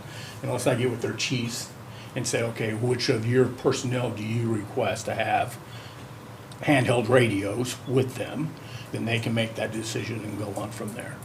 I want to say we have, don't quote me, and this is not the exact. Sure. Not the exact number, but you're probably looking close to 60 to 65 radios. So 60 to 65, that's just on the Bourbon County side. Define Bourbon County. It's just on Bourbon County, just us That's- alone. If you're looking at mobile and portables, both combined, you're probably looking in the area of probably 200 radios. Because you've got every vehicle, every person. That's city, fire, So city, that's what PD. Yeah, that's what I'm city, saying. It yeah. includes all the city. Rural all the fire. emergency EMS. management will have to have a portable and a. So we're looking at 200 radios for all the players in the county. 13 full-time. That's conservative. So Terry has 13 full-time, 13 full-time. 13 full-time employees, and EMTs, then I have paramedics. 7 trucks. So you're looking at 20 right there. Bill, maybe this is a dumb question, but There's no dumb questions. if all 13 don't work at the same time, which they probably don't, why can't you just leave the radio and then pick it up when you get to work? Because they leave, they go on call from their house, and so if they get into a situation or get called to another situation from their house, they still have both pieces of equipment with them. And if multiple ambulances get called out, then they don't have enough radios. If you don't have enough for every Typically, the crew. mass casualty incident here. So- What was the cost on phase 2? 47. The total cost that you're looking for, Chair, is you're looking at $80,000. Close, yes. $80,540 for phase 1 and phase 2. Right, and then the phase 3, that's not mentioned, and I don't want to get ahead of myself and, That's the actual purchasing. purchasing of what? That's The when radios, yeah. equipment, Yeah, the towers. phase 3 is then once phase 2 is done, then they will work with the radio companies and say, we need X amount of mobiles and portables. This is the dollar amount. Phase 3, that cost is open, because then what they will do, they act like the superintendent on a construction site. They will oversee the project to make sure that the radios are installed properly, the radios are programmed properly, that the radios actually work out in the county when you key it up, either by mobile or by handheld. They make sure everything is working before they walk away. It's kind of like a punch list on a construction site. On a construction site, you have a punch list and you go through and you make sure that every light switch opens, every toilet flushes, every door closes and locks, and so on and so forth. That's what phase 3 is the punch list, to make sure that everything is installed properly, everything is working, so on and so forth. What does phase 3 cost? That we don't know until we get down with phase 1 and phase 2. Because it depends on what program/software we're going to use. Because like I said, vendor A will say, will beef it up saying, you'll need all this. Tulsa's gonna go, nah, we kind of look at vendor number 2. It's not quite beefed up as 1, so let's kind of look at 2 and see what they think about that. So they don't know for sure what that phase 3 is gonna be until after the RFPs are done, distributed, and that information is brought back to them. Does that make sense? So, it's like building a house. You're gonna build a house, you're gonna get certain things, you're gonna get bids that comes back. If you don't like what those bids are from your contractors, then you put it back out and say, well, we don't want you to do this, we want this company to do this, but we want you to do that. Make sense? So phase 3 is them acquiring the property, building towers. Phase 3 is the full Who will project. assist us. So we're only hiring them for the assistance. I mean, they're not wrapping the cost of the towers and the land acquisition all That's into not there 3. yet. That's not. That's in 3. Right, so 3, when they give us the price for that, will they know what that's gonna Yeah, in cost? phase 2 and phase 3. Because phase 2, they're gonna say, okay, it's gonna cost you X amount of dollars. And it's in the multi-millions. It could be. I mean, I had a project done, kind of a study done a couple of years ago. At that time, it was about a year and a half ago, it was a little less than $3 million. And I know when I say $3 million, stop and think. This is not for the sheriff's office only. This is for all first responders in the county. I May I? understand, but we May still I? need the money, yeah. Thank you. So, before I forget, have you done a deep dive on are you gonna go K6 or you're gonna go P225? Do you know which systems you're gonna use? AES 256. 256? Yes. So we're not going K6? Then that's very important for me. I'm hearing, we're not going K6. No, it's 256. That's what DOJ and FBI are requiring right now. That's their recommendations. It's replacing the P25. Okay, but isn't that 256 bits? I don't have my other notes in front of me, but I'm pretty sure that stands for I two. don't know what that means. I think that stands for 256 bits. So that's just a programming code that they're pulling out. Yeah, and that's something, that's a great question, it is. And that's the reason why we hire these people, is to ask those, to answer those type of questions. Okay. But, like, Does all right. anybody else know what? So, all right. So how many antennas do you think you will need? That's a good question also. I don't know till the Phase study's 3 done. question? Well, no, but It won't be until the phase 1 is Right. done. Phase That's what phase they 1 do. and 2 will give you definitively what phase 3 is going to be. But I'm saying walking into a project, you're kind of having, how many bedrooms, how many square foot you're gonna have? That's what I'm getting at. It's like, I'm hoping to get a feel for what phase 3 is going to be.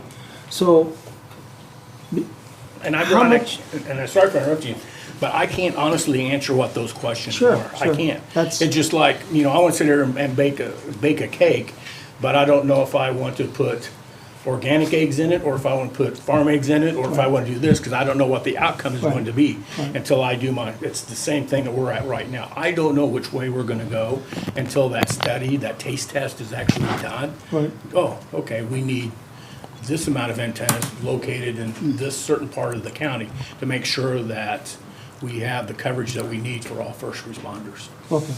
So on the issue of the first responders, how much is the city and other entities gonna chip into this project? Do you know? Have that subject been broached? Well, I haven't crossed that bridge yet. Okay. Now, unofficially, I have talked to the, just in general conversation about the city at least supporting half of the first phase. If they don't, we still gotta move on. We can't kick the can back down the road and say, this project stops because the city's not participating. That's up to them. I gotta look out, I'm sorry, but I gotta look out for all the first responders in Bourbon County. And that includes the Fort Scott PD. Then I'm gonna look out for them, and I'm gonna try to get the system that they need, radio communication, so that if something happens, that'll save their life. It's the same So- thing with Terry. Who holds the license right now? Who holds the license? Oh, I'd have to look. I don't know if it's under mine, because we have certain repeaters in the county that the license follows under the sheriff's department. So once again, I think it's split kind of in half, but I'm hearing that the city holds the license. Okay. Is what I'm hearing, and I was hoping you could confirm that. So, The license you're talking about, are you talking about the FCC license Yes. for the broadcasting? Yeah. That's gonna be listed under each and every entity that operates on it. Because we only operate under one frequency, more than likely, I don't know this for sure, because we only operate under one frequency, the city, because they have dispatch, is gonna have that license and it'll be licensed under the city. So yes, Right. correct. And not to go backwards, but your question about infrastructure, there's infrastructure in place, it may have to be updated, maybe not replaced, so that there is existing infrastructure already in existence, with the repeaters, things like that, they're going to have to be upgraded. But that doesn't mean we're gonna have to build 15 new towers. There may have to be some out. if a repeater only repeats, sir, that's all the function of a repeater does, is it just repeats. It takes a signal from point A, Yep. boosts it up, pushes it out to point B, till another repeater picks it up, pushes it out again. Mhm. Why would you need to upgrade that? Because they have to be programmed to 256, because your incoming frequency is AES 256. Okay. And then when it pushes it back out on new frequency, it has to be AES 256 better. Gotcha. So it has to have that encryption to repeat it. Okay. so the terminology, basically what we're needed to use here is that our system is basically aged out. Seriously, it's No, aged out.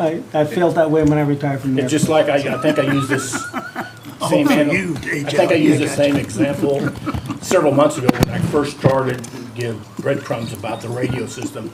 It's just like when you buy a cell phone, as soon as you buy it, once you drive out of the parking lot, this damn thing's obsolete now because there's Yeah, well, the updates new one's already already coming out. out, So, yeah, I mean, it's the same thing with the radios. So it's aged out, and we cannot, number one, we can't modify it to fit the criteria of CGIS or DOJ or the FBI's requirements.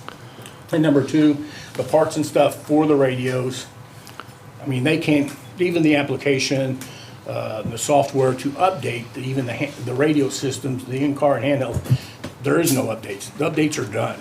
Just like this county phone here, I can't update anything. It's meet its limit of updates. It's done. It's done. I totally understand. My last question was, I'm sorry, sir. My last question was, and I think I think it's already been answered, but I really wrote it. If others are going to participate, what is the anticipated cost share? All right, so what I'm hearing is our sheriff wants to move forward with this project.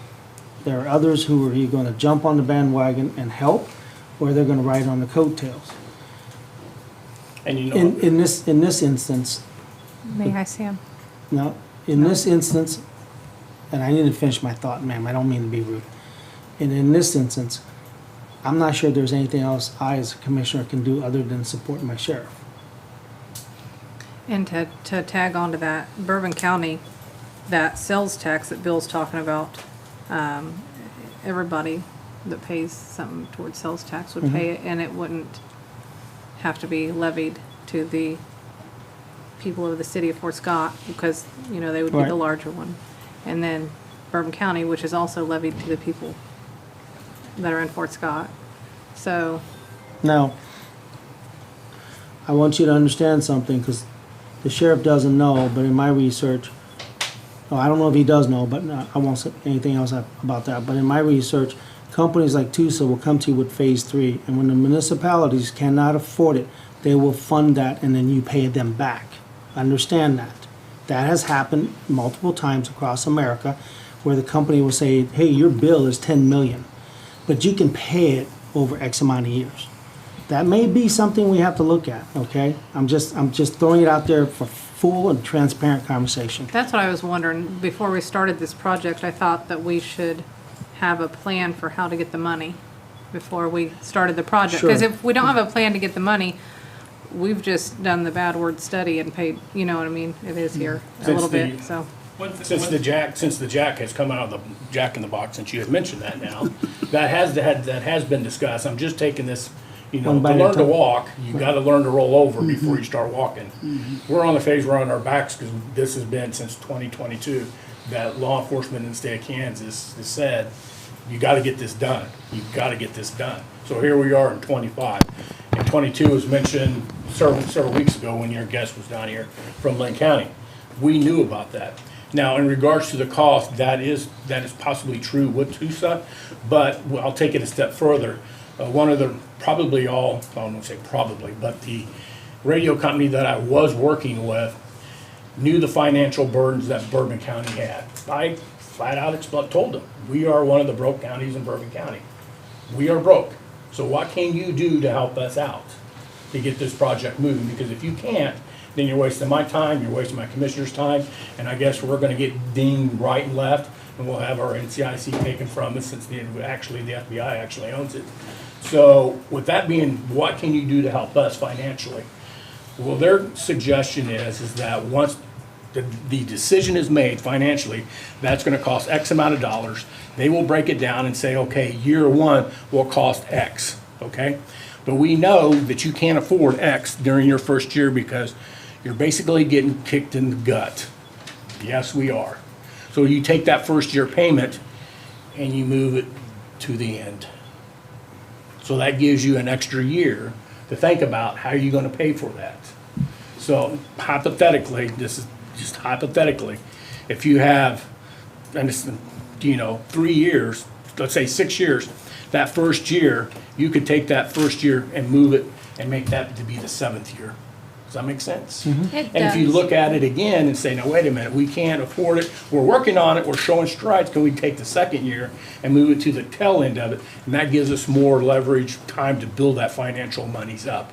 And then on years 3, 4, we're on schedule, we can budget it, we're aware of it, we know what's going on. That has already been discussed. One thing to remember too with TUSA is on the third phase, not only do they come in and present to you, it's gonna take X, Y, and Z, but they also work with trying to figure out financially how we can do it. Either talk with the commission, sales tax, bond, whatever it is. They're there to help with that too, to guide that down the road, what they see or think is best, and what they've seen across the United States that is working for other agencies. So one thing to remember is, like the sheriff is saying, it's been around since 22. This this rule has been around longer than that. It's just the feds have never Enforced it. forced the issue, forced the hand. For some odd reason, 3 years ago, they decided to force everybody's hand, and this is an unfunded mandate through the federal government. It just is what it is, and it's unfortunate that us in Bourbon County is suffering no different than everybody else across the United States, because there's a lot of agencies that are like us, or even smaller, that are getting hit hard with this, and they're trying to figure it out. But TUSA comes in and helps with that financial part of it to help us guide us down that road as well. I have a question for you, if I may ask you. You know the state of our finances. You've seen it. And you're his accountant. Mm-hmm. So, as a commissioner, I'm asking you, you got any ideas? Because I'd love to hear them. That'd be 10-cent charge for What funding it's with. 10 cents, leave it on the table and leave. Well, actually, we see this in the vehicle programs that were brought to you earlier on enterprise vehicle leases. Companies that actually fund this up front are usually, for those that don't have the sophistication, to put out like a lease, a term for local banks. I know Fort Scott puts out a term sheet for their banks to bid on various leases. There's a number of different possibilities on how to fund this. I think one of the things you're right is you need to understand how much this is first, and then you can figure out what that breakdown is. I think you've got more than enough possibilities of funding this, whether it's cash up front, whether it's over time. I think the city of Fort Scott has been down this road on vehicles. There's possibilities, there's a number of possibilities of making this work financially. And I think over time is probably going to be your best one. Have a debt service payment over time. Okay. Go ahead. I'm just saying, too soon, like Murphy advised, they will assist us in which direction to go down. Yeah. No, I have no doubt TUSA will do what they need to do. I mean, I've worked with companies like that before, and I understand where you're going with this. My thing is, what I've said this from the very beginning, and I'm saying it again tonight, and I'll probably say it multiple times, a bunch more times. The decisions I make today have long-standing ramifications in the future when I'm not here, okay? Yep. So I need to make sure that I make the right decision for all of the kids who are in Bourbon County and ultimately the grandkids, because they inherit this mess that we may or may not be creating, okay? I don't know. So when you push a payment off from the first year to the last year, Yeah. you risk doing that Absolutely. the second year, and then what Yeah. ultimately happens is before you know it, you're in the hole for a product that's already outdated, because the minute we take control of the product, it's moving in, it's Yeah. going to be outdated, or it's starting to outdate, right? So by the time we get done doing that, we're paying on a product, and I'm not, it's not your fault, sir, it's Right. just, it's just the way the system is set up. So I need to figure out a way, is this the right thing to do, or we need to be way more proactive and figure out another way to fund this? One of the things our firm does is we're municipal advisors to a number of other cities throughout Indiana, Sure. Missouri, Illinois, Kansas. And one of the things we do is the analytics behind what companies like this bring you. Okay. And working for the sheriff, that's exactly what we'll do. Okay. We'll work with whoever he says to work with and this company, say, well, what do you offer? Okay. And then we'll set that up. And our obligation is only to you, not to them. It's not to the market. It's not to a bank. It's only to you, and that's the nice thing about what we do. Our obligation is to the sheriff. By that direction, it's to the commission as well. So what we do is we take a look at what he's got set up and what they're going to offer or what they can help with. And if it's no better than what we could do at a cheaper price, I'd give you both alternatives. Okay. And then we can look at that. I'm with you. If you can afford something now and not put it off, why go into the interest? Why pay interest on it? What's the best option? And it is about the math. Yeah. So I agree with you. Go ahead. So I'm gonna pull something that the sheriff did a while back. Now, I'm gonna go on record. I'm gonna go on record. That as commissioner for Bourbon County, I really don't want us to go down K6.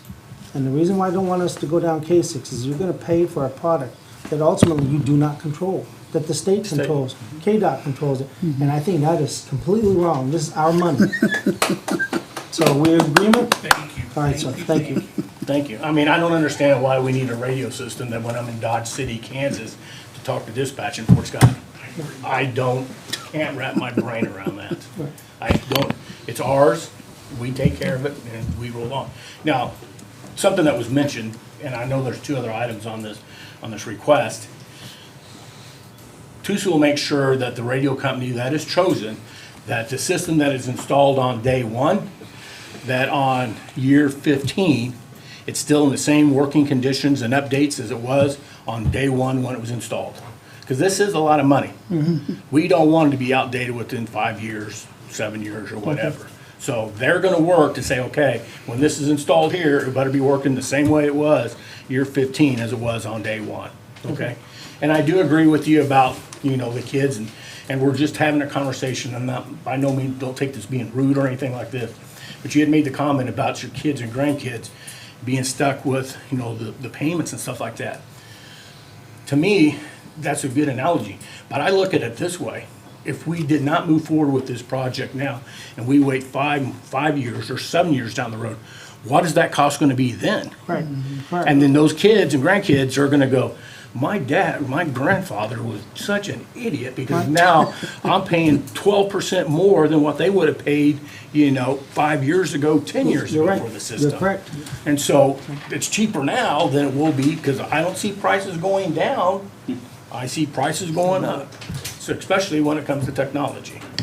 So, but anyways, that's my spill, and I'm just sitting here waiting for you guys for a discussion to see which way you want to go. I'm done, sir. Thank you. Thank you, Commissioner sir. Milburn, Thank you. you done? Did I say I'd like to know how we're gonna pay for it, like the full project, before we commit to doing it? Did I say that? Okay, then I'm done. Okay. I move that we allocate $80,540 from the jail sales tax to fund Phase 1 and Phase 2, and 2 with Tulsa Consulting Services for the upgrading of radio services for Bourbon County first responders. That's what I'm saying.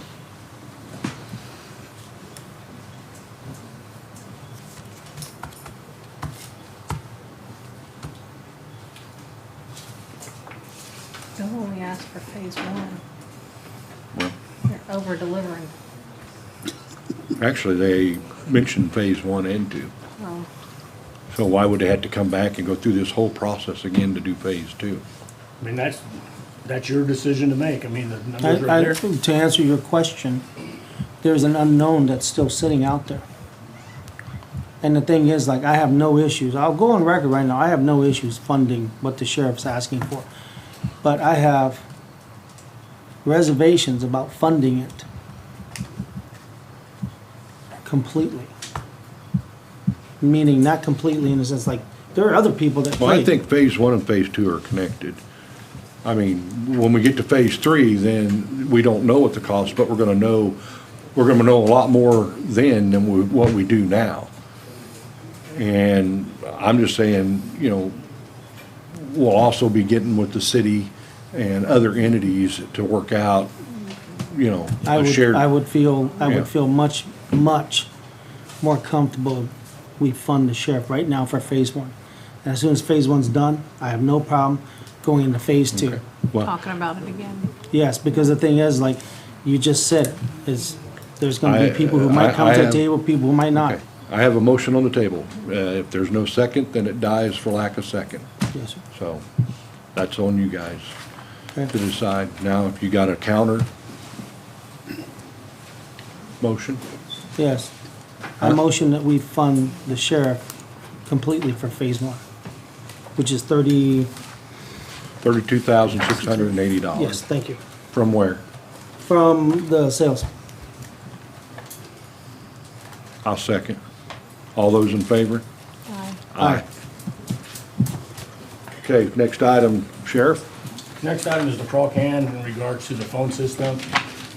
Several weeks ago, I came before the commission to ask in regards to the phone system at the jail, where I'm going to fund that, the system itself, since the IT department was deleted from the county itself, the phone system itself. When I started that conversation, we kind of exited off the roadway and kind of drifted off and had several other people come before. So I'm back before us today to find out for sure, once again, the phone system itself, where should I get the money? Don't we go ahead and vouch it up for the $10,884 for the phone license and 4-year renewal for the phones. The phones itself, the labor and the setup, which all you have that on file when the meeting with Crawl Can from a couple of weeks ago, that cost is $10,884.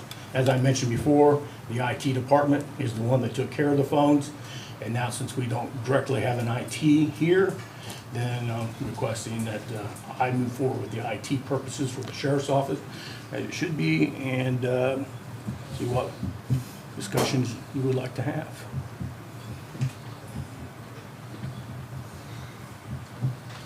Want to start, Commissioner Milburn?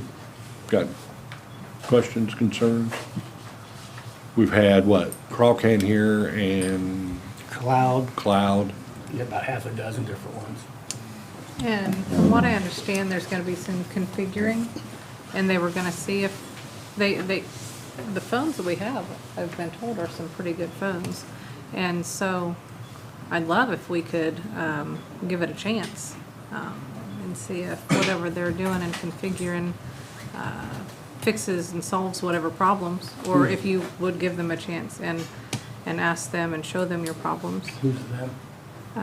Our IT stronghold. And once again, all due respect for Commissioner Milburn, I've already voiced my concerns in regards to Stronghold.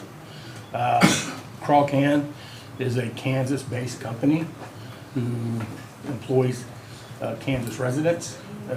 They have been in this building with District Court for many years, and there has been no issues there. I've had Crawl Can in my office,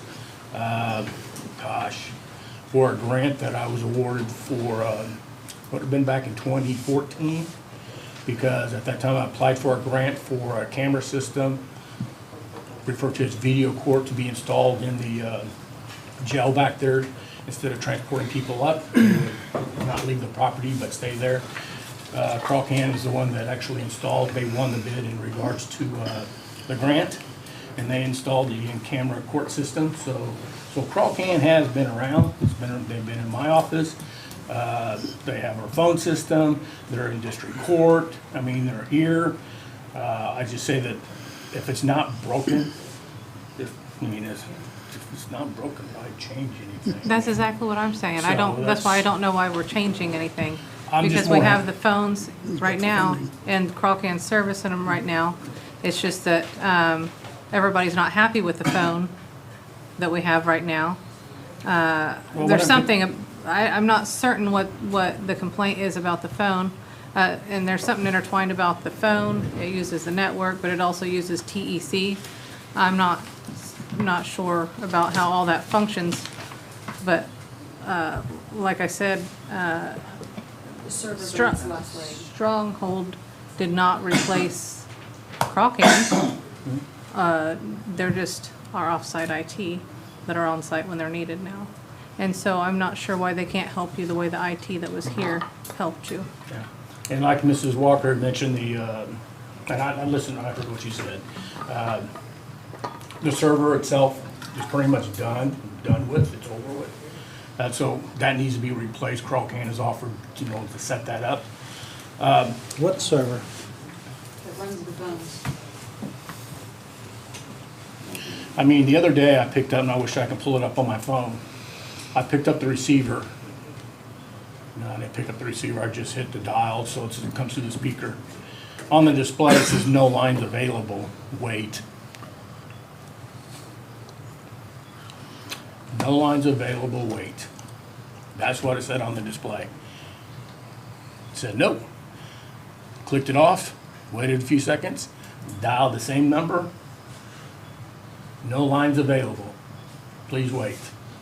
I did that 3 times. Said please, huh? I threw in please just to be nice. Oh, okay. It's a computer.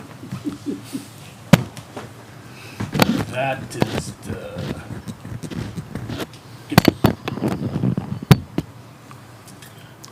Crawl Can is one of the best phone services, if not the best phone services in southeast Kansas.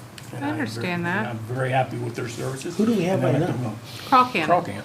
So that's what I'm not understanding. We already have Crawcan, But I'm but not we're talking about, updating the phone systems and the software and stuff. Some phones, just like this phone here, it's at its last update. I cannot update anything on this phone anymore. So your I desk think I'm phone- done on your- 16 and that was it. So your desk phone is glitchy, it's out of date. Yes. So the 10 Is your desk phone a Avaya? Whatever these phones are in here, it's the same as what the courthouse has. So it's a Avaya. Yes. Yeah. So the that, minute, so Mr. the, Briers said those are very good, and he thought they could be reconfigured to work. Corey did say that. That, he did say Is that, his name Corey? yeah. Who? And he said he Corey would love to Briers? help us with Corey, conversations yeah. with that. Okay. So Corey did say that. Yeah. So the 10,884 is for new phones to, The switch box for the E25 phone system with the 5-year warranty, the SAGMA switch box software, the Tatum phone license, the phone license for a 4-year renewal, SAGMA P330 phones, which is the upgrade phones, labor to install, to set up install. And we're looking at 25 phones in the jail and court, or in the jail and sheriff's office. and that doesn't do nothing to the server. The server, it's outdated, it's done. I know, And it's getting but I mean, last this night. 10,000 doesn't do nothing to replace that. It should, yes. Should? Okay. Hmm? Yours? Mine. Yeah. I'm just talking about mine, not I know. yours. You guys are on your own. Well, I'm just getting clarity here. You guys are on your own. Yeah, I mean, I like Crawcan myself, so I don't have a problem with it. I Bill mean, can hire whoever he wants, though. He's not asking you who to hire, he's asking you Yeah. for money, right? Is that right? Right, You- which, where you wanna Well, take it out I of mean, my that's just- budget, which is fine, but we're gonna be pretty close when it comes to the end of the year. Where once again, we have the jail sales tax, which was mentioned, close to, $2 million sitting there. And if it's $2 million Right. sitting there, and taxpayers have paid that money, and that money's just Right, sitting there, I mean, it needs to be used for something to be productive. right. Okay, well, We should buy commissioner cars. Oh, my goodness sakes. Voice it up, let me see if I sign it. I'm just messing, Sheriff. Again, you're not I'm asking, not, pull it up and see if I sign it. Sheriff, you're not asking for our blessing to hire them to do that No, I'm work. just You're asking for a just financial you're just- request. asking for the money from the jail sales tax fund because you need us to approve you to spend it. Yes, because my budget my 25 budget is getting beat up all over the place. started that way. Yes, exactly, it started that way. There's no way of climbing out of the hole. But the analogy is, and people have said this, and I apologize, I like, kicking the can down the road, that can now has been kicked into a hole, and we're all standing over this hole, trying to look at this can, going, how in the hell are we gonna get this can out of this hole? That's where we're at, that's where I'm at, that's what I'm trying to figure out. Just for my own edification, I'd heard this, it's a public meeting, so I'm gonna ask them. Did you formulate your 2025 budget, or did somebody else formulate your budget? Somebody else did. Okay. So you had your fingers No did not, input. you had no input in your 2025 I submitted a budget? budget, no feedback whatsoever. Okay. Let's move on to, what are we gonna do? Is there, I motion that we take from the jail sales tax, or we allow the sheriff, $10,884 to upgrade his phones. There was a question of IT.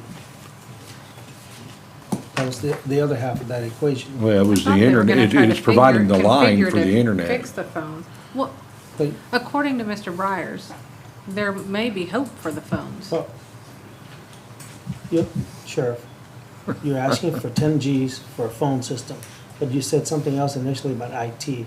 Were you trying to get an IT person to That's work with later your on down the system? road. That's later on down the road, It's not this. not this one. What I'm saying is that IT used to cover the phones. The IT budget. Yes. Yes, sir. And Okay. now, since Oh, we. I get it. Yeah, I I didn't said it, yeah. understand. I thought you Yeah, at said the they beginning I worked said- on it, and I'm No, the thinking, why IT was can't in the charge of other all ones work electronics. on The it? phones are part of I see. electronics. They budgeted and That makes sense now? chose your Then I- phone and then all that. I apologize if I didn't make No. myself clear. Yes.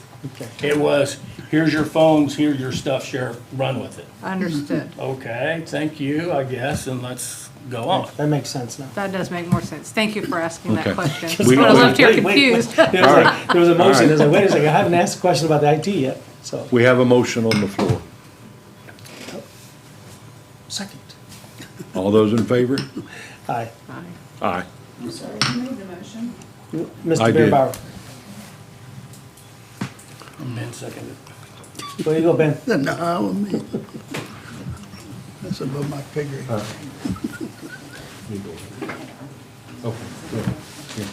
Thank you, ma'am. You know what happened Thank last you. time? I know, you guys. I will hear about it. Thank you. Thank you, ma'am. Be safe going home, please. All right, next item on your list. Yes, last and final. Of course, here we are again. We're gonna Sheriff Davidson that. Did he already leave? Is the vehicles in regards. We've had some. Murphy's out there. He's outside.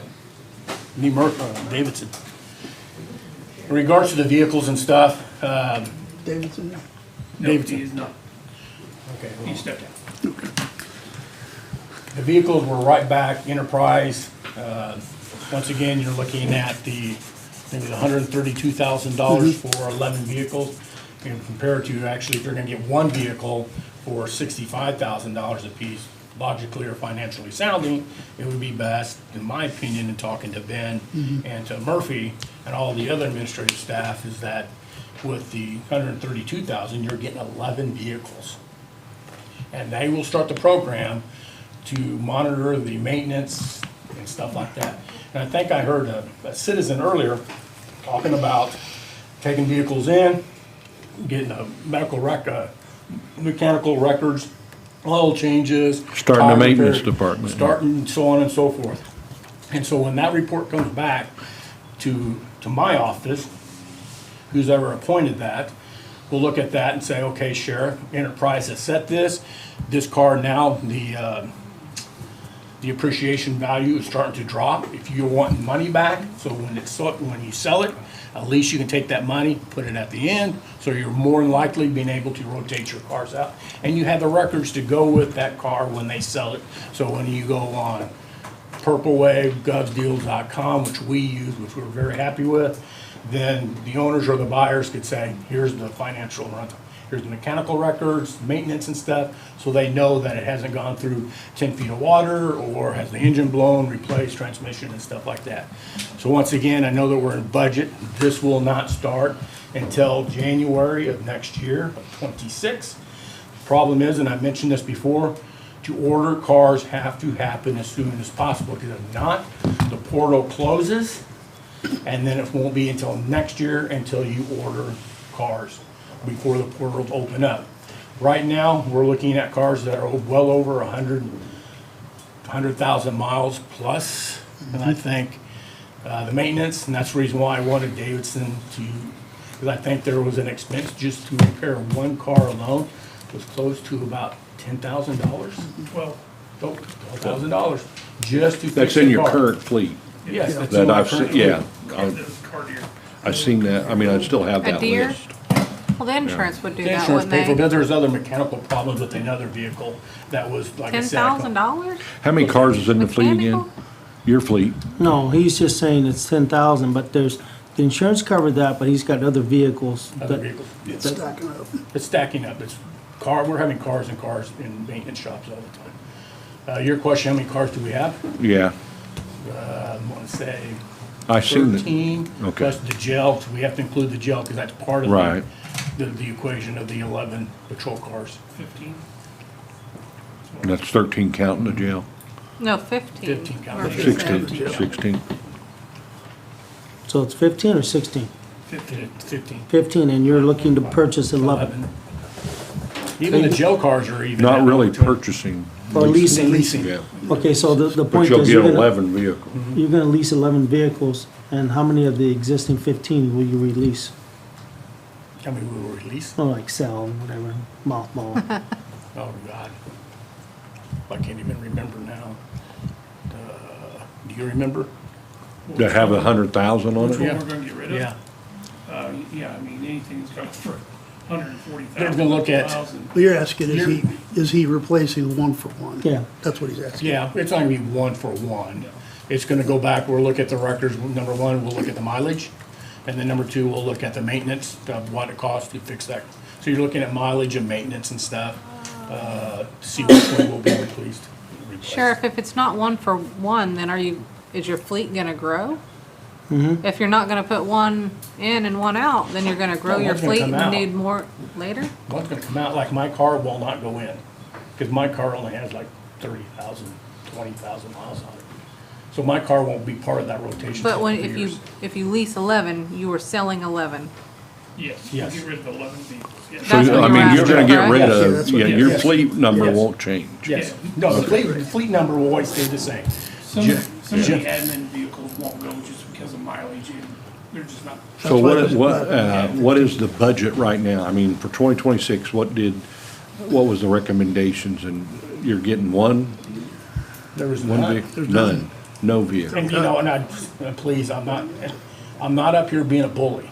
By no means. I'm not even looking at it like that. And I have people that are, sitting behind me that I know that the hair on the back of my head, neck is raising up. She's not looking at you, sir. And watching. Terry?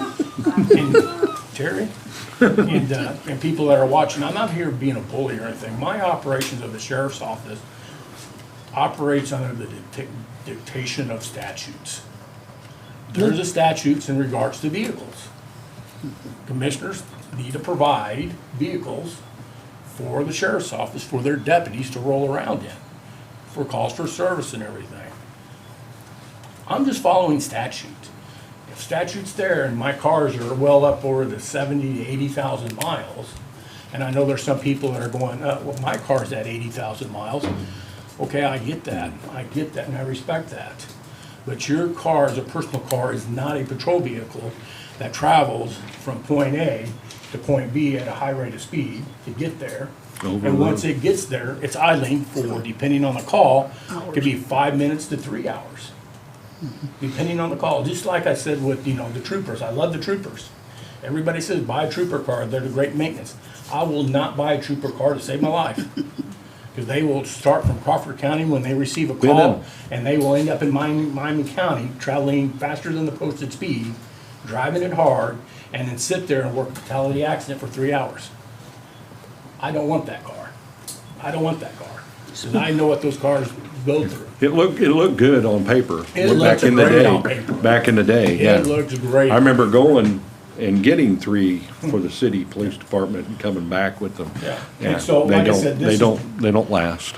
This is just part of like I said, this will not go into effect in '25, but we have to start the paperwork now to get Enterprise in the door, set the contracts up, hopefully get the cars ordered if the portals are still open. It's getting close. I'll need to update that, but I just wanted to get that out there and once again, talk about the finances of how we're gonna do that and go from there. Once Okay, again, so 2026, how much you asking for? Huh? How much you asking for? 132. 132. 132, so in 2027, how much you gonna come back to the table for? So we have to find out what the payments are gonna be. So, the lease program, and they will set those payments up, what the cost would be. Madam Clerk, how long is this sales tax good for? 2039, but again, you have increasing payments for your debt service. So in 2020, you're saying next year, 2026 is $250,000 debt You said service. 2039. What's it gonna be in 2027? I can't tell you off the top of my head, I'd have to get my debt service schedule. I can't tell you that. Okay. Because once we allocate $132,000 to this, we're basically locked in. we're Now, starting this that's pretty- program. pretty Yeah, well and the big thing, and my commitment, so. thing is like, I wanna know what this, I wanna know if this sales Well, yeah. tax is sustainable because we're basing this decision on an unknown. That's right. The sales tax has been increasing quite a bit for the last several years. Yeah, I agree. And I- With the new information and with this meeting going so late, you're gonna have to refer your budget meeting to another date, probably next Monday. And so you can talk about it then, and I can show you the increasing debt service, and you can look at the projections. Would you agree with that? I would agree with that. Can this wait? You have debt service of leases for the sheriff's equipment's rolling off next year too, looks like around 80 grand. I don't, which, Table it? Is that what we're looking at? I would like, I would like Okay. to have more information. It's like, I wanna make sure that, I mean, what the sheriff is saying is, I understood, I've heard Enterprise. I feel much better about talking about this after talking to you, Beth, so thank you, I do.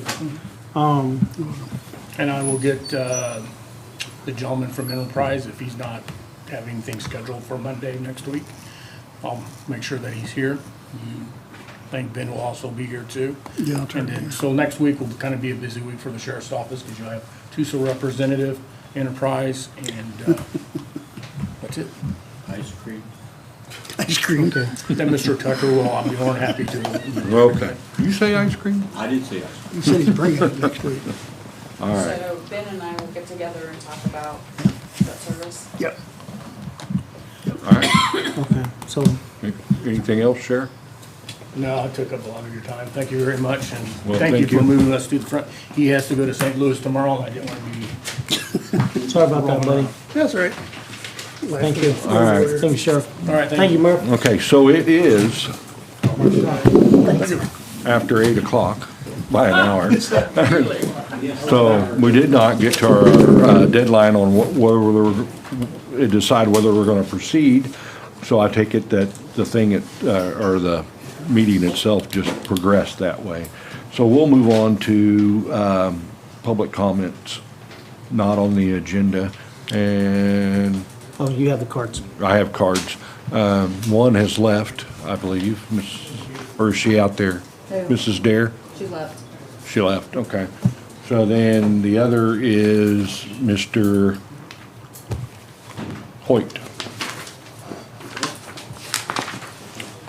Who has a calculator? Trick question. There you go. So there's one there too. 2025. No, you. There's one- 2025 subtract 18, sorry. Mine's not on.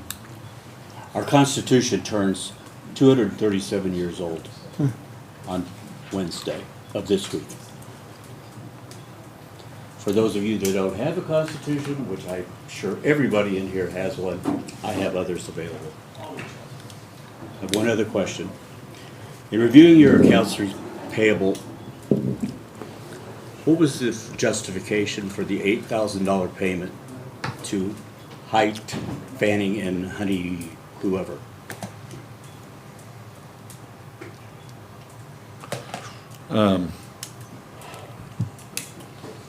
See here. That was a payment to progress a civil case that is going between the county and a plaintiff. I'm not going to name the plaintiff, but that was the case was going to say, you know, it was going to cost money for us to go to court to have it set aside. So this payment was to allow that process not to have to go to court.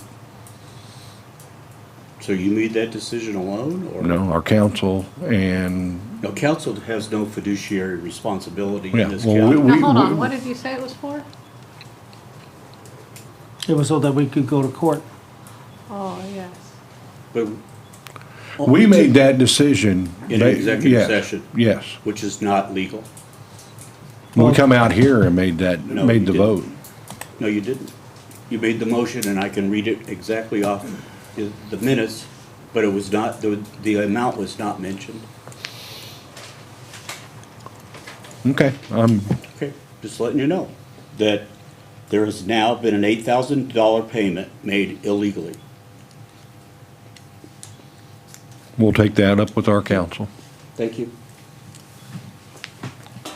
All right, next is old business. Budget discussion will move to next week, right? Oh, yes. 9/22? Would you rather do that during a special meeting? I can, Next week's gonna grow pretty I can large do also. Thursday, or Tuesday or Friday. Actually, I don't even know, I can't even do Friday, no. Tuesday, tomorrow? Tomorrow. It's the only day I got. Remember, This the week. city's tomorrow too. Huh? Just keep in mind the city's has a meeting tomorrow too. So, I'd say, I mean, I think because of the research and stuff that you wanna, the information that you're wanting to get with the vehicles and.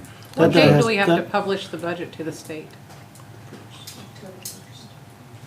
So, So we're really not in a rush. We don't have to You do the have to budget pub- Monday. You have to publish the budget to me by October 1st. So we should be okay to even move it past Monday if we needed to. Yeah. Next week, a special meeting sometime. We could do it Yeah. next week. We can see what happens on next Monday and then There you go. proceed from there. Yeah. we Okay, can so let's wait. table it to Monday. Okay. All right. Hang on. Go ahead. I'm Everybody listening. moves. Sorry. I thought that was something we said with the sheriff, that you wanted to wait another week on budget. On his stuff, Oh, Oh, go ahead, Sam.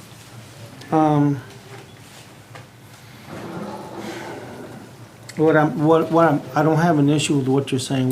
My primary concern is, I don't wanna wait too long for us to really hack this thing out, because I'm looking at the numbers.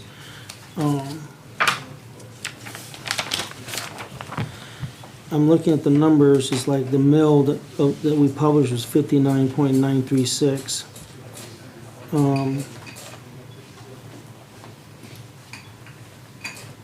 I've been looking at some other numbers and I'm just like, man, I'm not sure how. I think we need to keep working on it. I don't think we need another break. I think we need to either wait to meet tomorrow or meet on Friday, whenever Commissioner Burbauer is available. I say we meet, we talk about it. We go back over it one more time, and we keep going over it until we have cut everything that we can possibly cut without cutting our noses off our face. Make sense? And we just keep working on it, because this is just, to me, this is just too important to push off for another week. That's my take on it. I was like, Okay. tomorrow, Special meeting. 5 o'clock? Can we Tomorrow, start 5? earlier? Can we start earlier? Can we start earlier than 5, or you Yes, can't to make get- it back before that? Okay. I'll stay as late as you want. All I need is potty breaks, but I'll go another 2 hours if that's what you want. You Let's know, get this, special meeting tomorrow at 5. Okay. All right. Okay.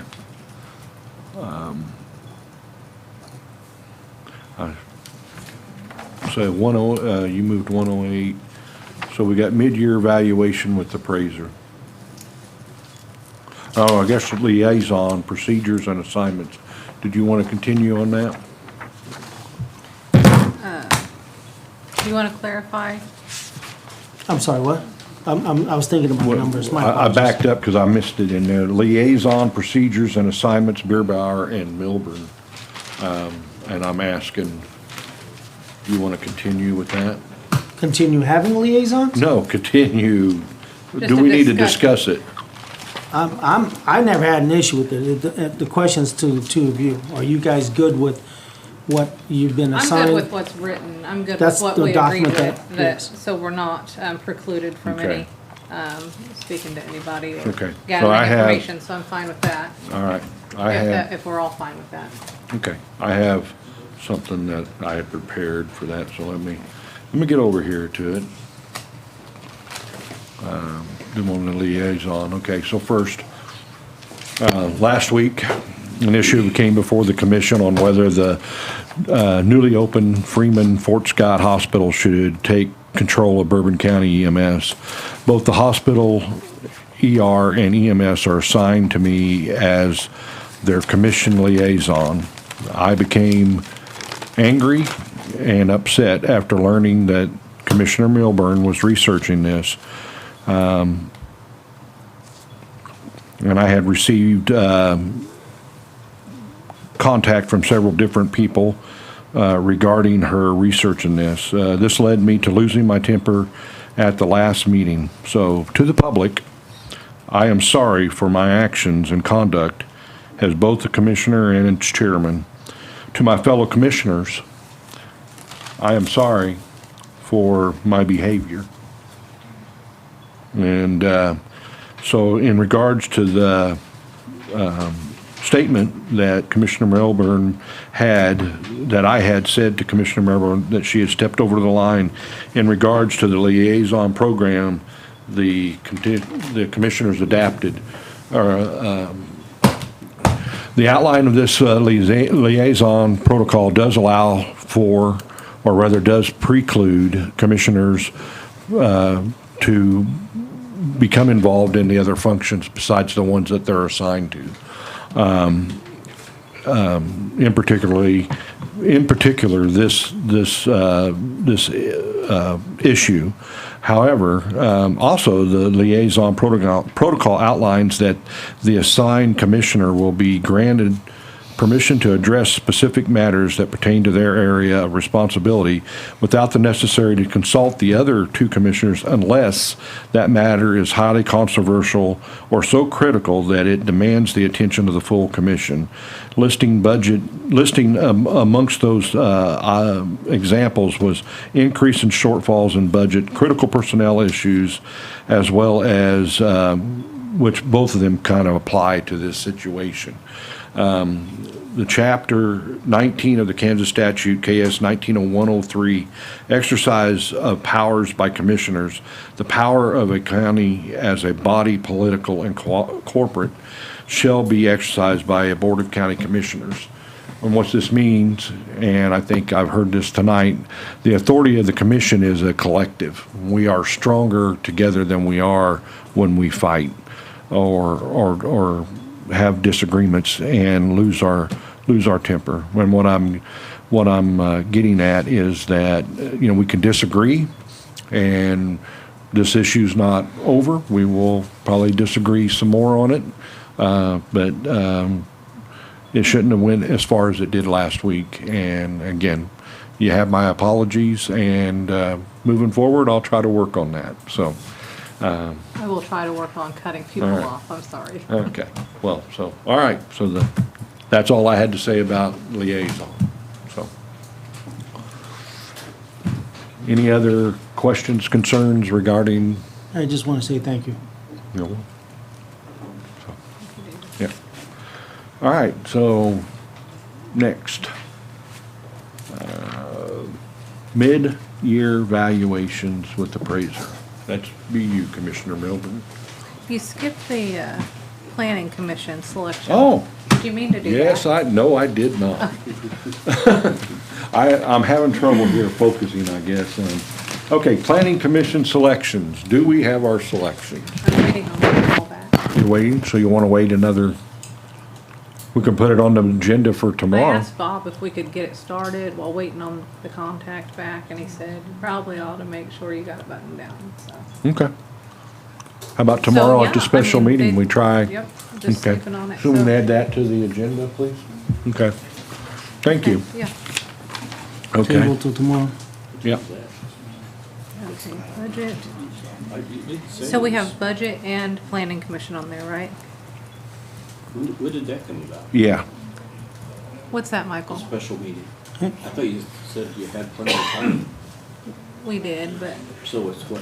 We're still doing this. We don't want to let it rest. Okay, what time are you gonna be? 5 o'clock tomorrow. Thank you. Yeah. you're welcome. Catch that. Okay, so now, Okay.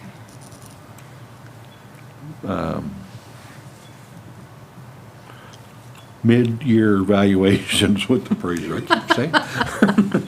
It's 9 o'clock. Actually, later than that, so. Commissioner Milburn, you have it. Yeah, no kidding, we are having a special meeting tomorrow.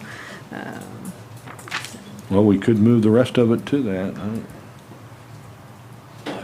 Okay, I'll go ahead and do this because it's just a, Okay. it's just reading it. So our appraiser sent everybody a mid-year study, and everybody knows their valuations went up also, so we are getting closer, obviously. So this is from our appraiser. Every year, the state of Kansas does an evaluation of each county to see if their appraiser's office is in statistical compliance. These are a set of rules that are to be followed by each county for evaluating their properties. Appraisal process has to do with the process that we use to value properties. This is, are we following the guidelines that they have laid out for us and using them to come up with our values?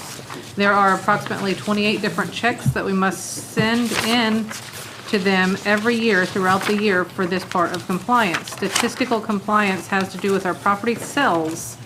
Ideally, the state wants our values for taxation to be within 10% one way or the other of what the property sells for. This is supposed to be as close to market value a property as possible. The state collects our residential and commercial open market sales and does a ratio study. They take the appraised value of the property by the appraiser and divides by the sale price.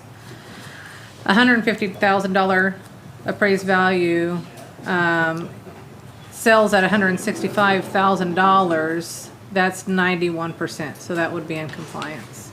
The state will do this to all the sales for the year and then take the median value of the percentages. This is the, put my hole punch through that, county statistical compliance ratio for that year. Ideally, it's supposed to fall between 90 and 110. Last year, for 2024, we were at 72.8 for residential. Halfway through the year for 2025, we're at 81.74 ratio. Under 100 means that the appraised values are under market. So above 100 means the properties are selling for under what we have them valued at. Our appraiser will never allow that to be over 100. That means we are overvaluing people's properties and charging them unwarranted taxes. 90 to 100 is where we want to be, and we're working towards that goal. So commercial is something that is very hard for us to be in statistical compliance on because of the small number of commercial sales that we get every year. It's impossible to come up with a market value because of this, so we do everything by cost. It is a small part of our compliance, and it isn't a big factor on county being in or out.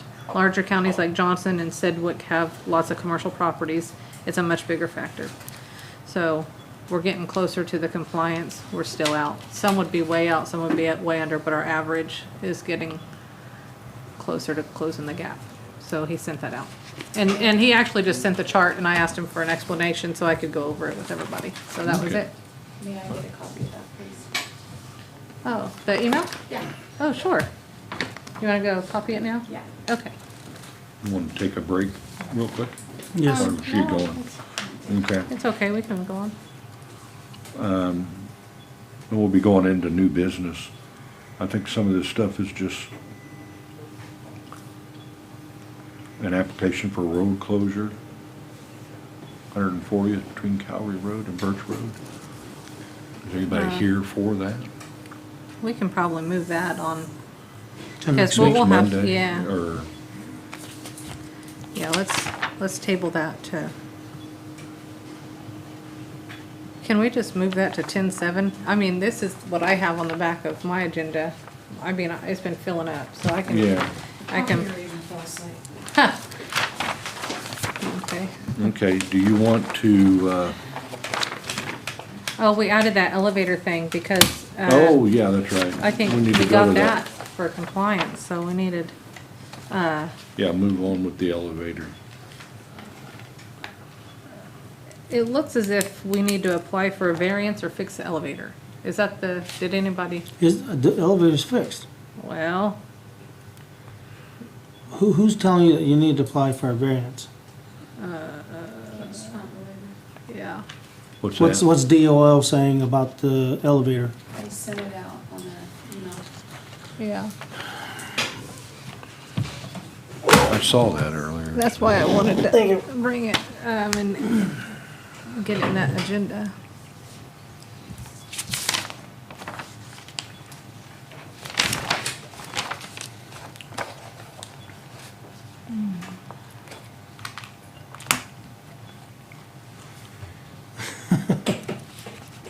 They're asking us to comply with ASME 17-1.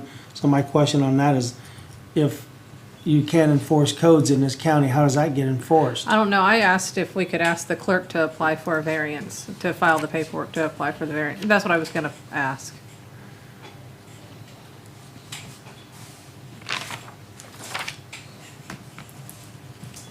So how do we know that we're not in compliance with AS?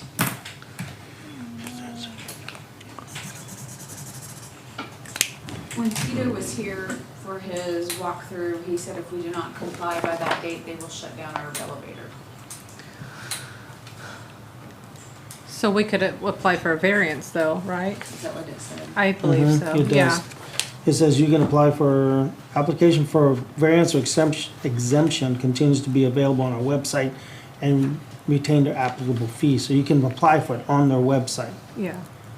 So it's not DO, it's the Department of Fire Marshal. That's who's doing this. Yeah, but the Department of Labor was the one that came in and did it and handed it to us, because they review it. Well, did you read the bottom line?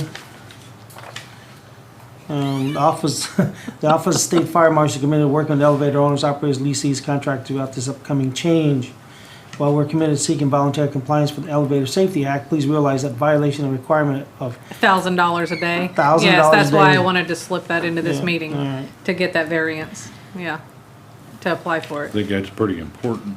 Well, that's why I put it in the meeting here. What I don't get, Yeah, what I don't get and what I'm frustrated with is the elevator company just came in and did what they did. Why didn't they say anything about? well, yeah, and they have a service contract, and they keep it serviced, so I don't, Right, so my thing is like,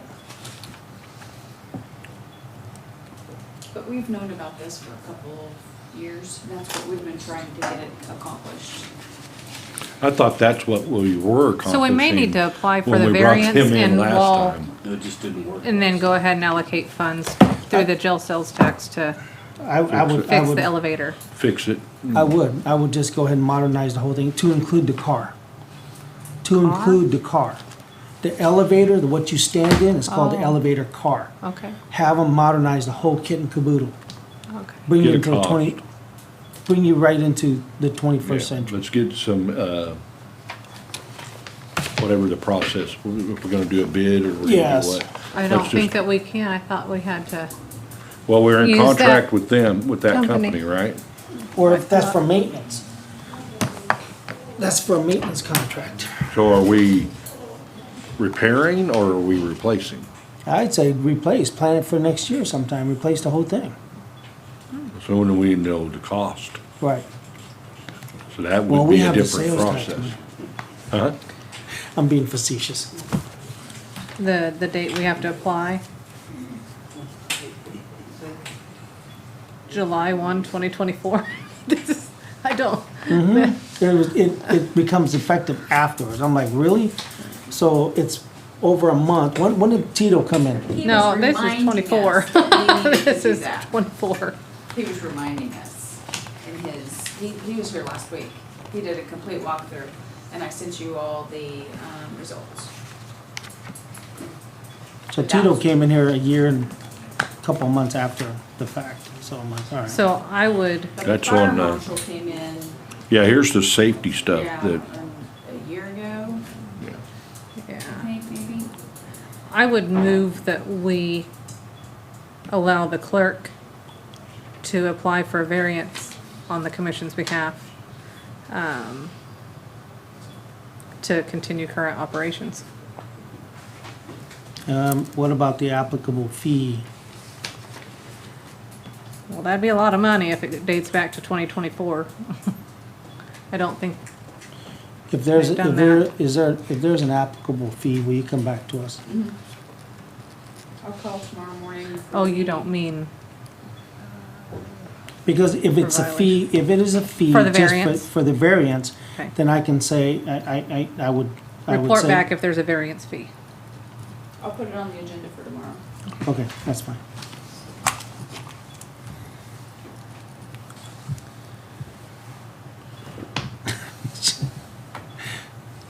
You doing your motion? I did it. Okay, second. Okay. All those in favor? Aye. Aye. What do we motion?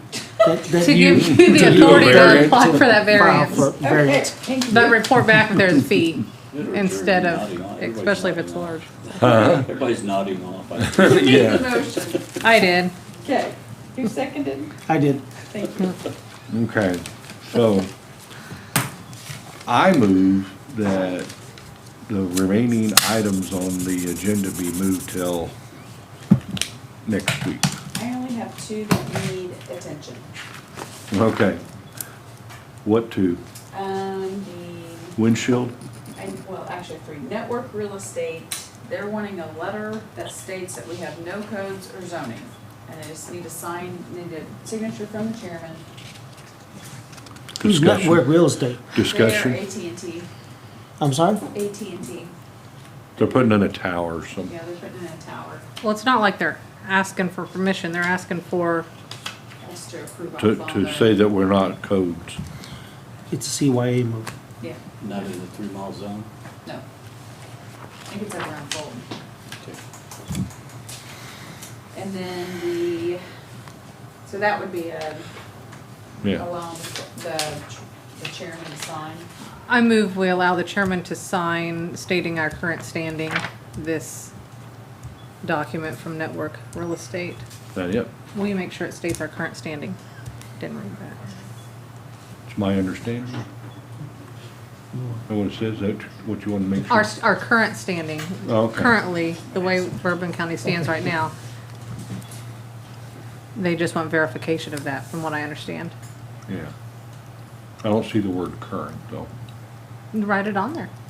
Put your initials on it.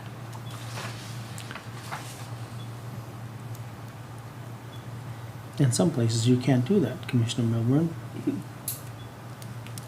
I guess they'll bring it back if we can't, then, huh? I have a motion, second. Oh, second, I'm sorry. All those in favor? Aye. And while you're signing that and writing in current, and initialing the word current, Yeah. Sheriff Martin has a question for us, please. Okay. So,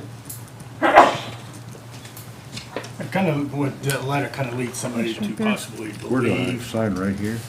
that maybe AT&T In that is looking at putting a tower up in Bourbon County somewhere. Maybe, is that what, that's what I'm thinking. and this is where I'm going, it's something to look into. This could possibly help. I wish this was done several years ago when radio towers were going up. A lot of counties, when a cell phone tower goes in or a private tower goes in, there's an agreement with the county that so many feet up or so many feet down from the tip, the space that is available for first responders to put their equipment in there, run it down as part of their services.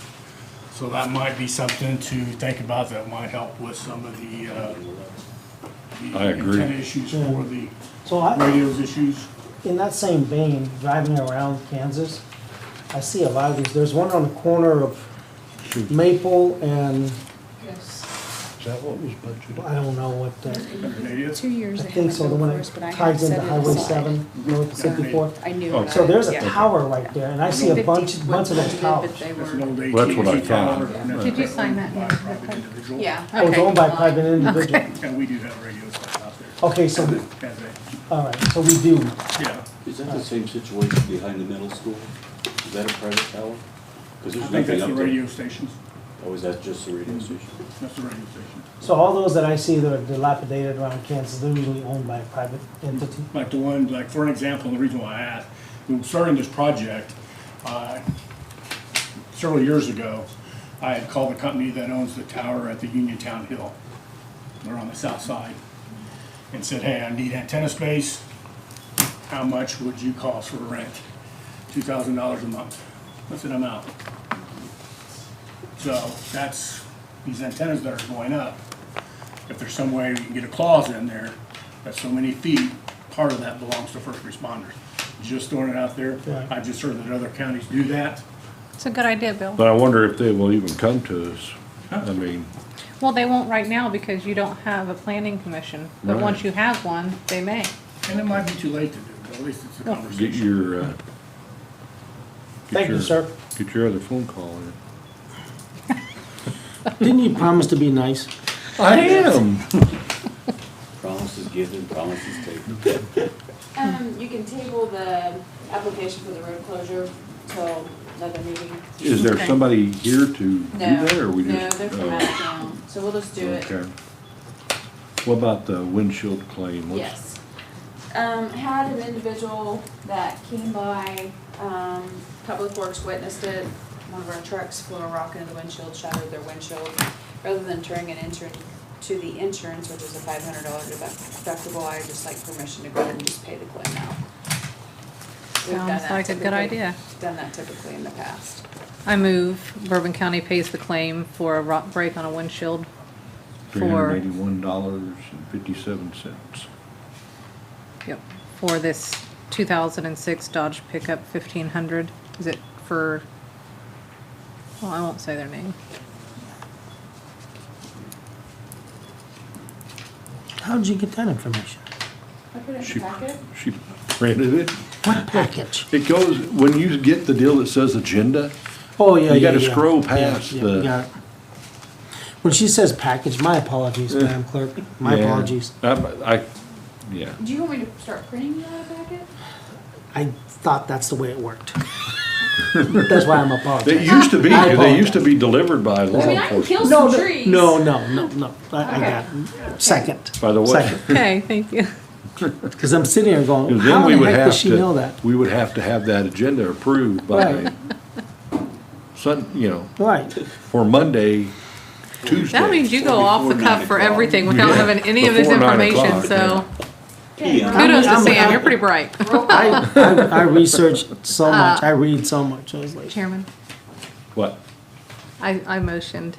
Commissioner Train second. We're just voting on Okay. you. Oh, all those in favor? Aye. Aye. My last thing is, CIC, in order to get the file transfer, we do have to sign this contract. This is the only way that they'll initiate that file transfer. And it's for $1,710. Annual support will be $1,000. This is for the payroll stuff. May I talk to Tim about that?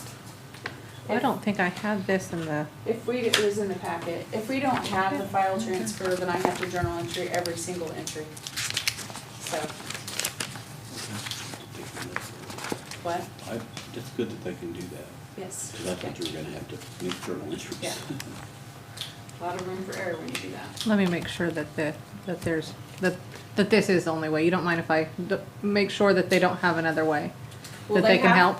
They have to send a file to our company to get it into our general ledger software. There's no other way. Because you use CIC, otherwise you'd have to personally input them. So this is for ease of the transaction, so that you can just dump it in there. Yeah, it has to go into our financial accounting, yeah.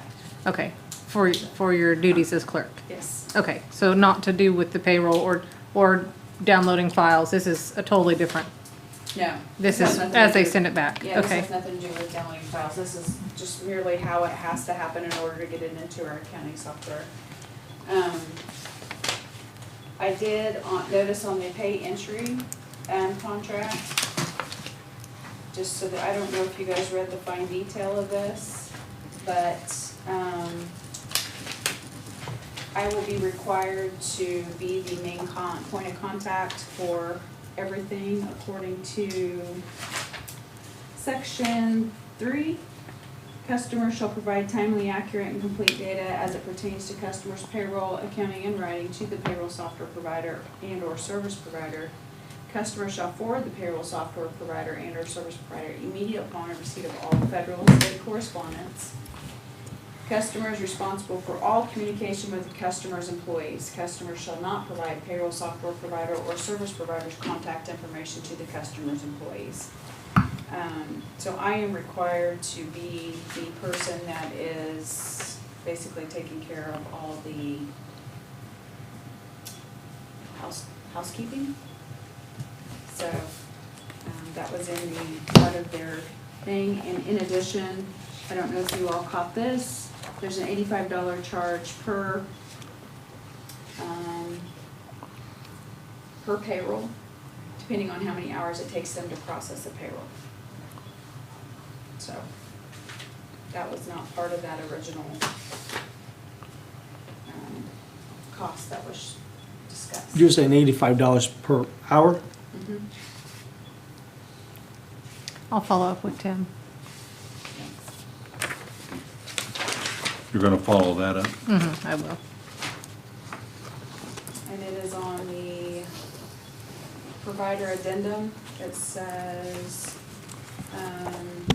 service provider also provides a service at a lower rate of $85 per hour with each ID take, sorry. The other thing that will have to be discussed is it's $2 per print for electronic, for W-2s. If we choose to do electronic W-2s, we will have to have some kind of a kiosk for employees because a lot of them don't have computers. So how much you say? It is $2 per print, and when I ran the numbers on that, Well, it'd be $240 if we have 119. no, it's $432 because in 2024, we had 216 W-2s printed because we had so much turnover. Yeah, you had 100 extra people that Oh, worked it's here? turnover, yeah. There's lots of turnover. 100 people? We have a lot of What? turnover in corrections and public works. Yes. Payroll, it says payroll. And commissioners. It says payroll processing fee each month is $85 per hour, so that's in addition. I'll follow up with Tim. You know I'm messing, right? I'm just, it's late, I gotta have some levity in here. Get you a W-2, all right. That's all I have. So you probably ought to make. What about road records? That was on there too. Oh, Laura's no longer doing road records, so I'm taking it back as clerk. Just want you Okay. to be aware that that will be in my office now. Okay. But I do not have space, so I don't know what I'm gonna do about road records. There is a stack about like this, and they're this wide. So I need help with space.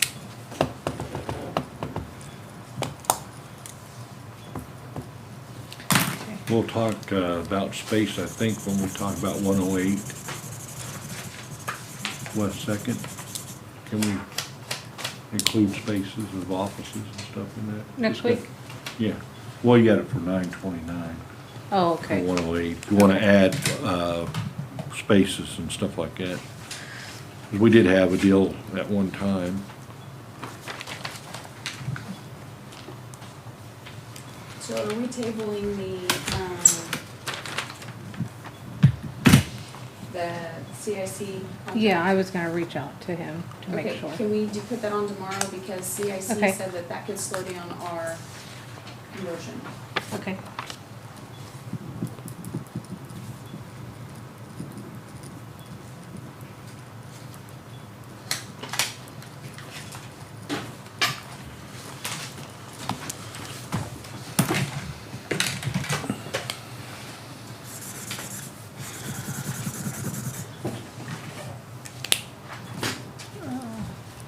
Every time that air kicks on, it smells like melted plastic.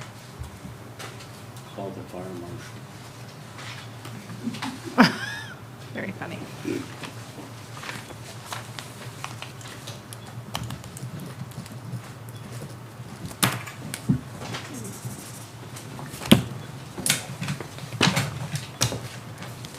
Anything else?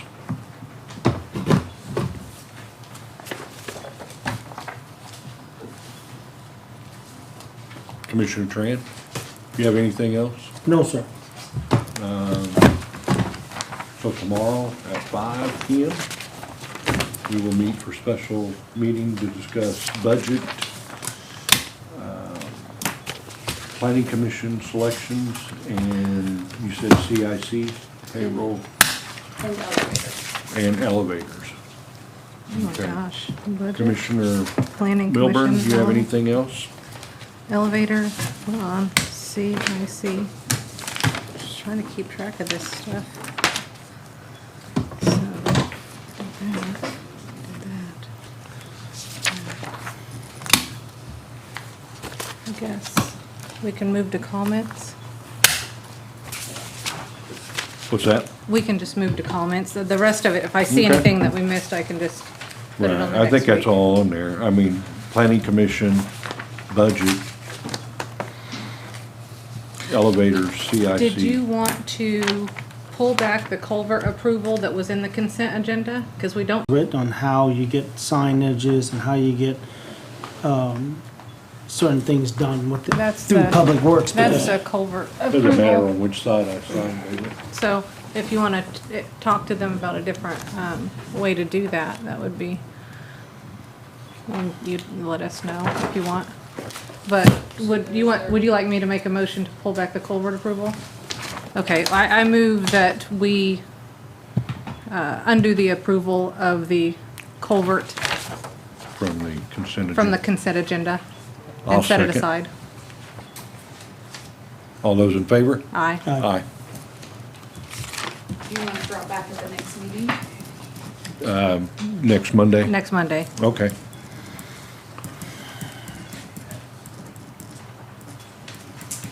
There's all the. Okay. Comments? Did you second that? Yeah. Beerbauer? Okay. Yeah.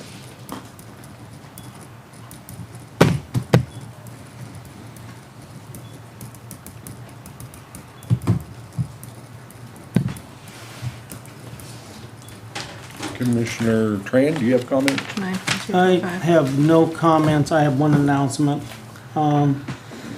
After, well, we have successfully hired a Director of Public Works. That individual is Kenneth Allen. I called him today to welcome on board. He is going to start on the 22nd. 27th? 22nd, next 22nd, Monday. next Monday. He's cleared it with his Okay. current employer, and he will be onboarding on the 22nd. So, You better say that name clearly, because I thought you said somebody else. I thought you said Kevin Allen. Oh, Kenny Allen. Kenny Yeah. Allen. Okay. Yeah. Okay. All right, so Commissioner Milburn. Okay, I got 2 pages of comments today. So I'd like to begin this week by addressing a few concerns raised by members of the public. While I may not have personal experience in every issue that comes before this commission, I approach each matter with an open mind, a willingness to learn, and a strong commitment to responsible, informed decision-making. Recently, I've been made aware of concerns regarding the Commission's decision to outsource our IT services. It's important to clarify that this move has not only saved the county money, but also positioned us to meet and maintain current industry standards.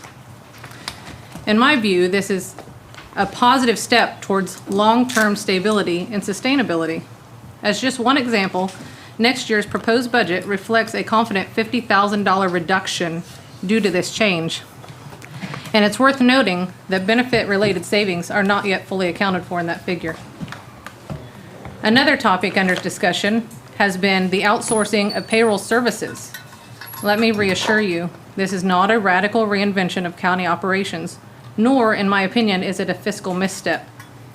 While the cost savings in payroll are not as significant as in IT, the transition enhances efficiency and contributes to a more stable, streamlined process. Importantly, this decision did not add new costs to the budget. Adjustments were made to existing software and duties, which were previously billed separately, to absorb the cost of the new service without increasing expenses. The Commission's decision to engage an HR firm to help navigate the growing complexities of our responsibilities to the county employees has also come under criticism. When I first came into office, there was no dedicated human resources division. Our policies and procedures were outdated, and the office that had previously handled HR matters declined to continue without additional funding. In light of that, the decision to outsource was not taken lightly, but rather made out of necessity in the interest of good governance. I firmly believe that professional HR guidance is essential not only to support employee performance and development, but also to protect taxpayers through consistent, compliant, and fair practices. I've also heard concerns about so-called mismanagement of county resources, and that is a serious allegation. Without clear context or supporting evidence, I believe it's important to treat such claims with caution. I would welcome a more detailed explanation from anyone making that assertion so it can be addressed constructively and transparently. As part of our ongoing effort to strengthen fiscal transparency and accountability, I believe it is worth examining whether the responsibility for budget preparation should rest solely within the office of a single elected official, or if it should be more directly overseen by the governing body entrusted with a broader decision-making authority. In the democratic process, the budget is one of the most powerful tools of governance. It reflects priorities, sets direction, and allocates resources when a single office, rather than a deliberative body, holds that responsibility. We may unintentionally weaken public oversight and diminish collaboration. This is not a question of personal capability, but one of structure. With a governing body of 3 accountable to the electorate comes the opportunity for a more balanced judgment and shared responsibility, and a wider range of public input. That is why we have made the decision to move the responsibility of budget preparation back under the direction of the governing body through the fractional CFO. Additionally, the decision by this governing body not to adopt the recommendation of an elected official does not in itself constitute fiscal irresponsibility or mismanagement. Good fiscal judgment often involves weighing multiple perspectives and choosing a course of action based on what we believe best serves the broader interests of Bourbon County. Every proposal mentioned here and the changes they brought received the full support and votes of this governing body. That unity and shared responsibility matter. Lastly, I want to remind everyone that a question of discussion should be understood as exactly that, a conversation, not a conclusion. I was disappointed by some reactions of the discussion that was introduced last week. The people of Bourbon County deserve leaders who are open-minded, thoughtful, and willing to explore every option, regardless of personal beliefs or political pressures. That is the standard I hold myself to, and that is how I will continue to serve. And thank you, Mr. Billbrower, for addressing that too. Thank you. All right, so with that said, I move that we adjourn the meeting. Second. All those in favor? Aye. Aye. Stand up and go. Stand up and run out. Where's the ice cream? I don't know who brought Nick? that. They bring in any day. Didn't bring me in. I didn't bring the ice cream.